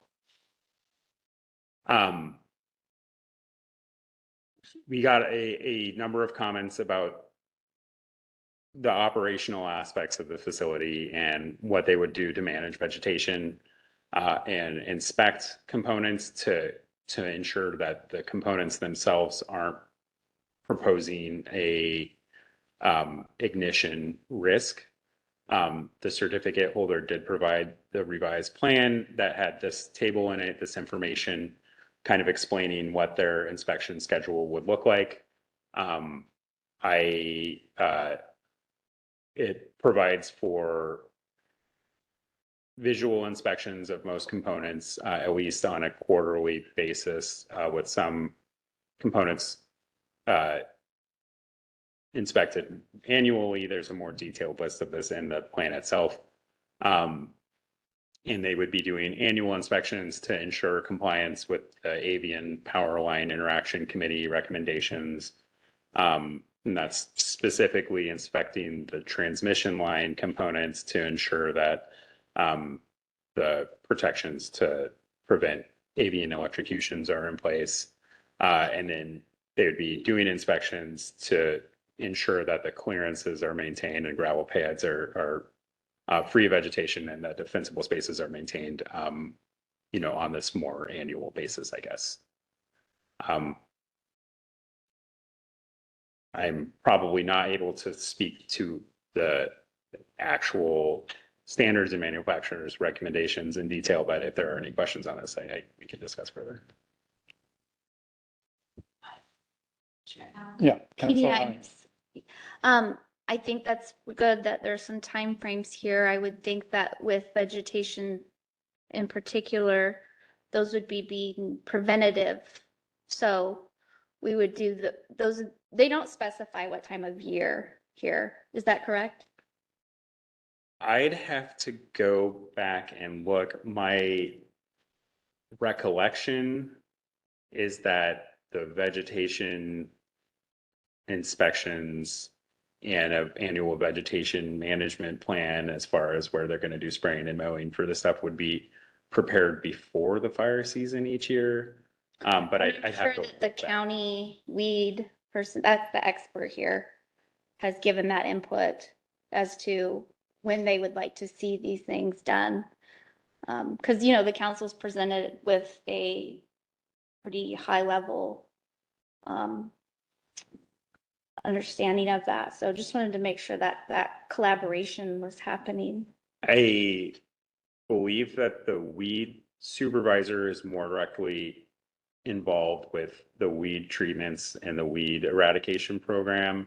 But as far as things as like what section of the transmission line needs to be mowed or when trimming needs to occur to maintain the 5-foot clearances from the transmission lines is kind of a separate issue. Well, I'm just talking about when they're doing it, when they're performing the inspection and when they're, you know, that's the only thing. Yeah. I don't want to get too far into this. I understand this is out of my wheelhouse, but as long as it's being done at the appropriate time. Yeah, and I do believe that before the fire season and making sure that the trimming's done before the fire season is the right time. Again, I'm a little over my skis and I can pull up the plan itself if that'd be helpful, but Just want to make sure that the coordination and collaboration is happening. That's where this is. My question is more geared towards. So thank you. if I could get the next slide.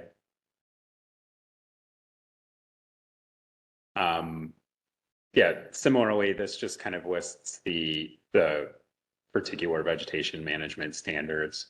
I do want to point out that I believe the Ione Rural Fire Protection District requested a 100-foot defensible space around structures, and that would include the substation control building and I think the battery site itself, which they're kind of on a combined site. And we did request that be included in a condition. And I don't think that particular setback distance showed up in the management plan. So I think that would exceed, that defensible space would exceed these standards. Otherwise, the standards are based kind of on the engineering details and the likelihood of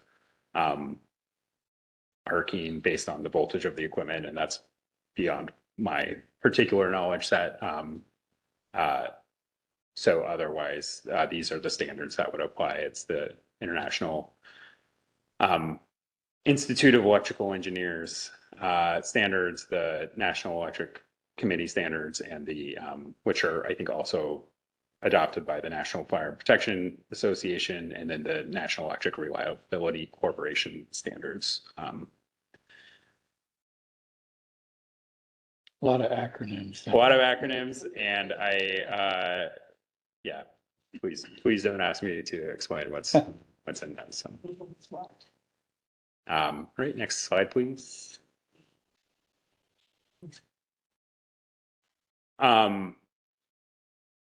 So to kind of go through the issues, we heard concerns about hazard from lightning strikes, and both, I think, the hazard from lightning striking turbines and the hazard of lightning starting a fire at the site, and that getting out of control and this extra equipment being out there. So it's not referenced in the wildfire plan or the associated documentation. But in the project description portion of the RFA one, the certificate holder did indicate that a lightning protection system would be incorporated into the turbine blades. That, from what I understand, provides a pathway for the current to go through the blades and down through the tower and be grounded to reduce fire risk. I think the certificate holder represents that that would eliminate fire risk from lightning, and I think we all know that's not the case. It reduces it or minimizes it, but there is still some risk there. The wildfire mitigation plan does call for monitoring during red flag warnings, and based on some of the review of the data from the National Weather Service, it is my understanding that red flag warnings can be issued in Morrow County in conditions where there might be a dry lightning event. That means that there's a lightning storm combined with other high fire risk things. So most of the provisions in the wildfire mitigation plan are related to whether or not construction work will occur.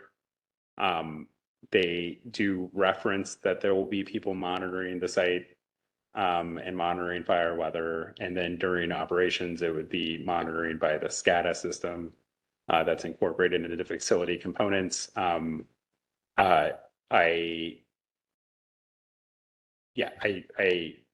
guess I will open the floor to you all to think whether you believe those adequately address these concerns or whether you think we should go more.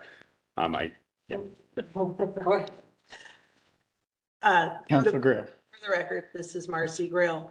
I think what I would be curious to know, obviously there's a distinct difference between construction and operation. Generally speaking, wind farms don't have a whole lot of folks running around during operation. And so it might be something to identify during high periods. But the other part, to Councilmember Im's point about coordination in general, when I think about these wildfire mitigation plans and I think about the ones that utilities have, that they have, at least the IOUs have to submit to the PUC, coordination, because if, you know, my experience right now is during high risk seasons, they are like, nope, you can't do anything, shut it down. And so are they working together? Because in general, when you think about the transmission lines, you know, they're doing their anyway, it's just, I think that's something to ask the developer about is, are you coordinating with the other facilities, utilities and things around? Because that's where I think the risk may come. And then ultimately, do they have the same bandwidth to stop work? If, you know, if a local utility is saying, you know, we're at a red flag warning, we've got everybody out patrolling line because we're worried, and you're just trucking along, that's not helping that community. Councilor Byer. This is a much simpler concept, but if we can have the provision about the lightning protection systems reflected in the wildfire mitigation plan, because I wouldn't have thought to look at the project specs. I would like it there because that at least says, yeah, this is a thing and we're concerned about it in this context. Thank you.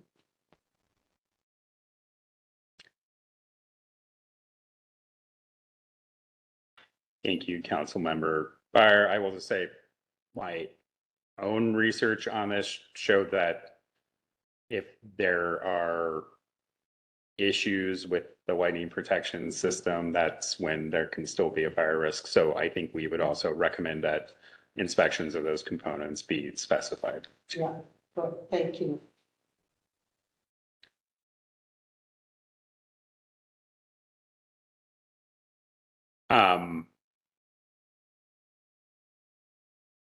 So the next big topic area was that there was inadequate consideration of fire spread potential during high wind events, and that the potential for impacts to residences, agricultural buildings, equipment, cropland, and cropland soils wasn't adequately addressed in the wildfire mitigation plan.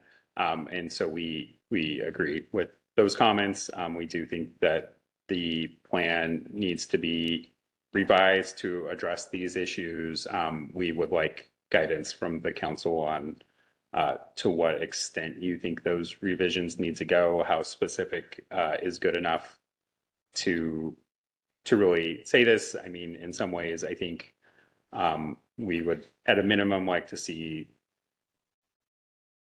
at least contact between the rural fire service providers and an agreement that explains who will respond to a fire and where, and that there's a protocol for the on-site managers to provide them with constraints maps or at least direct the fire suppression activities away from sensitive resources.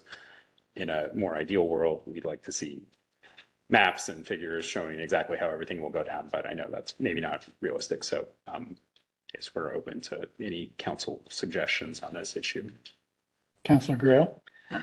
I think I'm okay with putting a little burden on folks because of the impact for what we're talking about. And I think if we leave it too subjective, then again, our responsibility is to the communities, and that they should be able to go to sleep at night knowing that there is a real plan, not a make-believe. My experiences in moments of crisis, people panic, and we need to ensure that the certificate holder and the developer are doing everything possible, that it's documented and people know what to do, and there's no question. And to Councilmember Imes' point again, talking about rural areas that don't have a lot of resources to start, so they may have to do something to support along the way to protect these areas. So I'm saying the more the better. This is Kent, and is there a difference between construction activities and times of just operation after construction as far as these types of wildfire provision concerns? Or is it, there's a fire, it doesn't matter whether it's just operation or whether they're under construction? Chair, how I would say for fire response, not as much. It is more of an issue. I mean, fire at the site is a fire at the site. There is some issues that once there's things on the landscape, like once the battery system is there, the fire responders need to know whether or not it's safe to fight fire around the battery system. They need to know how to do that. Things like that. So the prevention side of the planning, I think, does change quite dramatically, but the fire response side of it is less dynamic between construction and operation. Okay. Yeah, that too. Chair Howe. Uh, Councilor Imes, I would really like to see the certificate holder and the applicant, the developer, engage with the local, we've already talked about this, with the local fire districts, which are not just Morrow County, it's Umatilla County too. And that there could be possibly some on-site training for those first responders, and also that they could assess the wildfire mitigation plan and give timely response to that plan, and any that those be you know, that they have the opportunity to respond to the plan and any issues that they have with it, and any, you know, potential issues that they might see. We've talked a little bit about capacity and having, you know, that's just our observation. So I'm sure that they would have the same observation. And then also identifying the structures, you know, that are most vulnerable in the area. That would probably be an important part of assessing the wildfire mitigation plan, and having a plan in place to address how they're going to, you know, rise to that conflict. So those are just two little things that I can think of, and I'm not even a fire expert, right? So I just think about my own home and where I live, you know, that those are things that I would think about as a homeowner in an area where you're surrounded by dryland wheat and towers and lightning and all these different factors that are real. So the big thing for me is really the coordination with the fire districts, that be addressed and that be done in a timely manner. I don't know if anything in your recommendation talks about pre-construction, having things done before or not, but I think that's a relevant discussion for the council to consider. If anybody else has any thoughts on that. And I would, sorry, this is Councilmember Grail, and I would also suggest with that training and coordination, don't forget the local utilities, because there is a big difference between going to a wind farm and handling your normal facilities. And oftentimes people think, oh, well, you're a lineman, you can fix it. Well, hold on, because I don't do this every day. So they need to be part of the mix too. And they are electrically qualified, and they would be a great resource. They do have, tools, and they are considered first responders. So I would encourage them to be part of the mix. I've watched, anyway, from experience, I would say, don't forget to acknowledge that those are resources available. I just thought of something else too that I wrote in my notes, and that is just out of curiosity, if the county emergency manager has been brought into the loop on this kind of stuff, if they are even on other projects in Oregon. But I think that's a good resource to have part of the discussion, is the emergency manager for the county, both counties.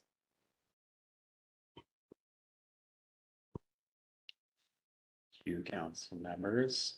Chair Howell, if I may, I just wanted to add and to point out as we continue forward with this project, but so there is an existing condition that council previously imposed in the original site certificate. It's called Gen PSO3. It was before the wildfire standard came into play, but I'll just read it. It's prior to construction and operation, certificate holder must provide training on fire prevention and response. That includes instruction on facility fire hazards. They shall notify the department and first response agencies at least 30 days prior to the training and provide them an opportunity to participate, et cetera, et cetera. And just know that that's kind of a typical condition we previously, where we were imposing under public services. Now, the challenge is having 10 different conditions that all kind of do similar things, and then making sure that they come together in a way that isn't overly crazy. But I think the wildfire mitigation plan does incorporate this emergency management plan, which is where these training requirements come in. So maybe it's something we can think about again, as like, how are all these conditions and plans talking to each other to make sure that it's super clear, and that first an emergency response person, if we were to coordinate with them, isn't tasked with reviewing 10 different plans and attending 10 different trainings if that were the worst case. Thank you.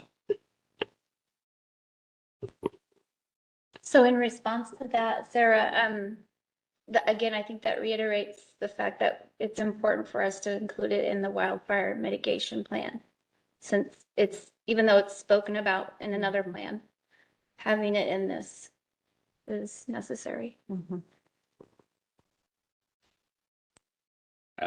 Thank you, council members. Thank you, Councilmember Imes. I do want to say that we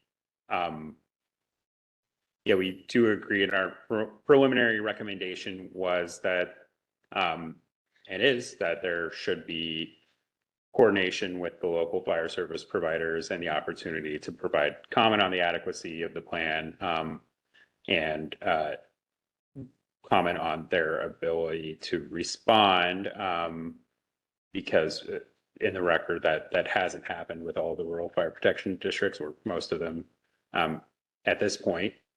We did want the council's input on when and how that should occur. I mean, that's something that we can decide, but there are kind of the options of putting the burden on the certificate holder to go out and do that and provide us evidence that they did it. Or there's the other model of the certificate holder giving us their best guess, and then we circulate it And I think in an ideal world, both that happens where they do the work and we verify that it's done and everybody's concerns have been addressed. But we did just want to see if the council had any opinion or preference on how that coordination occurs. And we would recommend that it occurs prior to construction, but that's also part of your decision-making process. Councilor Byer. I think pre-construction is critical. Probably the burden on the applicant, and then staff from Odo can be involved as you feel necessary. But you have enough on your plates already. So I would require sign off from the local emergency management or some sort of letter from the fire protection district saying, yes, we've been involved, this is good, or we would like to see this. I think when I worked in Crook County, the emergency management fire person said, can't do it until we have the final engineering design because things can change so much. That was solar, wind may be different, but let the applicant and the emergency responders work out that timing, but pre-construction and possibly a check-in before operation starts, because it's a different world then. There are different things that could happen. So maybe kind of a two-time check-in, but asking the applicant to take that on with some sort of verification to staff. That was just off the top of my head, but thank you. This is Kent. I concur with what Councilor Byer just said. In my roundabout way. Yeah, that's good. Chair Howe. Councilor Hines. Yes, I agree with Councilor Byers' recommendation. And I think having even just a form of letter like you recommended, something to the council stating that the fire districts and other emergency managers and public utilities have all been contacted and that they are good with the plan. If it's a big enough deal. Yeah.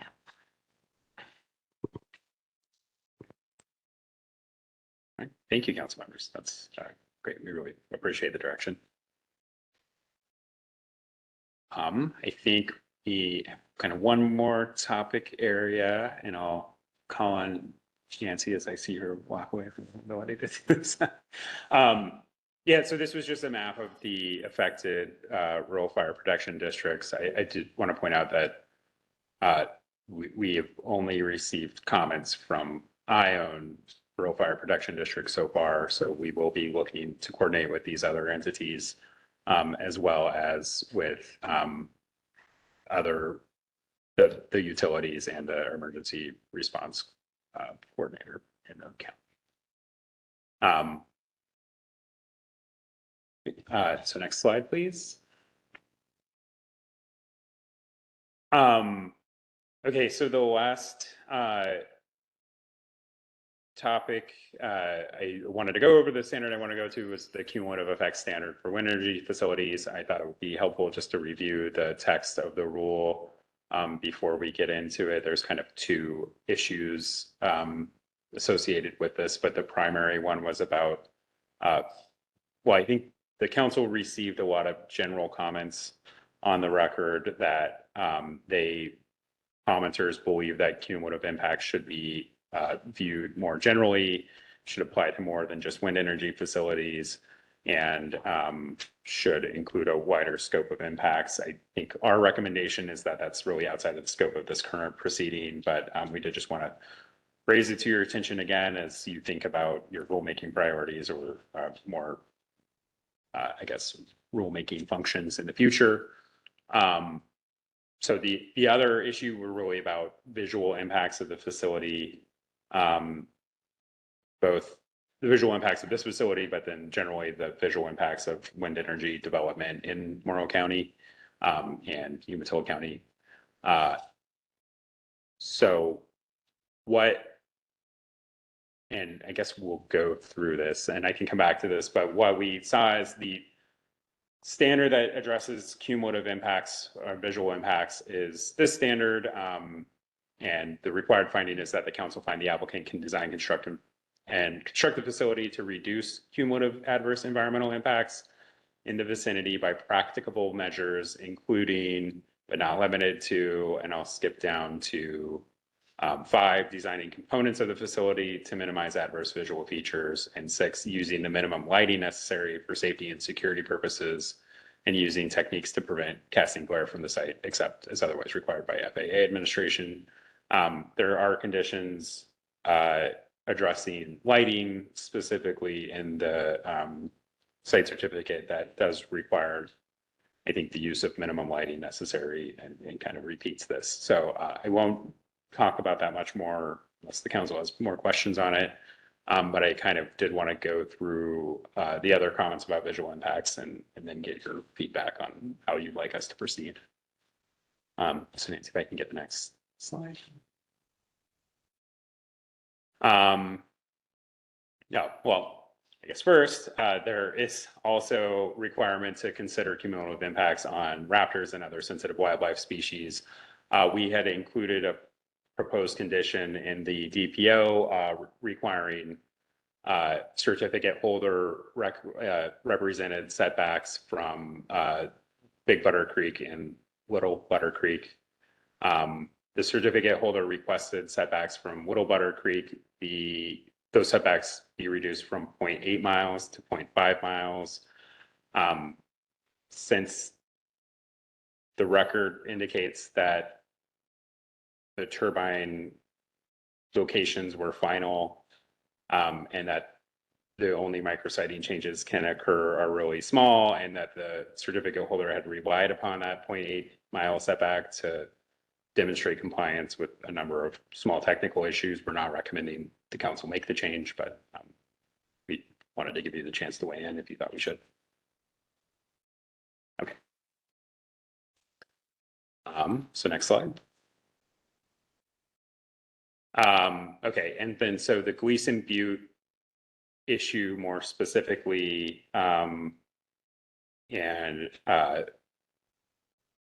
this is an area we don't have a ton of local knowledge, but you know, people on the record just commented that this is an important landmark to people in the community. It is one of the taller peaks in Morrow County. It is within the site, and there would be a number of turbines. I think there's about 18 turbine locations on the butte itself, with 3 or 4 close to the peak of the butte. The butte itself is not identified as a significant or important scenic resource in the county's comprehensive plan. It's on private land that's not subject to any other special management designation, so we don't believe it's a protected resource under the scenic resources standard, the protected area standard, or the recreation standard. So some commenters recommended that the certificate holder be required to address the adverse visual impacts of the facility from the turbines and the lighting under the cumulative effect standard, which we just reviewed. And if I could get the next slide. We will say we don't have a recommendation on how that should be done. We don't think there were practical measures raised in the comments that can be easily implemented without adversely affecting the operations of the facility. So, but we did want to scope out the issue more for you and see if you had additional ideas or wanted us to go further.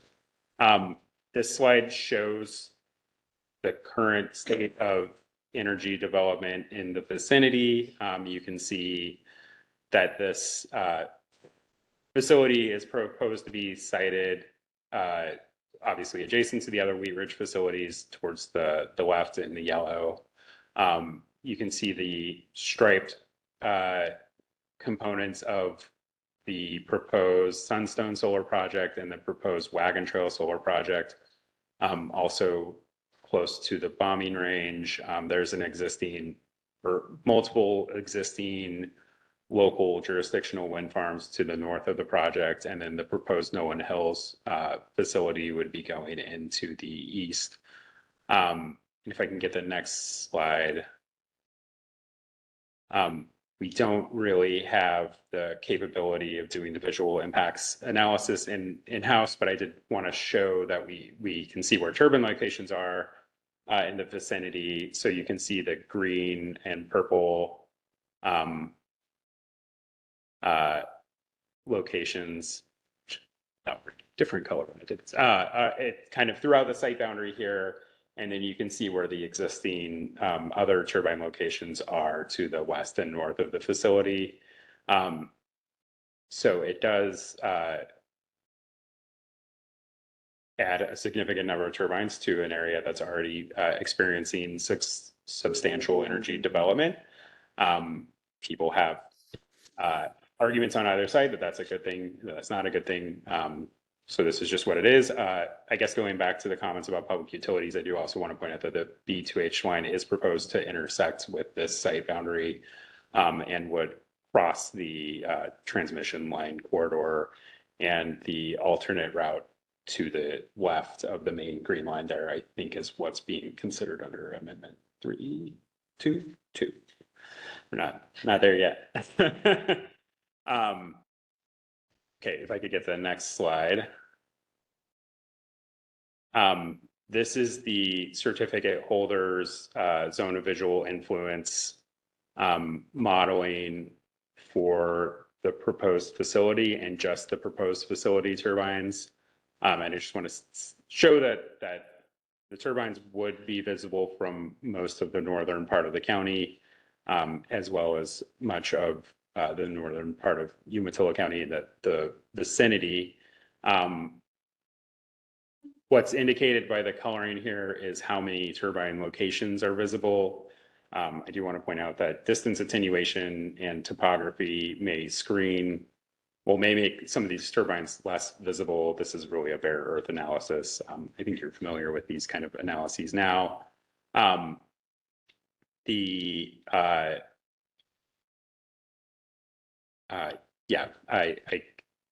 could go into more specifics about the Gleason Butte turbines, but we do believe that them being prominent in their geographic location, they would be visible for much of the green areas, at least closer to them.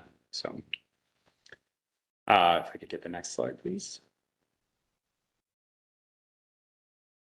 So this is the certificate holders visual simulation of what the turbines or what the facility would look like from just north of the confluence of Little Butter Creek and Butter Creek. It's hard to see with the lighting in the room, but there are multiple turbines visible on the north side of Gleason Butte, and then on the top of the butte as well. This is from a distance, I think, of 2 miles. Have to check exactly. So you can see there will be turbines visible. There will be a number of turbines visible, not just the ones on the top of the butte. And I guess that is, for one reason, I guess I wanted to bring this up in part just to show that eliminating the turbines on the top of the butte wouldn't necessarily eliminate all of the visual impacts from the facility. The horizontal line represents the height. The horizontal line represents where the components are in the view shed. So it's really hard to see now, but on the very left end of it, there is a turbine visible on the top of the butte. And then on the very right end of it, you can see portions of turbines or turbines blades that are sited moving down that ridge line. Okay. If you, oh, that's not the height that they're going to. Not the height that they would go to. That's the distance. Yeah, that's just where they are in the view shed.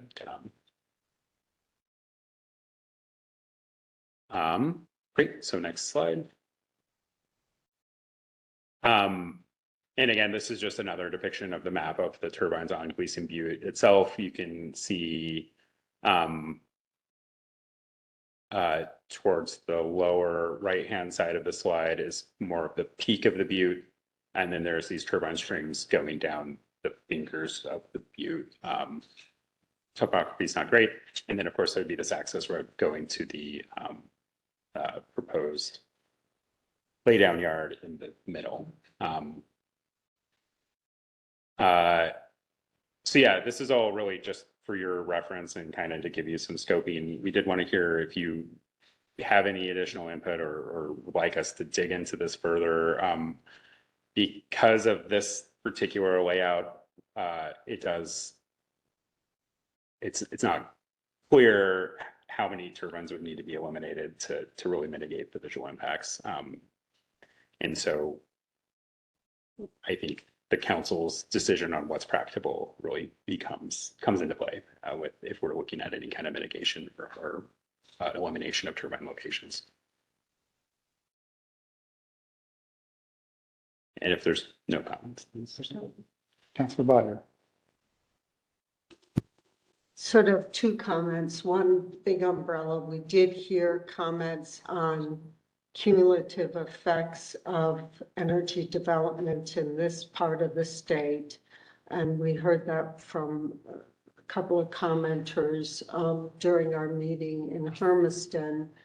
And that's a separate bit that we probably need to have a discussion about without decisions at this point, but to be thoughtful about it, because that landscape has changed fairly dramatically in the past 20-some years.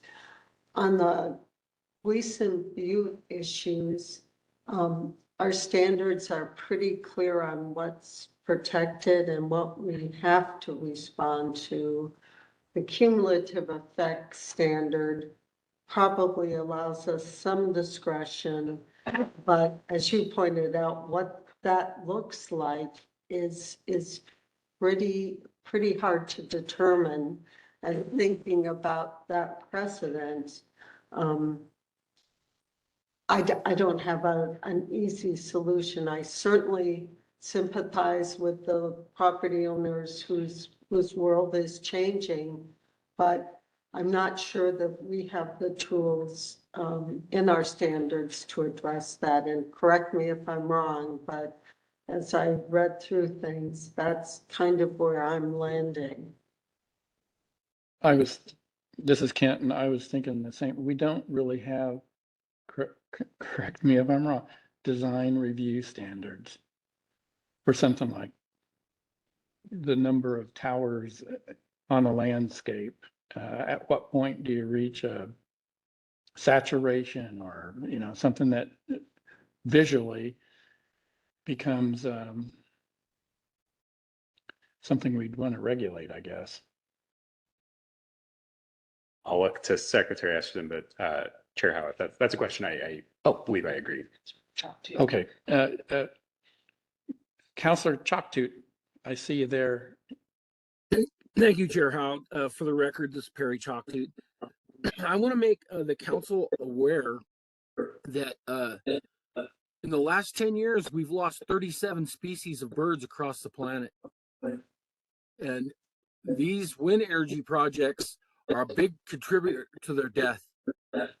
So any type of studies or analysis that can take place to curb that death of what the tribes consider a sacred animal, birds.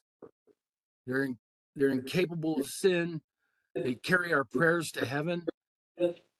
We need to look and make sure that we're not putting pure poison out there on the landscape. I heard that down in California, one of the wind energy facilities made a false statement when they talked about the fatality of birds of raptor, and it was eagles, and it was a massive amount that was killed in the facility. So I just wanted to make everybody aware of that these projects have the capability of doing mass damage, and being on the Pacific Flyway doesn't help them very much. So anything we can do to protect these animals that don't have a voice, we have to have a voice for them. So thank you for your time today. Thank you, Councilor Choctoot. Any other comments from council? I'll just respond to your question. And I think at least from my perspective, that visual impacts, cumulative or not, is one of the hardest environmental impacts to evaluate because we don't have, as the Department of Energy, specific criteria, at which point, I mean, what we do have is the definition of significant.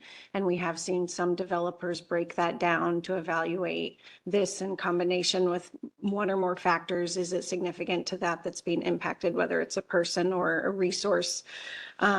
But yeah, I mean, we don't have a metric that says at a certain height with certain infrastructure, now it's significant or a cumulative impact. So it's a difficult question. And this standard, the cumulative standard, doesn't have Division 21 information requirements, which further limits our ability to go, well, what was it that they were supposed to do in the first place to evaluate the standard?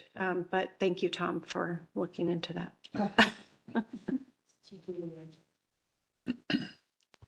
Any other comments? Chair Howe. Yes.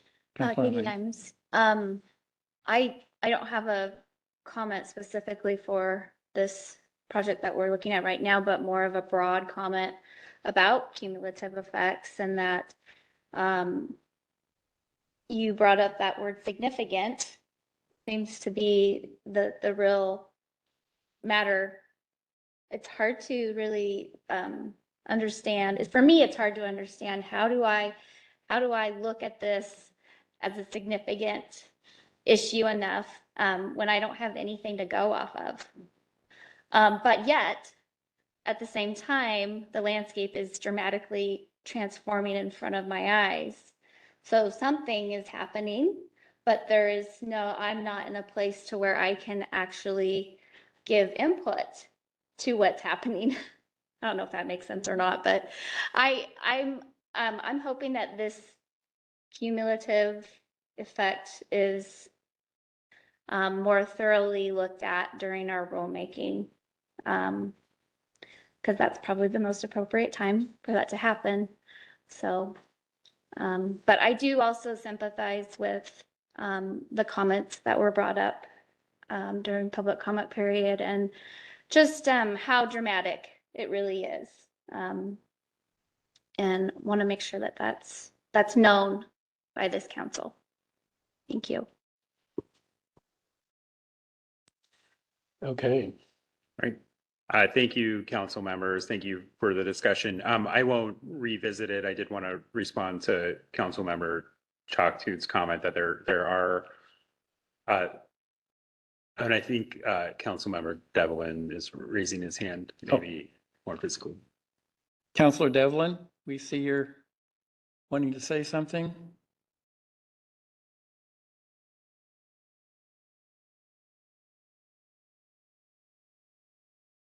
Oh, Councilor Devlin, can you hear me? Is he muted?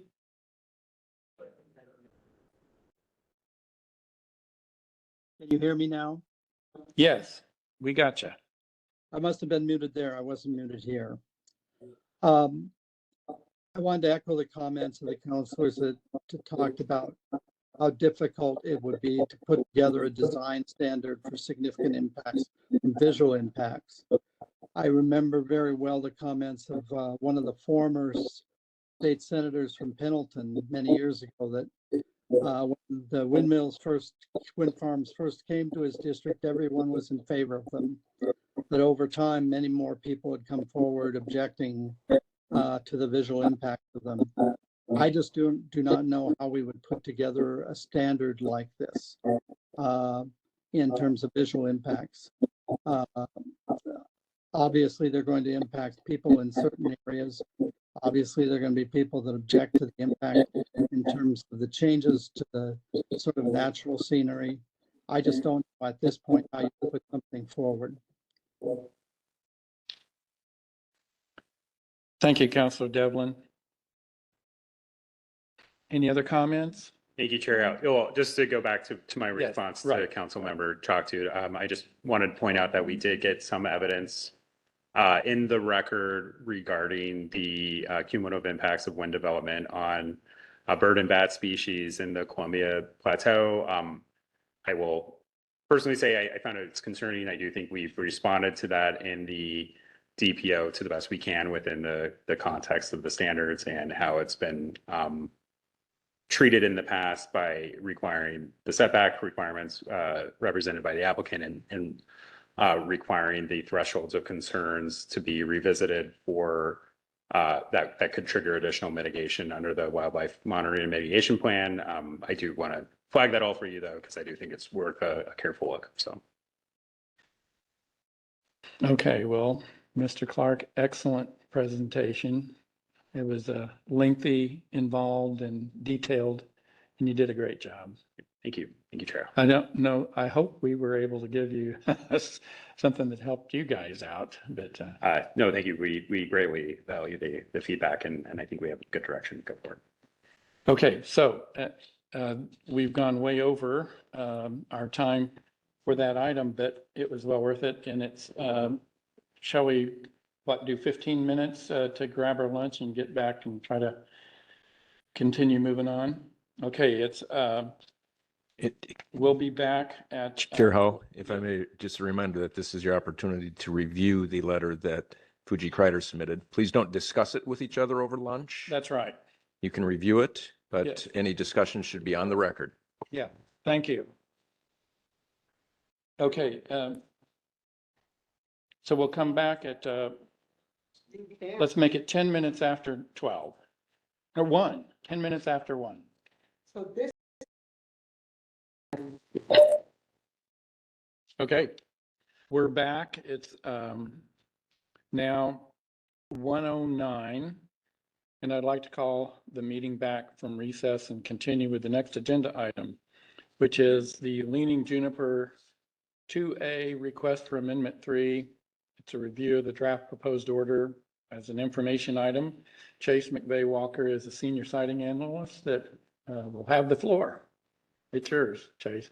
Thank you very much, Chair Howe. And now, good afternoon, members of the council. For the record, my name is Chase McVeigh Walker.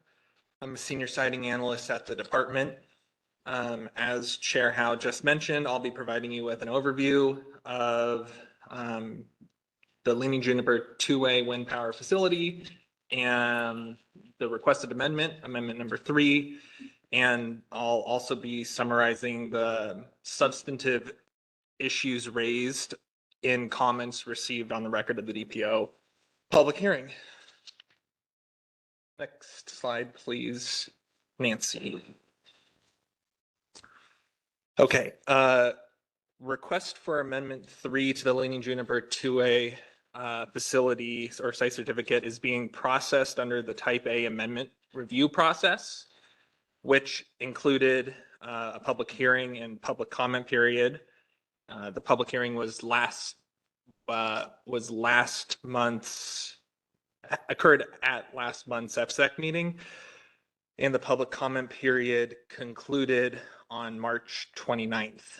And the certificate holder provided a response to public comments on April 1st. After hearing feedback or direction from council today, the department will issue its proposed order.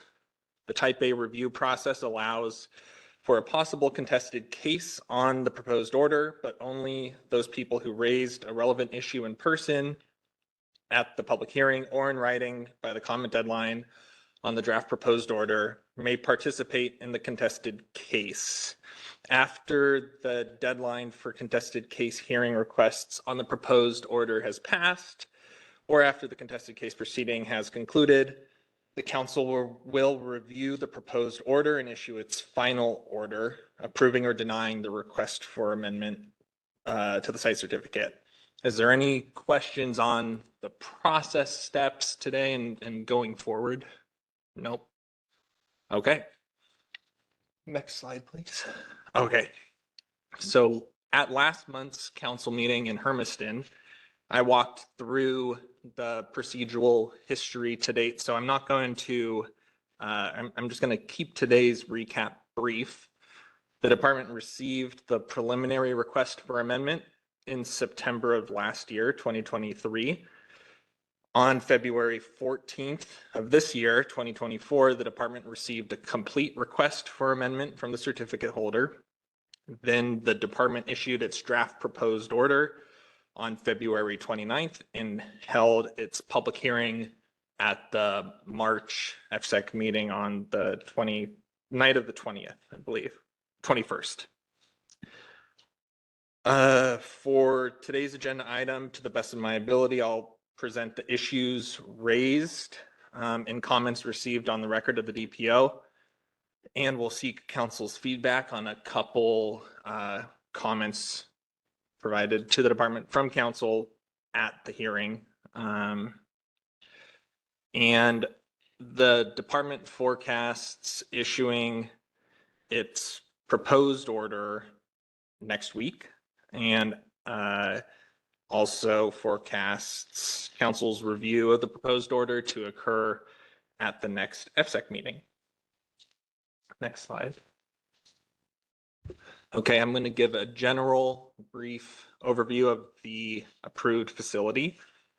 The Leaning Juniper 2A wind power facility is a wind energy facility located in Gillum County. And the facility consists of 43 wind turbines with a maximum blade tip height of 492 feet. The certificate holder is Leaning Juniper Wind Power 2 LLC, a wholly owned subsidiary of Avangrid Renewables LLC. And the council issued the site certificate for the Leaning Juniper 2A wind power facility on September 21st, 2007. Next slide, please. The request for Amendment 3, I'm going to provide an overview of the request. Request for Amendment 3 seeks council's approval for wind turbine upgrades to 36 of the 43 existing turbines. And those upgrades would include replacing the wind turbine rotors, nacelles, refurbishing the turbine generators, and reinforcing the turbine foundations. Additionally, the certificate holder seeks to install a new 34.5 kilovolt collector system and requests the decommissioning of 2 of the 43 existing turbines. These upgrades would require amendments to existing conditions. And on the next 2 slides, I will have 2 different figures to toggle back and forth between, but all of these upgrades and everything proposed in the amendment request would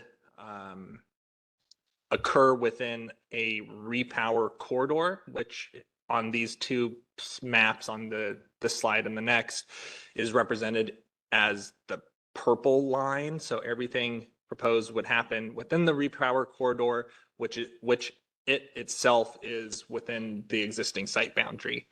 And there would be no new permanent impacts, just temporary disturbance, and total acreage for temporary disturbance would be 396.2 acres.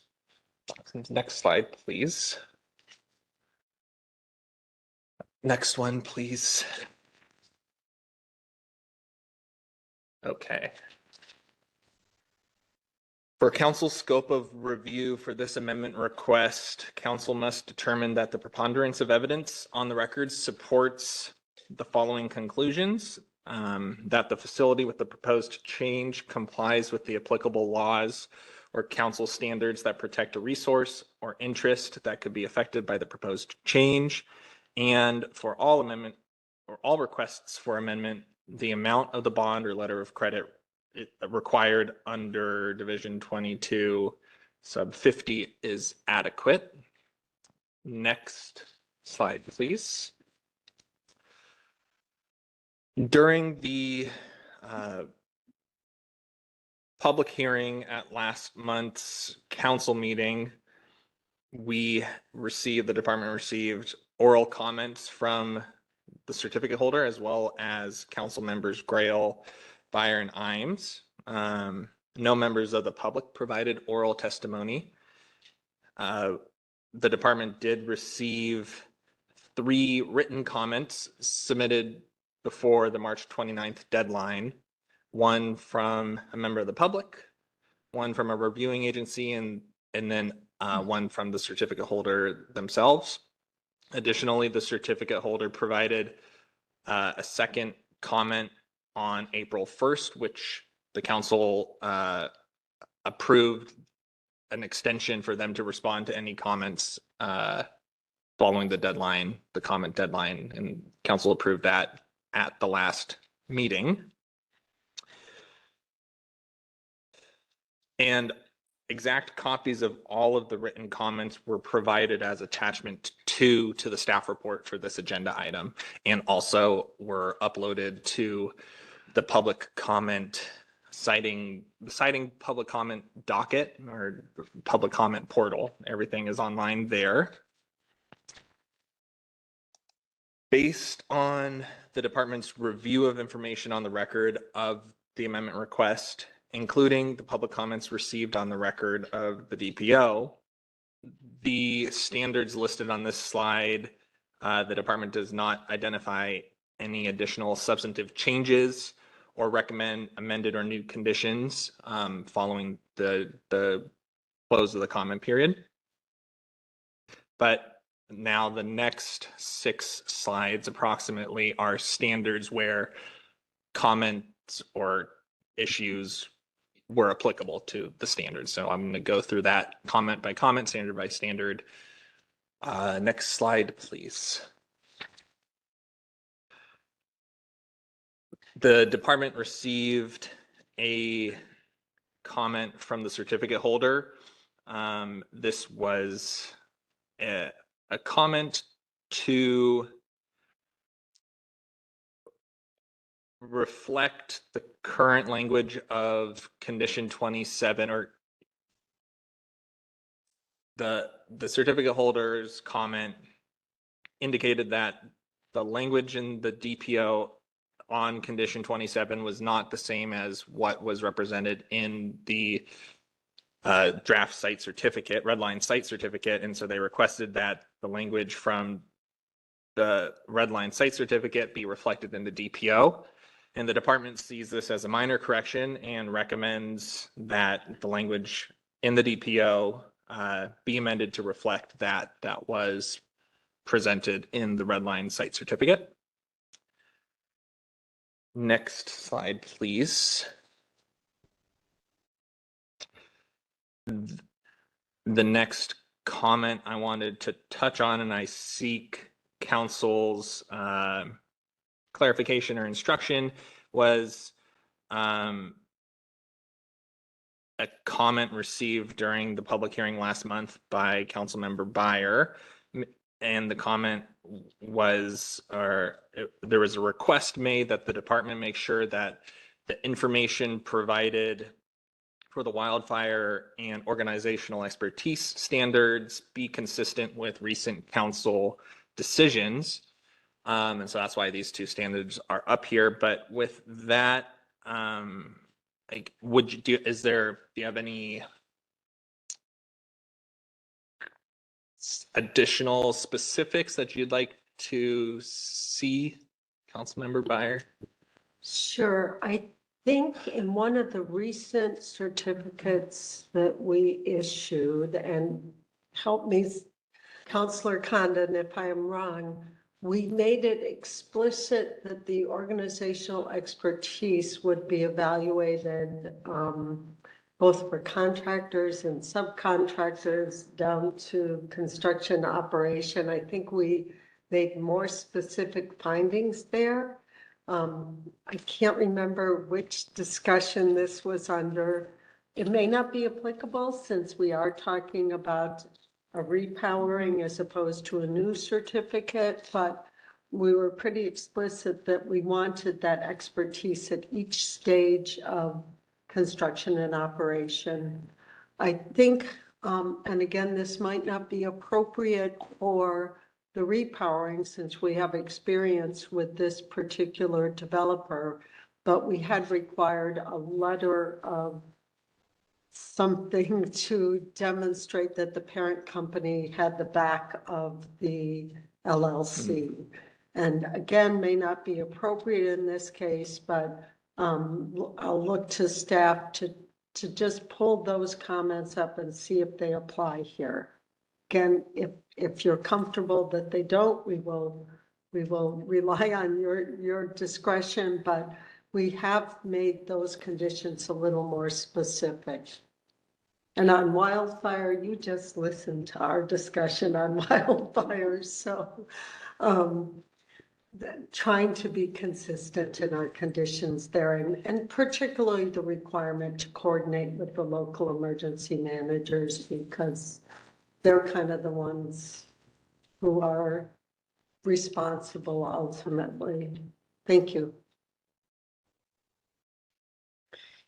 And this is Secretary Esterson. I just wanted to offer in response to your comments about looking back to prior decisions for consistency related to the wildfire mitigation plan, that we did have the opportunity to look at the Obsidian project where there was a good discussion and direction to staff to incorporate a requirement that as part of the coordination by the certificate holder with emergency response providers, that there be a plan for how those service providers could notify surrounding landowners. So that, again, was a direction from the Obsidian Wildfire Mitigation Plan that we're going to assume to apply to both. As we've been talking, as we learn things that don't seem to be site specific, they should apply to every work and over time create a template baseline for all WMPs for both construction and operation. This is an element that will be included. Thank you. That was exactly it. And again, on the organizational expertise, that's another one that's evolving. So things that we can put into place to protect both the public and the developer. But again, we're working with a project that's ongoing, so it may not be appropriate, but thanks for your modifications. Vice Chair Condon? Thank you, Cindy Condon, for the record, and I apologize for having to step away for a bit. But just jumping off of Councillor Byers' comment, I do think it's important to look back, especially at the organizational expertise standard. Now that we've got the wildfire standard, many of the projects are LLCs with limited liability back to the parent company. And what is in place should wildfire now happen, even though the risk is low? What is the public safety provision that has someone responsible other than the property owner whose property has been devastated or impacted, negatively impacted? And to me, that liability piece ties to the organizational standard. So it might be due to wildfire, but the organizational expertise standard plays in that about the work we do to establish there's some accountability or responsibility, I should say. Thank you. Thank you. Next slide, please. For retirement and financial assurance, we received a comment from the certificate holder that requested clarification in the findings as it relates to condition 122 and amended condition 30 to understand the frequency and discretion for Odo and council to make adjustments as appropriate and necessary to the contingencies of the bond or letter of credit. The certificate holder also provided or proposed amended condition language in their comments. On the next slide, Nancy, I have the condition language that's as represented in the DPO, but with my proposed change. And I'll talk through my proposed change. And the department included that language appropriate and necessary in conditions 122 and our recommended amended condition 30 as it relates to the protection of public health and safety and the environment due to future uncertainties such as increased labor rates, equipment rental, tipping fees at waste management facilities, etc. And to also reserve the right of both the council and the department to adjust contingencies. The department recommends that for both conditions, removing appropriate and is appropriate, but leaving necessary, because leaving necessary, the word necessary would maintain and reserve the right to adjust contingencies. The appropriate word is a subjective threshold, and I think we can get rid of that. But to reserve our right, or the council's right to adjust, I think we should keep necessary, but get rid of appropriate and. Do you have any discussion, questions on that proposed change? Vice Chair Condon. Thank you. I just have a question about necessary. It seems to me that necessary might be as subjective as appropriate. I mean, is it necessary? What defines necessary? Is it council's belief that it's necessary, or is it based on some evidence that we can go back to and say it's supported by this this information, this data? This is Secretary Cornett. The way that we're envisioning this addition to work is that we, as the department in our compliance program, would be evaluating their annual report, which would provide evidence of whether they're complying with, this is more for operational really, but whether they're providing evidence that they're keeping that site clean, right? I mean, are they reporting spills all the time, fires all the time? Will that bond that is based on really a perfectly operated facility is no longer adequate to restore the site and adequate to maintain? So I think the necessary to me is connected to our ongoing compliance evaluation, and appropriate just added confusion. And so it strikes me that there then would be evidence to justify, I mean, documented evidence to support the necessary. Right. Okay, thank you.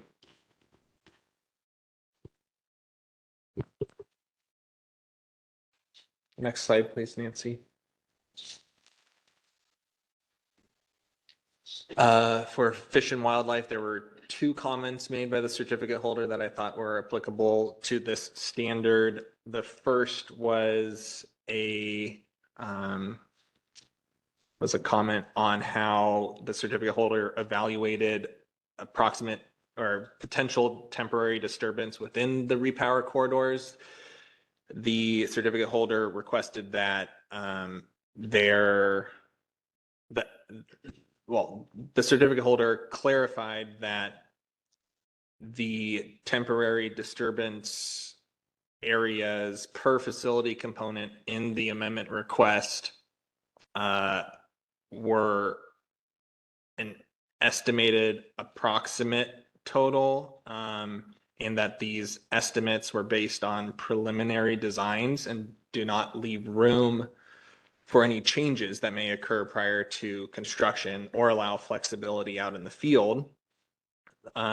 Therefore, the certificate holder requested that these totals, approximate temporary disturbance totals, reflect an approximate limit, or not exceed 10% of the approximated disturbance, to which the department does not recommend changing anything to the maximum temporary disturbance quantities or establishing a 10% flexible threshold.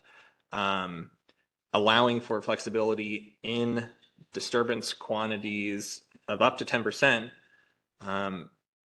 first, it wasn't what was represented in the amendment request, but it also could result in impacts not previously evaluated. So I think we would just not allow for a 10% flexibility. The second comment was a minor correction to specify in a table within the DPO, it's table 2, I believe. There's a table where we've summarized comments received on the preliminary request for amendment. And in that table, the certificate holder commented that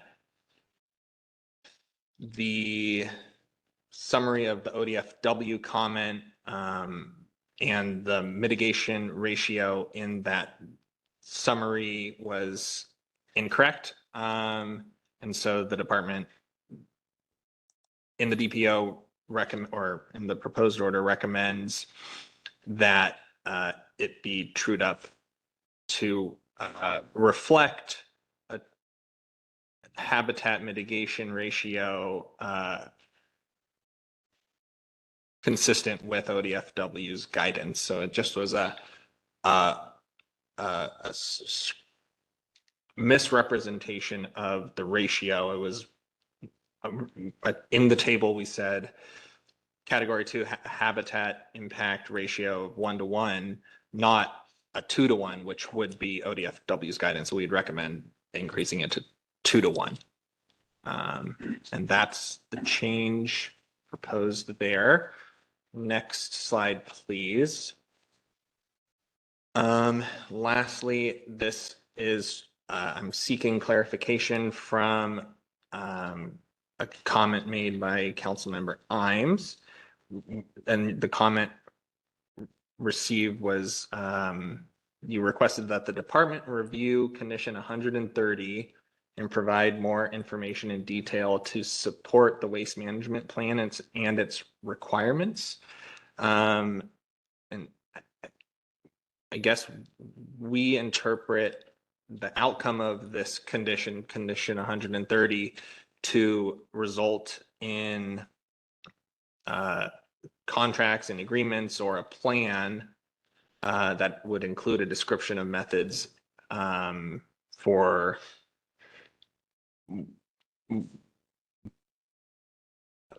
methods and vendors for the packaging, transport, and recycling of wind turbine components. Is there any other additional information or clarification you would like to provide on this topic?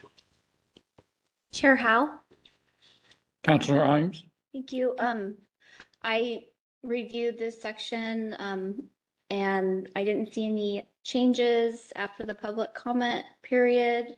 So again, I'm under the what's on the record, and that is that there was a plan originally for waste minimization. Is that correct, Chase? I would have to check. Yes, there was. And I would just think that that plan would need to be updated based on the amendment. And also want to point out that this is a repower, so there's going to be a significant amount of waste. So I think a updated plan would be appropriate. Okay. And I'm not sure if you specify in your language if that's pre-construction or if how you guys have determined that, but I would think I would recommend that there would be a plan put forth before construction.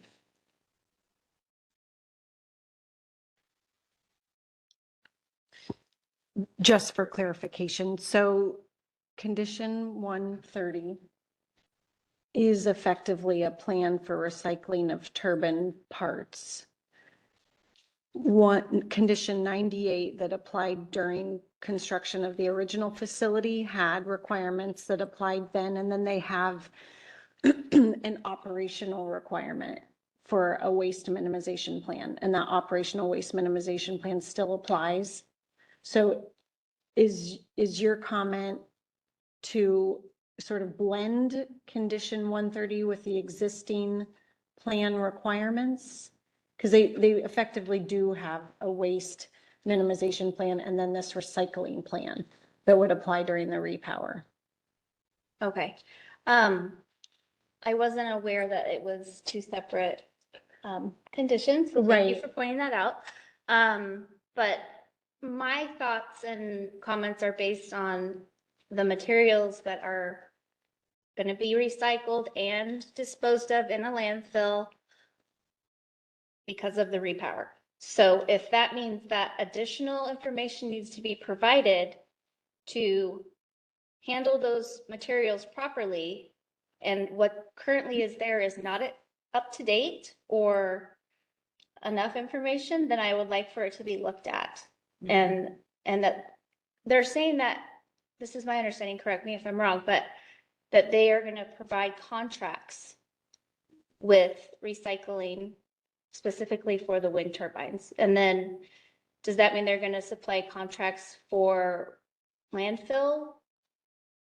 I mean, I just need, I guess, a little bit more information on as far as that, but my main thing is not seeing what the plan is, I guess, for it overall. And I think usually this is something that isn't really a big deal maybe because of when you're putting together a facility, there's not much waste minimization necessarily, but this is a repower. So there'll be significantly more than normal. Do you want to look at the condition? Because we could pull it up. Sure. Is that a lot of work? You would have to do it now. Okay, just to make sure that we're clear on the direction or the discussion, we're thinking we'd pull up condition 130 and just see if we can get a little bit more of a specific, if that needs to be refined in the proposed order. Nancy. Can I email you the condition language?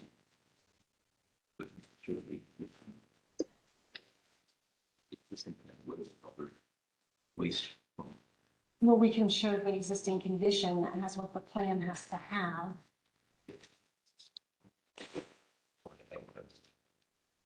Okay, give me 2 minutes to see if we can pull up this condition language.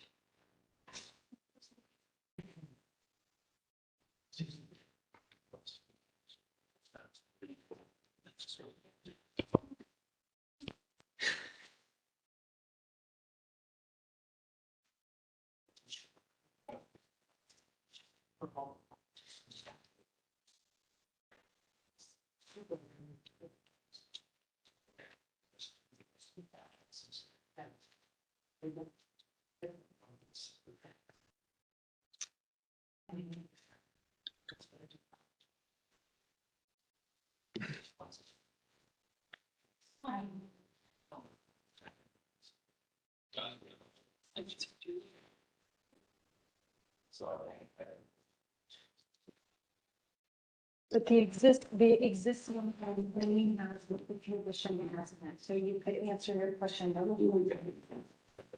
And saying is that, but what the existing plan didn't really adjust for the rest of the permanent parts. So that's what one is. Sorry, Nancy, Hatch, site certificate. Okay, we're almost there.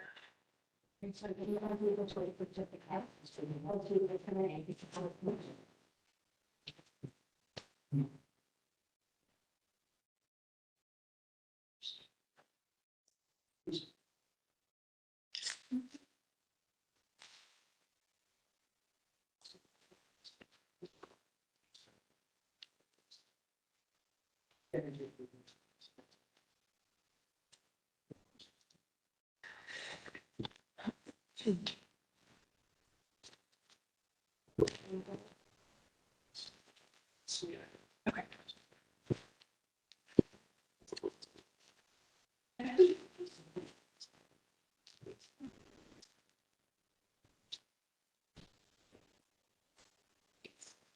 Okay, so we've asked Nancy Hatch to pull up condition 130, which is a condition that was recommended in the draft proposed order. And so if council could just take a look at it and see if it needs to be further clarified or amended.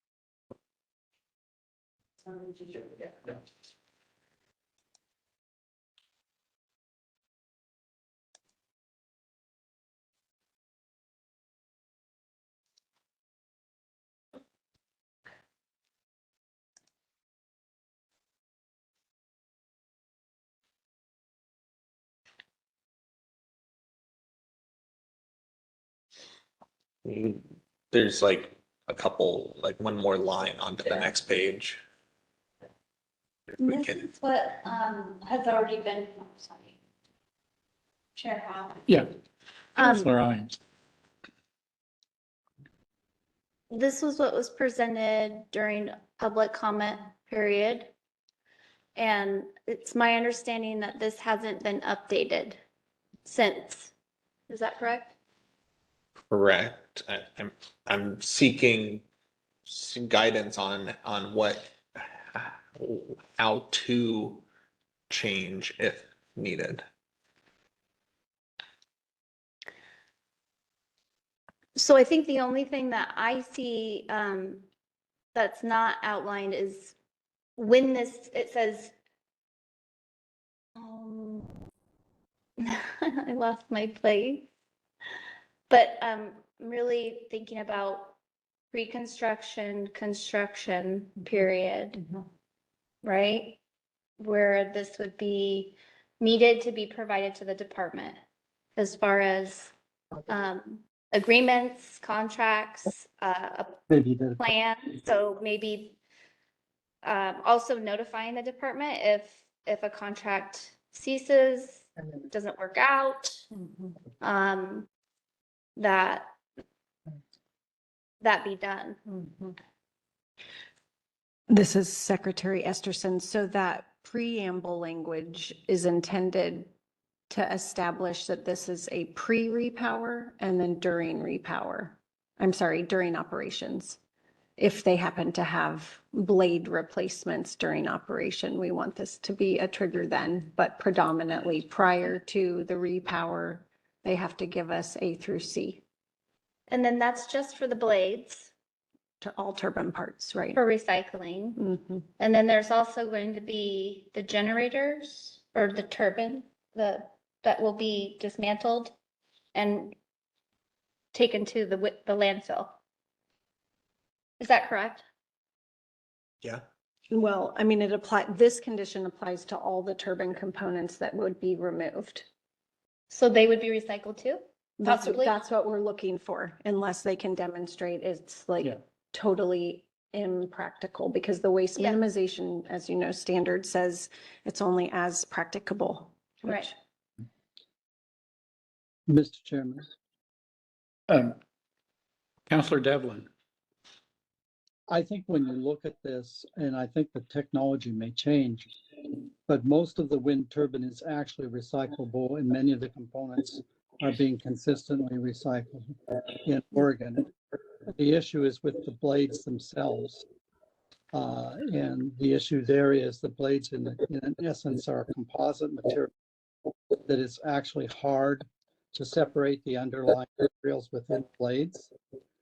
And everyone needs to keep in mind that to recycle anything, you need to have a market for it.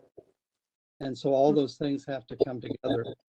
and I don't know what the technology is now on the blades, but most of the actual wind turbine itself is a lot of it is metal. Yeah, and it's clearly recyclable, and it's my understanding is being recycled at this time. It's the blades that present the difficulty.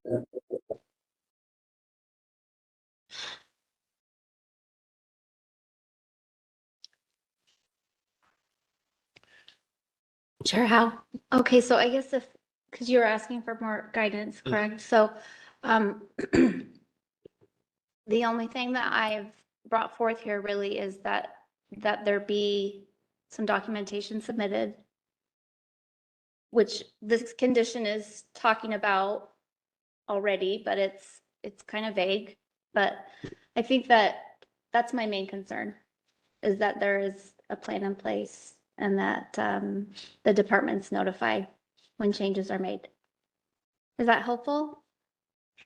Yeah. Okay. This is Kent, and the way I'm looking at it, contracts or agreements are to be provided to the department who's going to manage the recycling and the reuse of the components. And then if there's no feasible recycling or reuse, then it requires a certificate holder to explain the reasons why it's not available and document the process and final disposal of the components. So I think it's there.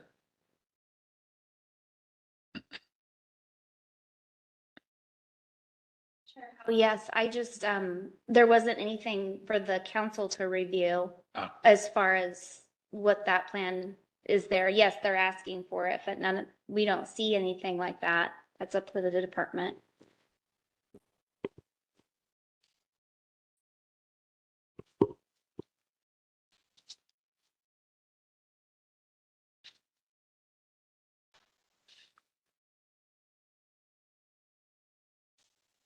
Okay.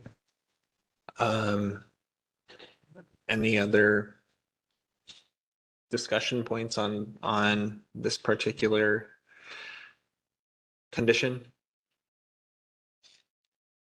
Okay. Well, with that, I'm done with my presentation, and we'll be issuing our proposed order next week. So thank you very much, everyone, and appreciate it. Yeah, thank you, Chase. Okay. Summit Ridge wind site certificate termination is next. Sarah Esterson is moving over back to the senior policy advisor and we'll do this item. Floor is yours when you're ready. Good afternoon, Chair Howe, Vice Chair Condon, and members of the council. So our information for this agenda item today includes a brief background and an overview of the facility and procedural history for the termination request. You will then be tasked with evaluating the site certificate termination requirements, which are in your rules at OAR 345-027-0110. So a quick overview of this agenda item. The Summit Ridge Wind Farm Site Certificate was originally approved by council in 2011. And since that original approval, the site certificate has been amended 5 times, most recently in 2021. The certificate holder is Summit Ridge Wind LLC, which is a wholly owned subsidiary of IPA Power LLC. This site certificate authorized the construction and operation of a 194.4 megawatt wind energy generation facility in Wasco County, approximately 17 miles southeast of the Dalles. Construction of this facility commenced in August of 2020 under a phased construction approach. The phase that was completed to date included a modification to an existing road that was located within the site boundary. That road was to serve access for the facility. The road that was modified, it was an existing private, mostly dirt road. I'm sure you don't have much context, but it initiates on the east side of Roberts Market Road and was located approximately 1 mile north of the junction of Roberts Market Road and Rentham Market Road. If you are wondering why or how a road improvement would be considered part of facility construction, it is supported by Council's definition of a facility and of the description that's included in the site certificate of the facility. So quick reminder that Council's definition of an energy facility includes the word facility and related or supporting facilities. And the definition of a related or supporting facility includes existing facilities that are substantially modified solely to serve the facility. So again, this road that was modified is in the site boundary. It provides access to other parts of the facility should it have been constructed. Okay, next slide, please, Nancy. So this is the location, a locational figure for you. It presents the site boundary, which is in that kind of greenish boundary. It's an 11,000 acre site boundary. Next slide, please, Nancy. So again, this is a review of the site certificate termination request. We received the application for site certificate termination on March 8th, and we issued a public notice of receipt of that termination application on March 13th and identified April 1st as the comment deadline. During that comment period, we received one comment from the Friends of the Columbia River Gorge. We also initiated reviewing agency coordination and so received letters from Wasco County Board of Commissioners, the Oregon Department of Fish and Wildlife, and the Department of Environmental Quality. And then today, closing out the procedural history, April 19th, Council has the opportunity to review the proposed retirement plan and termination request. Thank you. Okay, so under Council's termination rules, prior to the ability to approve or deny a termination of a site certificate, Council has to approve a retirement plan. And by approving and then Council has to determine whether the site was restored in accordance with that approved retirement plan. So it's a 1-2 step. So for this facility and the facts that apply, there isn't a tangible retirement plan to review, but rather it's an approach requesting that the actions taken during and post-construction or improvement of this road were sufficient to restore the temporary impacts, and that leaving the road improvements in place, in fact, results in restoration of the site to a useful non-hazardous condition, which is the metric we're trying to determine is met. Okay, so as previously mentioned, the initial phase of construction commenced in April of 2020, and it included substantial modification to an existing road, which extends approximately 0.8 of a mile. For that process, an engineering evaluation was completed and provided to the department to determine the extent of road improvements needed to support construction haul and vehicles. So the improvements included placement of gravel and base, and it included installation of a cattle guard.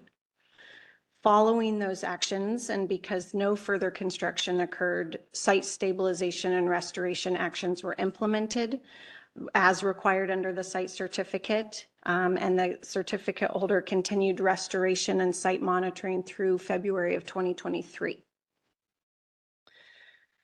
So in our review of their retirement plan or approach, as I mentioned, we coordinated with the Department of Environmental Quality, which is the primary overseer of the 1200C permit. And so that permit expired. We consulted with DEQ on the adequacy of site stabilization under that permit. And we do have concurrence from them that they had no concerns with that site being stabilized. We also coordinated with the Department of Fish and Wildlife on the adequacy of revegetation and noxious weed control under those plans and those condition requirements. They also concurred that the site had been restored. Okay, so I just wanted to try and give you an opportunity to know where that road improvement was located within the 11,000 acre site boundary. This figure again shows the site boundary, and that inset map with the little green is the location of the road improvement just east of Roberts Market Road for those familiar with the area. The next two slides present images of what the road improvements looked like after they were completed. So this is view one, and the next shows the improvements with the cattle guard. Okay, next slide, please. So council is tasked with determining whether the retirement plan or this approach demonstrates that the site has been restored to a useful non-hazardous condition. And again, this approach would be to leave the road improvement in place. So the criteria that you can apply to determine if leaving the road improvement in place should be considered useful and non-hazardous is whether this use is allowable in the zone and whether it's compatible with surrounding uses should those uses include other zones. This site boundary of the facility and the location of where this road improvement took place was in Wasco County's exclusive farm use zone. Road improvements are an allowable accessory use to dwellings within an EFU zoned land. So this is an allowable use within the zone, and similarly, because all the surrounding areas are also in EFU zone land, there's no compatibility issues. This is supported by Wasco County's letter they provided to us during our coordination. So we have a signed letter. We provided that to council in their April council packet, so you have that. And it affirmed that both the Board of Commissioners, Planning Department, and Public Works were agreed that the road improvements could remain in place without issue. Okay, next slide, please, Nancy. Okay, as I mentioned, we received one comment collectively from the Friends of the Columbia River Gorge, Oregon Wild, and Central Oregon Land Watch, which I'll collectively refer to as Friends. In that comment, they had 5 issues. The first, relatively easy, they commented on a template letter that had been included in the application for termination intended to be for Wasco County. A little bit of a strange approach, but it was unsigned. It was a template. And so Friends commented that that letter should be signed. And we had fortunately already had a signed letter from Wasco County, so that issue is resolved. The next 4 comments are really legal arguments that have been previously raised. They aren't related to the proposed retirement plan or the approach. They are about whether the certificate holder legally started construction in the first place. And those are not in the scope of review at this time. As I said, it's been a legal battle ongoing for, I want to say 4 years. So it's not that those issues aren't heard, just not in this forum, in this agenda item. Any questions on that? Okay, next slide, please, Nancy. So now it's already your turn to evaluate your 2 steps. First, whether the retirement plan can be approved as we've presented it today, and then to determine whether that has been adequately implemented in order to determine the site certificate can be terminated. So we have combined these 2 options into one step given the approach. So you'll have your motion in front of you would be a combo should you choose to agree with the approach and that the site certificate can be terminated. And the floor is yours. Okay, thank you, Ms. Esterson. Any comments, questions from council? Or are we ready for a motion? Motion. Ready. Okay, this is Marcy Grail. And Mr. Chair, I move that the council issue a final order approving the proposed final retirement plan as the final retirement plan and terminating the Summit Ridge Wind Site Certificate as presented and recommended by staff. Do we have a second? Second. Thank you, Councilor Devlin. So we've got a motion and a second. Secretary Esterson, could you please call the roll? Yes, sir. Richard Devlin, Aye. Perry Chalktoot, Yes. Kent Howe, Yes. Ann Byer, Yes. Marcy Grail, Yes. Katie Imes, Yes. Cindy Condon. Yes. Motion carries, Mr. Chair. Okay. Thank you, Ms. Esterson. Got through that one Lickety split. pretty quick. Okay, the next item is the hydrogen electrolyzer jurisdictional determination. This is an action item. Todd Cornett, Assistant Director for Siting Council and Secretary, and then Michael Friels, Senior Policy Analyst, are here to present this item. Floor is yours. Thank you, Chair Howe, Vice Chair Condon, members of the council. For the record, my name is Todd Cornett. I'm the Assistant Director for Siting, and notably not the council secretary today. For the record, Michael Friels, Oregon Department of Energy. Okay, so thank you, Nancy. So this agenda item has three phases. The first phase is going to be my presentation, Michael's presentation. So we'll kind of go back and forth, give you, a sense of what the technology is, what the history is, kind of walk you through that. I mean, it's all in the staff report, but we'll go over that in a little more summary fashion.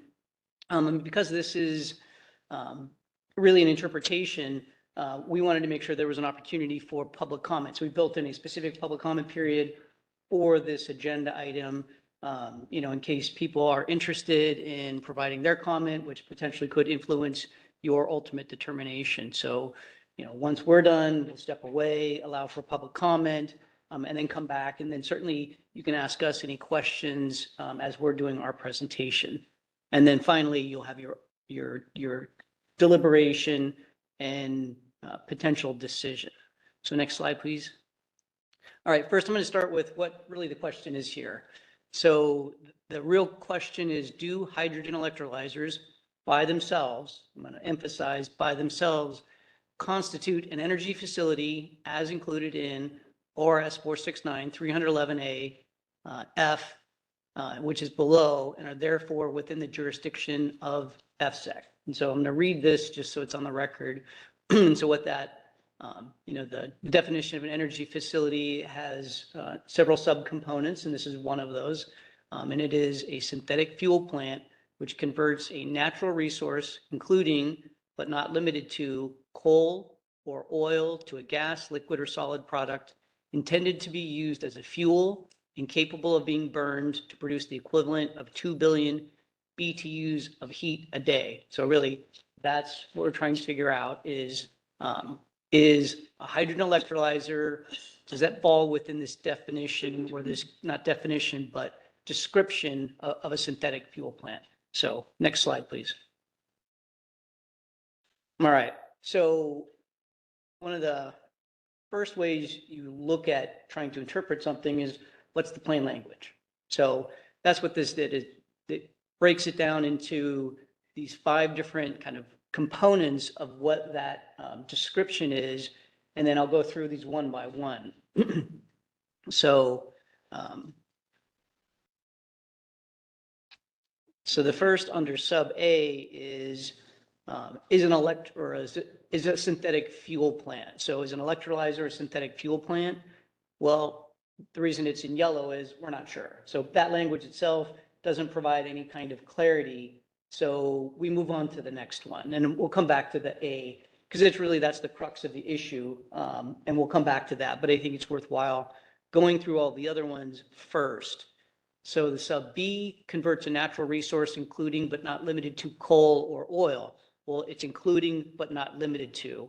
So what an electrolyzer does is it takes electricity and, takes water and then basically converts it into hydrogen. Water is a natural resource. That's why it's green. The answer to this is yes. Yes, it does meet that one. Similarly for C, conversion of natural resource results in a gas, liquid, or solid product. Well, hydrogen is gas, so yes. Sub C is affirmative as well.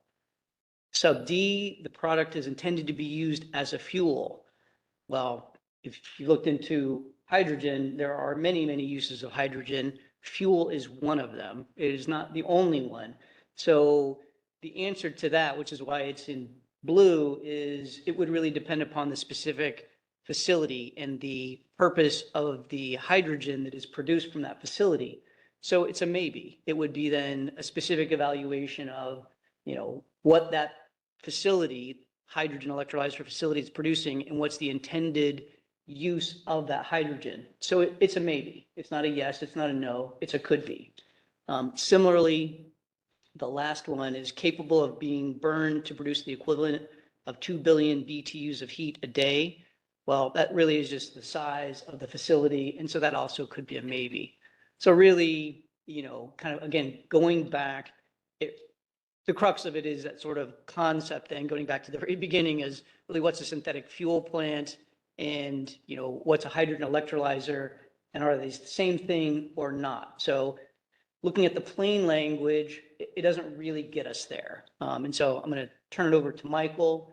He's going to talk about the technologies, and then I'll come back and talk about the more context of this language when it was put in the statutes and what it all meant at that point in time.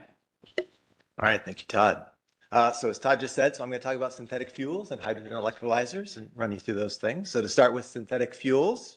So synthetic fuels are fuels with the same properties as fossil fuels, but are produced artificially and can be used as fossil fuel replacements for transportation, for heat generation, or for any uses that you would typically use for fossil fuels.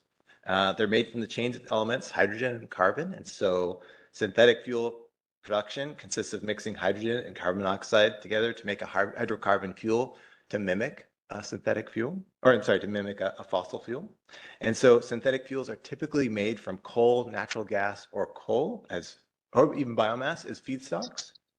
And these fuels are created to compete with or replace traditional fossil fuels. Okay, can we go to the next slide? So then the synthetic fuel plants that we use to make synthetic fuels are typically large industrial facilities that convert coal, natural gas, biomass feedstocks into a synthetic gas and then into a liquid fuel.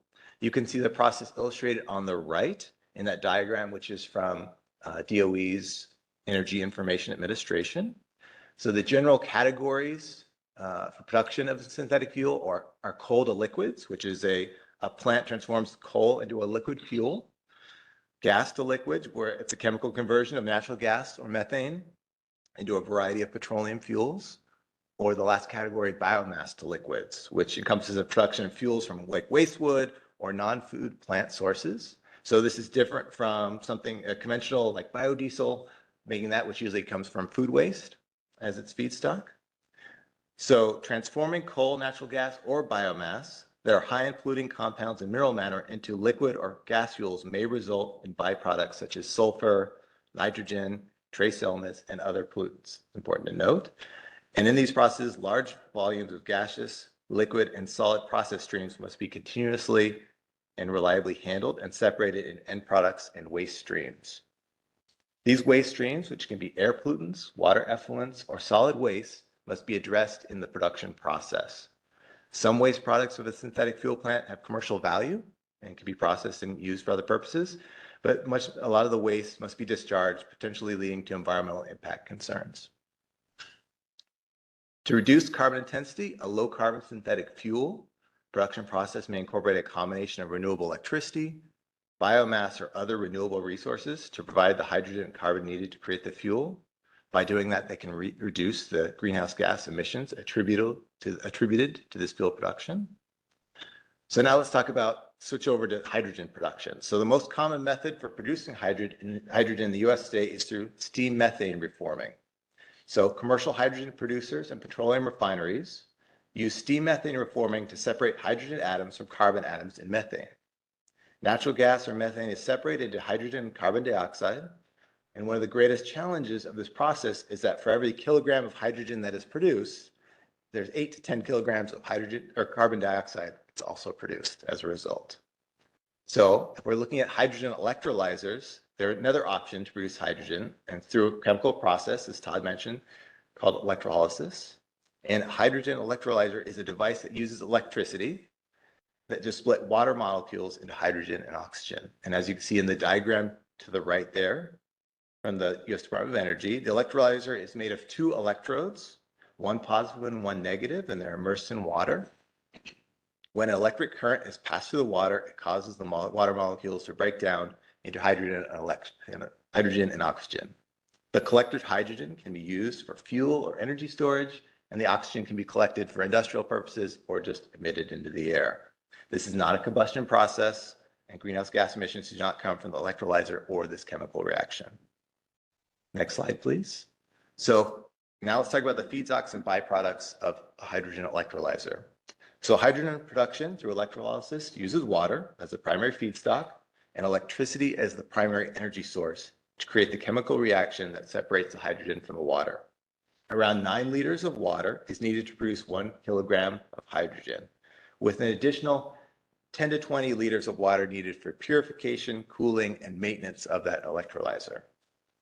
So 1 kilogram of hydrogen contains about the same amount of energy as a gallon of gasoline, to compare. So the cumulative 20 to 30 liters of water of consumption needed for electrolysis is comparable or even less than the 20 to 40 liters of water required for fossil fuel-based hydrogen production pathways. Electrolysis requires highly purified water as a feedstock, but that water does not need to come from freshwater sources. Given concerns in many areas of Oregon over the supply of fresh water and water rights, it's worth noting that electrolyzers can use seawater, industrial wastewater, or municipal wastewater as a resource. Although electrolysis itself does not produce any byproducts or emissions other than hydrogen and oxygen, the water used in the process should be tested and evaluated before it's injected back into waste streams, into local waterways. The resources used to produce electricity used by the electrolyzer determine the greenhouse gas emission footprint of the hydrogen production process. So if the electricity that the electrolyzer is using comes from hydropower, solar or wind power, it could result in 0 greenhouse gas emissions. Back to you, Todd. Okay, thank you, Michael. So before I get back into the kind of context of the statute and the timing, does anybody have any questions on the technologies for Michael? Okay, I mean, you can later on, if you want to, you can come back to this as well. Just a quick question. Yes, please.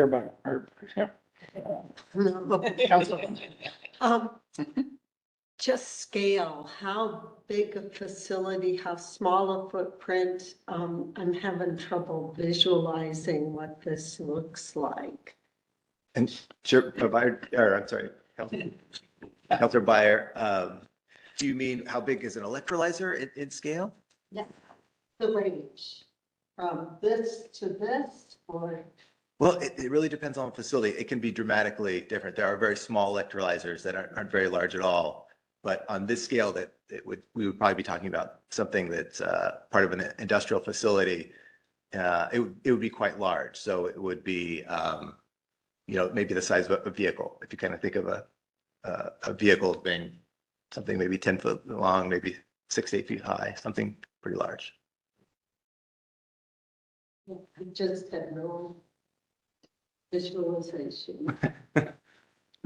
This is Kent. When you take coal, you burn that. That's putting it through a process to make the heat that boils water and makes the electricity or whatever. Same with natural gas, other fossil fuels. So this process is taking hydrogen and splitting it with electricity. Is that the crux of the comparison of whether this is a synthetic kind of process going on? Or am I off base there? Well, many things. So that's what we're trying to get to is sort of compare the two of them to see if one equates to the other or not. Yeah. And again, maybe I'll get into the kind of the context before I sort of start responding. So I think maybe my evaluation here might help answer that question. Okay. Or at least provide you the information to help you answer the question. Yeah. Okay. Good. I do have, sure. Thank you, Cindy Condon. Can you put, so 2 billion BTUs of heat a day is stated. How does that relate to hydrogen? To what we just heard about hydrogen? Where does the 2 billion, what's produced? What's the amount of energy that's produced? Yeah, that would be the equivalent. So we would basically say if you take all the hydrogen that was produced at the facility on a daily basis, and if you utilized it, would it be equal to or greater than 2 billion BTUs? And so if you know, the determination that an electrolyzer, a hydrogen electrolyzer is a synthetic fuel plant, okay, then somebody came in and said, we're only going to produce 1 billion BTUs equivalent, you know, a day, it still would not be your jurisdiction. It would have to be, you know, you would have to make this determination today that you believe a hydrogen electrolyzer is a synthetic fuel plant. And somebody came in and said, okay, we want to create this industrial facility. You know, our answer would be, well, the council made the determination that it is a synthetic fuel plant. However, you have to show us that you're producing, you know, equal to or greater than 2 billion, you know, BTUs per day equivalent. And the use of the hydrogen would have to exclusively be for fuel, not for, say, fertilizer or some other use. Okay, I don't think, and I'm wading deep into things I don't know, but you had mentioned that, so there's 1 gallon of gas. You'd made that comparison, 1 gallon of gas and hydrogen. So is 2 billion BTUs a day of hydrogen like a really large plant? I just don't know relatively what we're talking about. Is it a really large plant that is, or is it a small one as a small, relatively small electrolyzer that is putting out 2 billion BTUs, or that could? I just don't know anything about electrolyzers.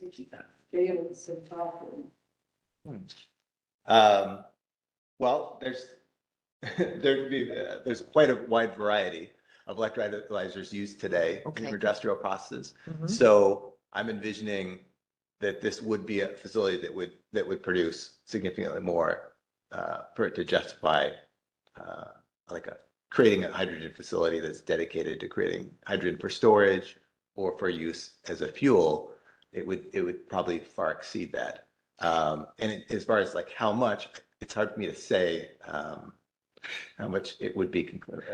I think I'm getting trapped in my facility, my idea of what a facility is. And so would a hydrogen facility with using an electrolysis process or electrolyzer be as big as a coal plant producing electricity? It could be. Okay. Okay, more to be revealed, I guess. Right. Thank you. Mr. Chairman. Councilor Devlin? Mr. Chairman, being a little bit familiar with this technology, but by no means any more than a little bit familiar, most of the environmental advocates that are pushing for hydrogen, talking about this process, which has literally no green gas, no emissions that are going to be problematic in the future. I mean, it's not only advocated for like smaller vehicles, but it's perhaps advocated by some, it's perhaps the only way that you could have larger vehicles transporting on things other than fossil fuels. Oddly enough, what they do is they convert hydrogen back into electricity to run, you know, electric motors in the vehicle. But it's far more practical than using electricity directly because of the amount of battery storage you would need in larger vehicles. But I think it has a really broad potential use. There are a lot of questions about it.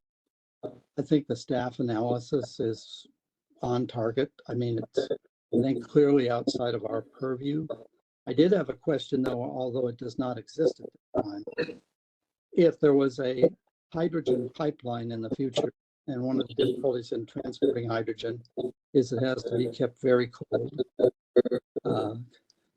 Would that be under our purview?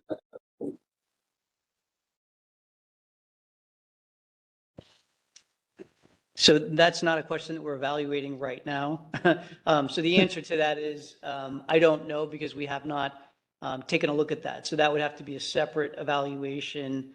So this is really just looking at the sort of the plant that converts, water and electricity to hydrogen and whether that's a synthetic fuel plant. So we've not evaluated the pipeline question. Okay. But I think clearly by your presentation, it doesn't fall under our definition of a facility under our jurisdiction. No, okay. Okay. You're back okay. on. All right. So getting back, so again, we wanted to kind of provide, what the threshold is, what we can answer, what we can't answer. You get the technology, and I'm kind of looping back now to that sort of question, which then puts us into the context. So we looked at the text, that didn't give us the answer. Now we're looking at the context. So again, does a hydrogen electrolyzer constitute a synthetic fuel plant? So it helps to go back to when that was just put into the statute. And what were the thoughts at that time? What was the legislature thinking? What was the understanding of these, respective technologies at that time? And so one of the ways to look at that is just definitions. So it would be nice that if, the legislature, every time they put some word in the statute, they would include a definition. That clearly doesn't happen, and it didn't happen here. So we don't have any definition in statute to provide that value for us. So it is worthwhile, and the courts look at this all the time. You can go back to what the plain sort of more standard dictionary definitions were at the time. So looking at the 1984 Webster's 2 New Riverside University Dictionary definition of syn fuel. And so this was relative to the time that this was put in. It says a liquid, gaseous, or solid hydrocarbon fuel derived from naturally occurring fossil fuels as coal, shale, or tar sand. And then similarly, the Oxford English Dictionary, which is now online, the word syn fuel first appeared in there in 1976, and when this was put in statute, it was exactly the same. It said any fuel made from coal, oil, shale, or the like, as a substitute for a petroleum product. So looking, at these, the definitions really both related to fossil fuels. So that was the sort of the context of those standard definitions, at the time. Next slide, please. So then going to the legislative record, and there's a pretty significant legislative record. So it was House Bill 2260 in 1981 that added the synthetic fuel plant to the definition of an energy facility. And included on that House bill record were the Oregon Department of Energy's director at the time. There was a representative from the Oregon Environmental Council, as well as the House legislative staff. And that information is more detailed in the staff report, but all of the language that was provided on the record, again, was related to the possible environmental impacts and harmful byproducts of a synthetic fuel plant to determine why it needed to be added to FSEC's jurisdiction.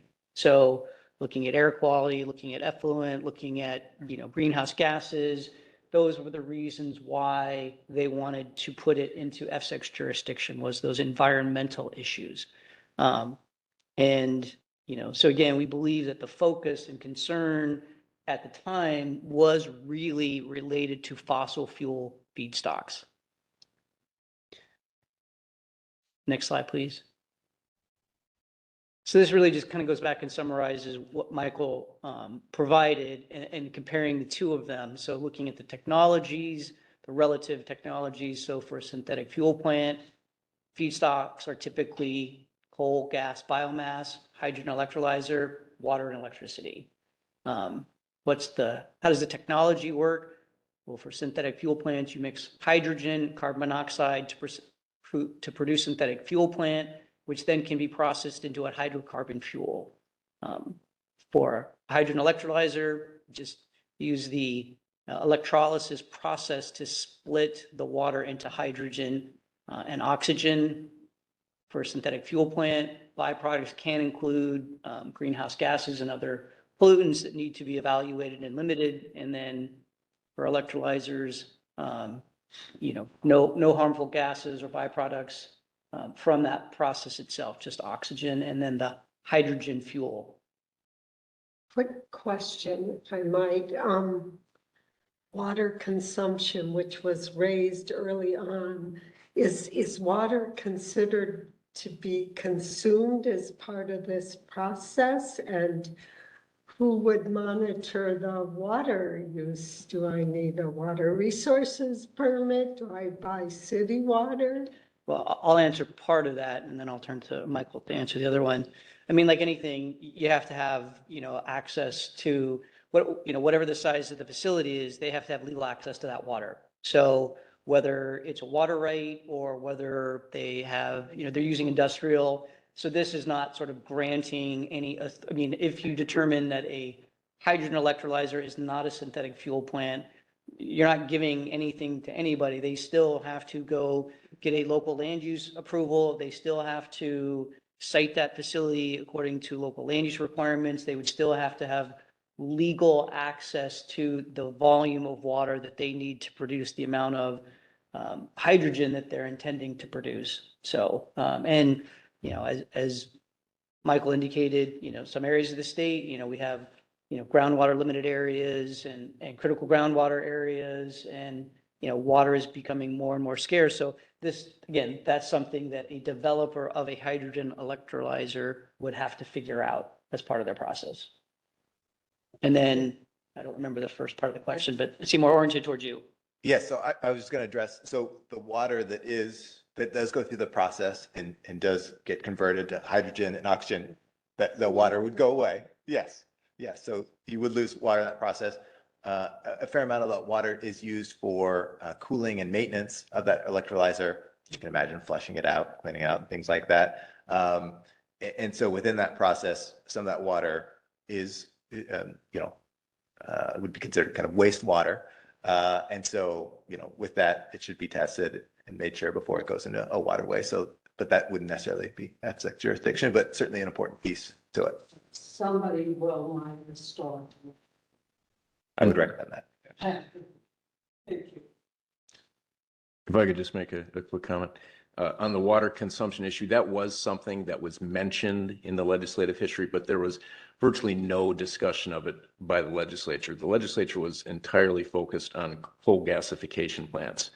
That was all the testimony, if you look at it, talks about coal gasification, and that's why we want to put it, as Todd mentioned, in APSEC jurisdiction. The other thing that I want to mention, and it's on this slide, and Todd mentioned it earlier, is we're not discussing today whether or not council has jurisdiction over the facility that produces the electricity that the electrolyzer would use. We're just talking about the electrolyzer itself. So if the electricity that an electrolyzer uses is produced by a facility that meets the thresholds for your jurisdiction, you would have jurisdiction over that facility. Yeah, thank you, Patrick. Yeah, and that's why I emphasized at the very beginning, by themselves. So a hydrogen electrolyzer by themselves, not necessarily, taking that hydrogen and producing electricity or other elements or other components, just the hydrogen electrolyzer plant. That's the only thing that's under, that we're asking you to review today. Councilor Grill. For the record, this is Marcy Grill.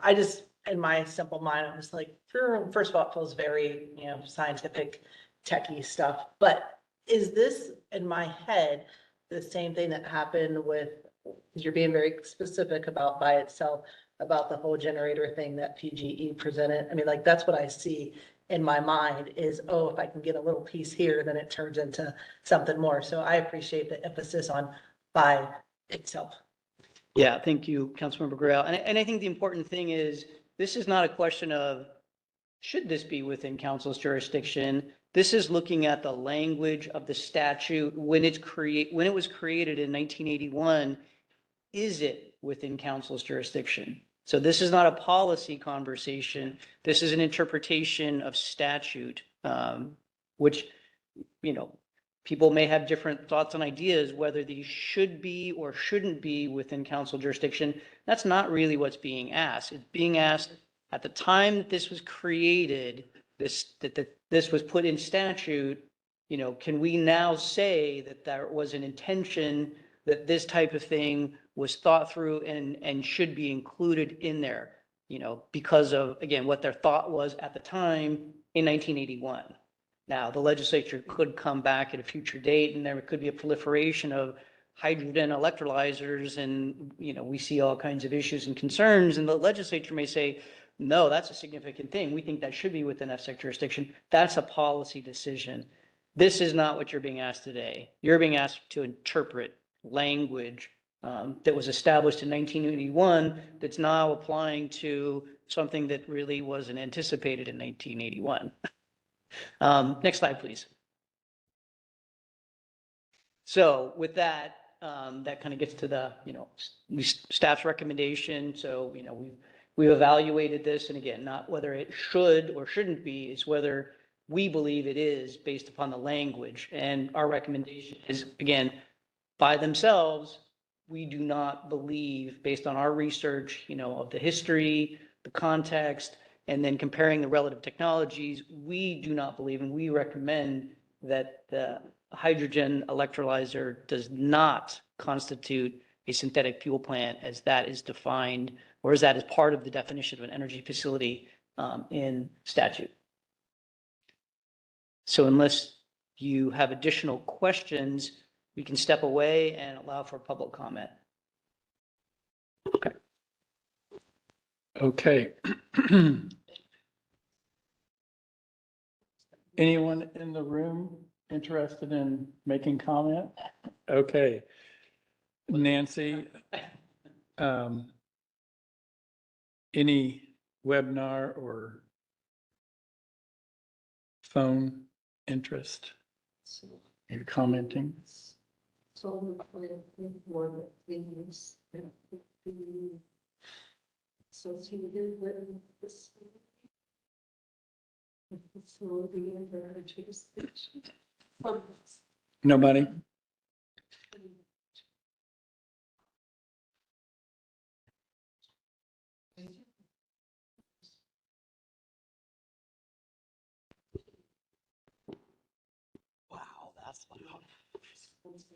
All right, I do not see any hands raised at this time, but let me go ahead and remind everybody online how you would make a comment if you wanted to do so.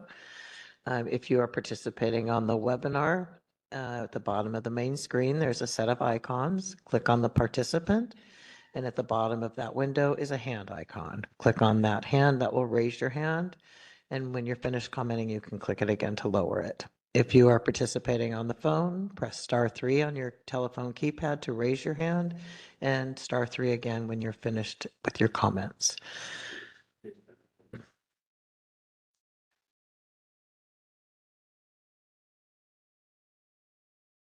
There are no hands raised at this time. Okay. I think we could close the public comment. And next slide, please. Back to. So getting back to the, you know, what your options are. Option one is, as I just articulated in our recommendation. Option two would be the same as option one, but with some additional thought or context or evaluation that council wanted to include on the record. And then the third option would be that you actually do believe that a hydrogen facility by itself does constitute a synthetic fuel plant as that's defined or included in the definition of energy facility, and then you would need to provide, you know, your reasoning and justification for that. Okay. Any discussion? Councilor Condon? Thank you, Cindy Condon. I just want to be clear, this kind of comes from my background a little bit. This council would have no jurisdiction over a petroleum refinery. Correct. Well, I- I don't want to say correct. I would say I would have to go look at the rule or the statute to see if a petroleum refinery would fall within, the definition of an energy facility. So I'm not sure of that. Okay. The practical kind of reality is, there's no petroleum refineries in Oregon. So all of our petroleum comes in from out of state. Not your question, but. Yeah, well, and the reason I asked the question is a petroleum refinery creates the product. That this is doing the same. It doesn't produce electricity. We don't know what the hydrogen is going to be used for or the oxygen. And so in my mind, I struggled with this actually, but in my mind, it came down to that we don't have jurisdiction, or I don't believe we have jurisdiction over a petroleum or would have jurisdiction over a petroleum refinery for the production of fossil fuels. So I view it similar to that. Thank you. Any other comments or questions? Do we have a motion? Councilor Grail. Thank you. For the record, this is Marcy Grail. Mr. Chair, I move that the council determine a hydrogen electrolyzer by itself does not constitute an energy facility as described in ORS 469-311-AF for the reasons presented and recommended by staff. Do we have a second? Second. Thank you, Councilor Devlin. So we've got a motion and a second.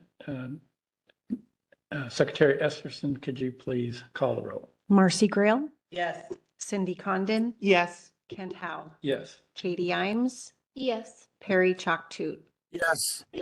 Ann Byer, Yes. Richard Devlin. Yes. Motion carries, Mr. Chair. Thank you. That was very interesting.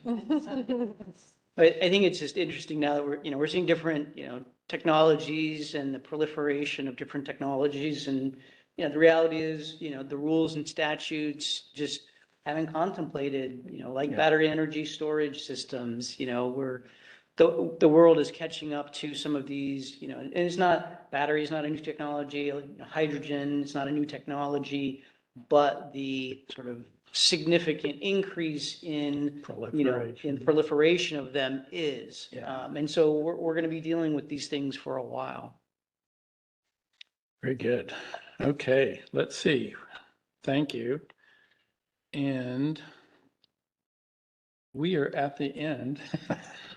So any comments for the good of order? Oh, wait. Yes, we got to go back to the letter from It's the extension, comment period extension Fuji request by yes, Ms. Krager. Requesting the extension. And everybody's had a chance now to read her letter. And do we need any discussion of that? Wait. Anybody have a question or comment after reading it? Yes, Councilor Byer. Excuse me. Allergies. I'm not contagious. Just want to acknowledge the request and understand that there's never enough time to comment, but that the comment period that the department offered, according to our council, was 45 days as opposed to the minimal 21. So I suggest that the department has offered a robust comment period and would suggest that we continue with this process as staff has proposed. Okay, that's a motion? It's a statement, but it could be a motion. Yeah, that's what I'm thinking. Further I just had a question. discussion? Yeah. Is the mapping tool that the staff uses is available on the website and is public to use? Is that correct? Secretary Cornett.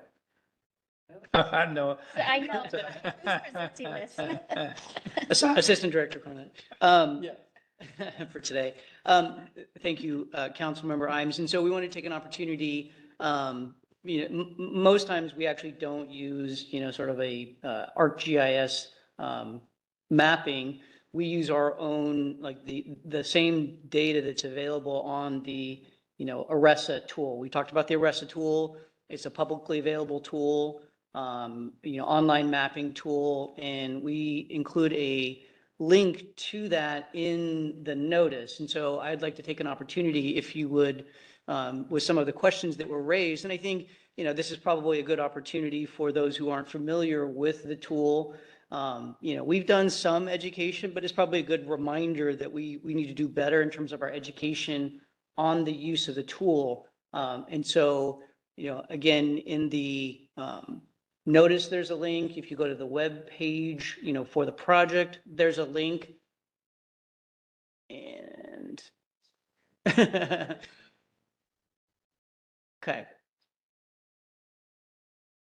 All right. So and this will look a little differently. So if you go into just here, I'm gonna actually go out a little bit. Sorry, this is all a little bit on delay. All right. Yeah, everything is a little weirdly on delay here, so. All right. Well, I'm just gonna go out this way.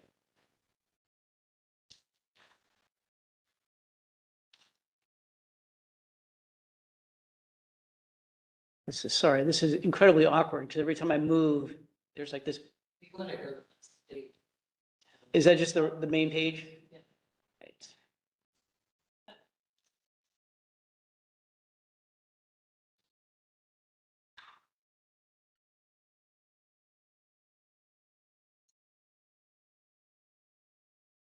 Yeah, I don't know why there's such a delay on this thing.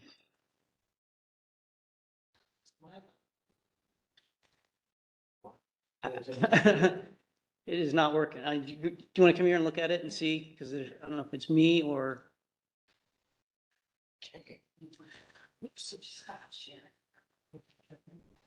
Well, we should click that. Oh, maybe that's the problem. Stop.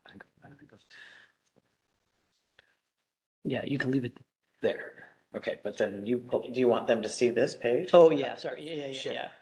Okay.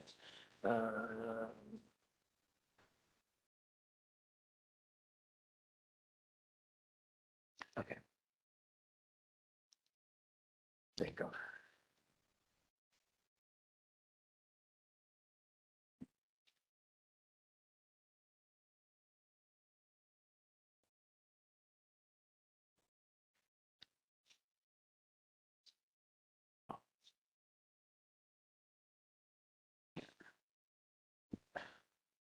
Sorry, give me a second. This will be easier just to kind of go out to the main landing page of the state. Okay, so this is where I wanted to start from. All right, so this is if you go to the Oregon Department of Energy's main web page, and you see over on the right-hand side where it says here, Oregon Renewable Energy Siting Assessment Tool.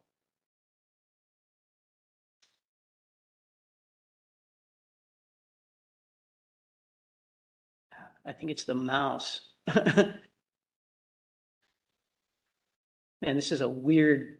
Where is it? Geez, it's really being weird, isn't it? Yeah. Glitching and jumping all over the place. Okay, I don't know. Let's do it. Let's touch it. Yeah, that might be the easier way. I'll do it that way. Okay. All right, so then if you go on there and you see the RESA icon,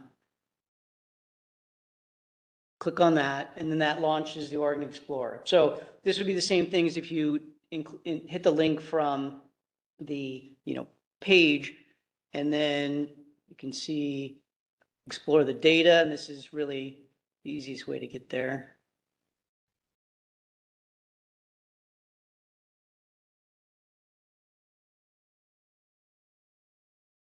Okay, so then this brings it up in terms of just exploring the information. And let's see, it's still got this weird.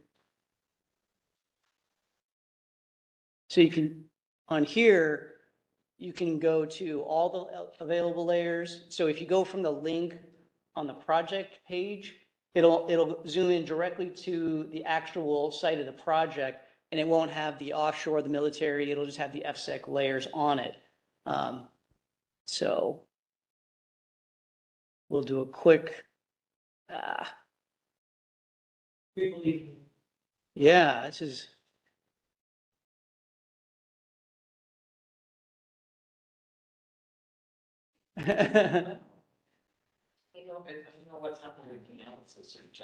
Just me.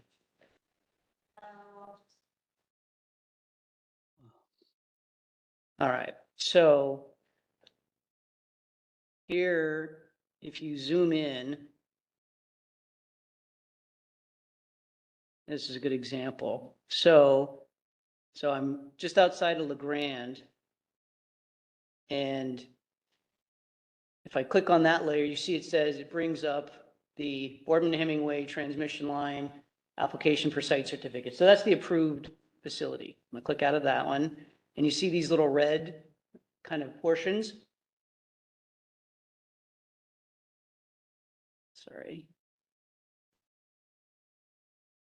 And that shows you RFA2. So now I'm going to zoom into those a little bit more.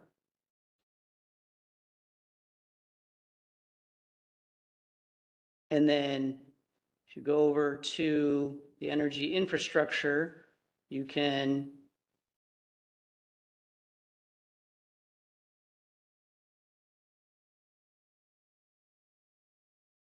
change the opaqueness. So you can see how now that changes. You can also change whether you want to see aerial photography or, or topography. Now I'm going to go back to this drop-down layer, which then creates all available layers, or it lists all available layers.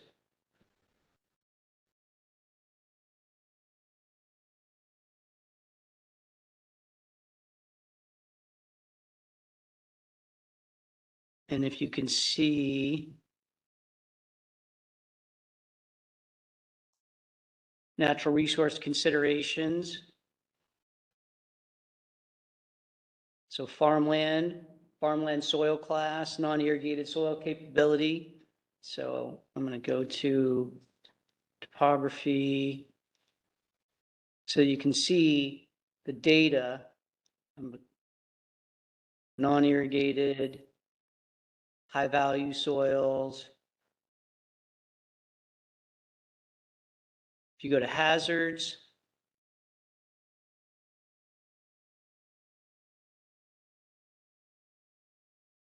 bring up.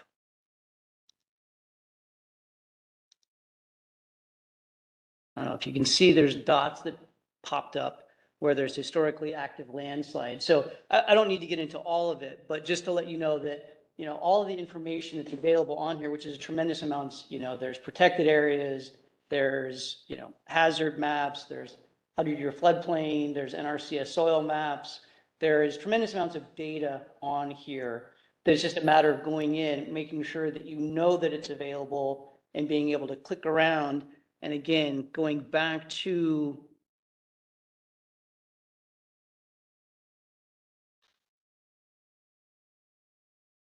the FSEC facilities, you actually can see, with pretty granular detail, the location of what was approved and then what's under consideration under request for amendment number 2.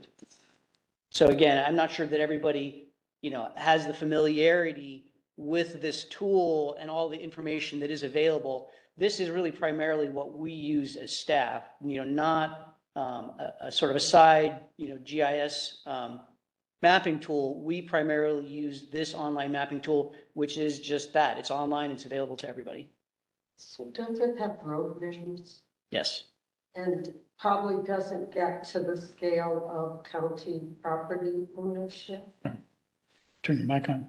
Oh, excuse me. I'm thinking out loud again. So,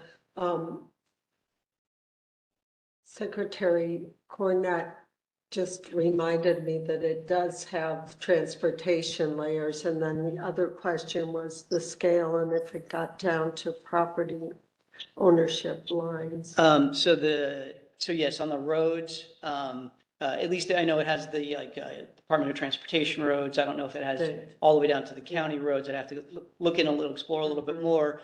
The Department of Revenue is working on a tax lot layer. Okay. That's not available to anybody right now. No. So that's something that we want to get on here, that we want to have available to everybody, ourselves included, because we would find it quite valuable, but that doesn't exist outside of county by county has their own mapping, sort of tax lot layers.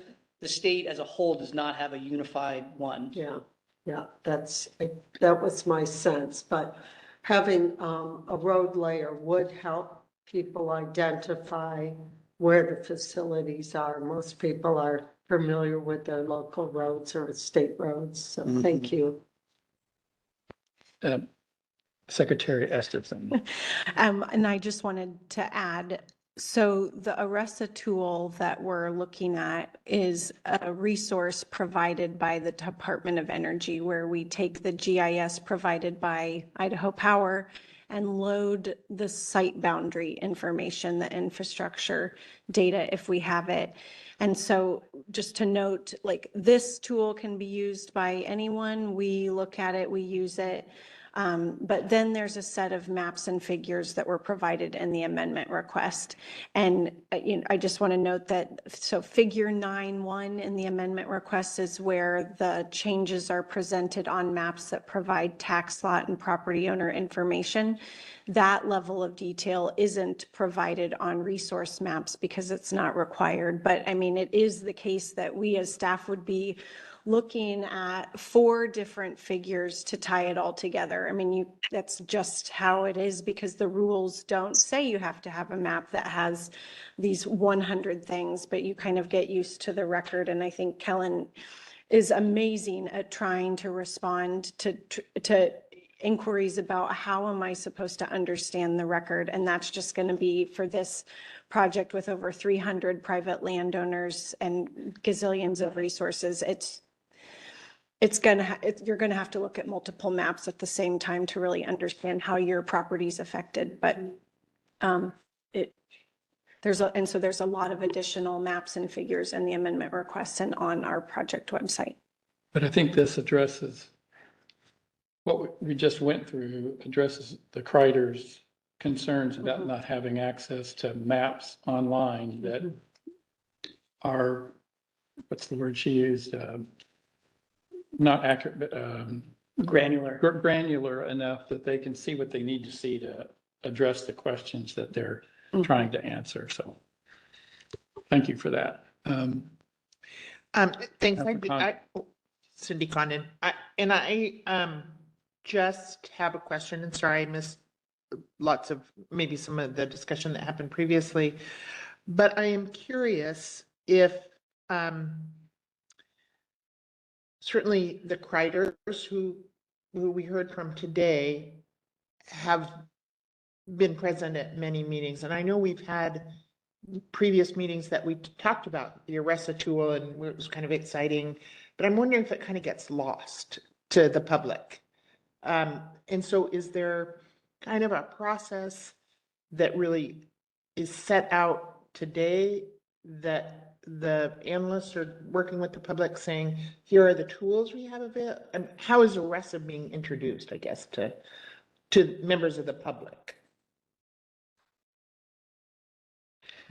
I'll take the question. I think, once the ARESA tool was created, there was some education and outreach, but I think it's been a while since we've done that. And so, Amrit Carr, our new operations and analyst, who's largely doing process improvement, I literally just had a conversation with her in the last couple of days saying, maybe we should do, some type of, YouTube video, to better explain how the tool works. So, I mean, I think we can get, sort of forget that, this isn't, something that people use all the time and they should automatically know how to do it, which is why I wanted to bring it up here today, because I think clearly people don't know, don't understand, the level of, sophistication and the amount of layers that are in here and the things that you can do with it. And, definitely we have much more work to do on creating that education. So, we put the link in the notice and I think that's valuable, but there should be, and we recognize that there should be a link to the map, but also probably a link to how to use that, better education, better opportunities, because it is a very sophisticated tool. It has a lot of opportunities. That was the whole, well, it was the military that paid for us, for this, and they wanted it for the purpose of being, making sure people knew that there were, important military assets that could be nearby that needed to be evaluated. But we leveraged it for the purpose of getting this kind of data out there. And so we do have a need to do better education. Right, and the reason I asked the question is when I heard Kreider speak and read the letter, that I knew the Arresta tool was out there. And so do they not have access to it? And I knew it was public on the, and how that really played out for the public. So I think it would be good to pursue a tutorial of some kind. Yeah, and we think we need to come back also and have this on a council agenda item and just walk through, some different sort of scenarios and how to utilize the data. Because I mean, I think it's helpful for you as council members to be able to go on here and, and find information and do some kind of, work and analysis on your own, because it's available to you as well. Yeah. I will say I have been out to it and it is somewhat daunting. I mean, yeah, if you're not used to working with it. Yeah, I mean, the value is it has a lot. The problem is it has a lot. It's just, I mean, the same thing, that creates difficulties is it can be overwhelming because there's a lot of information in here and it does take a little while. And if you don't have a background, with GIS or mapping, it's some of it's pretty intuitive, but some of it's not. And I think some help that's on our responsibility to kind of help bridge the gap for people. Just a quick. Yes, Councilor Byer. I think it's a great resource, and just even the topographic maps, because so often you can't get a sense of where this place is. But the education piece will be just critical. And having gone to the public information meeting in Dufur, that's probably not the right time and place to introduce the tool because it's too early. But then you don't want to wait until, it's too late, because then people aren't aware of the tool. So an online tool that's fun and not daunting is probably the way to go. But I know I appreciate sort of sitting and watching somebody manipulate the tool. So different people learn differently, and it will take some exploration, but it's a wonderful tool. And if we can maximize the use of it, I think it will alleviate some of the public frustration. So thank you. Okay, 3:00, Council Lowe. Do we need to make a motion to address? Okay, I need a motion. Who wants to move? We heard one earlier that would work. Councilor Byer. This is Councilor Byer. I move that we do not allow an extension of the 45-day comment period for the B2H Amendment 2 project, and retain the 45-day comment period that ends on May 30th, 2024. My comment on that is that I appreciate the time that it takes to review these, but that council has already, or the department has already granted the 45-day period instead of the minimum 21-day period. So, Do I have a second? Vice Chair Condon. Thank you, Cindy Condon. For the record, I second that motion. And then I'd like to discuss for a moment. We've got okay, discussion. So I just want to be clear. So the 30th is the last day of the 45-day period, right? And so if there was some concern still about the need for an extension, could the party then bring it forward on the 30th and ask for an extension? For instance, if the tool that we've just been talking about that should be so helpful wasn't operating, I mean, that might be something to consider. So there is another bite at the apple. So that's all I have to say. Okay. We've got a motion and second. Secretary Esterson, could you please call the roll? Cindy Condon, Yes. Katie Imes, Yes. Ann Byer, yes. Richard Devlin, Yes. Perry Chalktoot, Yes. and Ken Howe. Yes. Motion carries, Mr. Chair. Okay, I believe that completes today's meeting. Is there anything for the good of the order, as a last minute thing to say?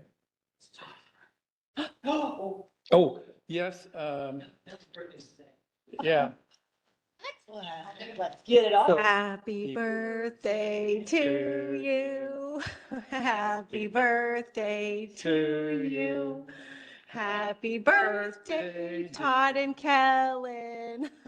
Happy birthday to you. Woo! Yeah. Speech. No. Yeah. Okay, with that, the time is now 3:04 and the April 19th, 2024 meeting of the Energy Facility Siting Council is now adjourned. Well done, well done.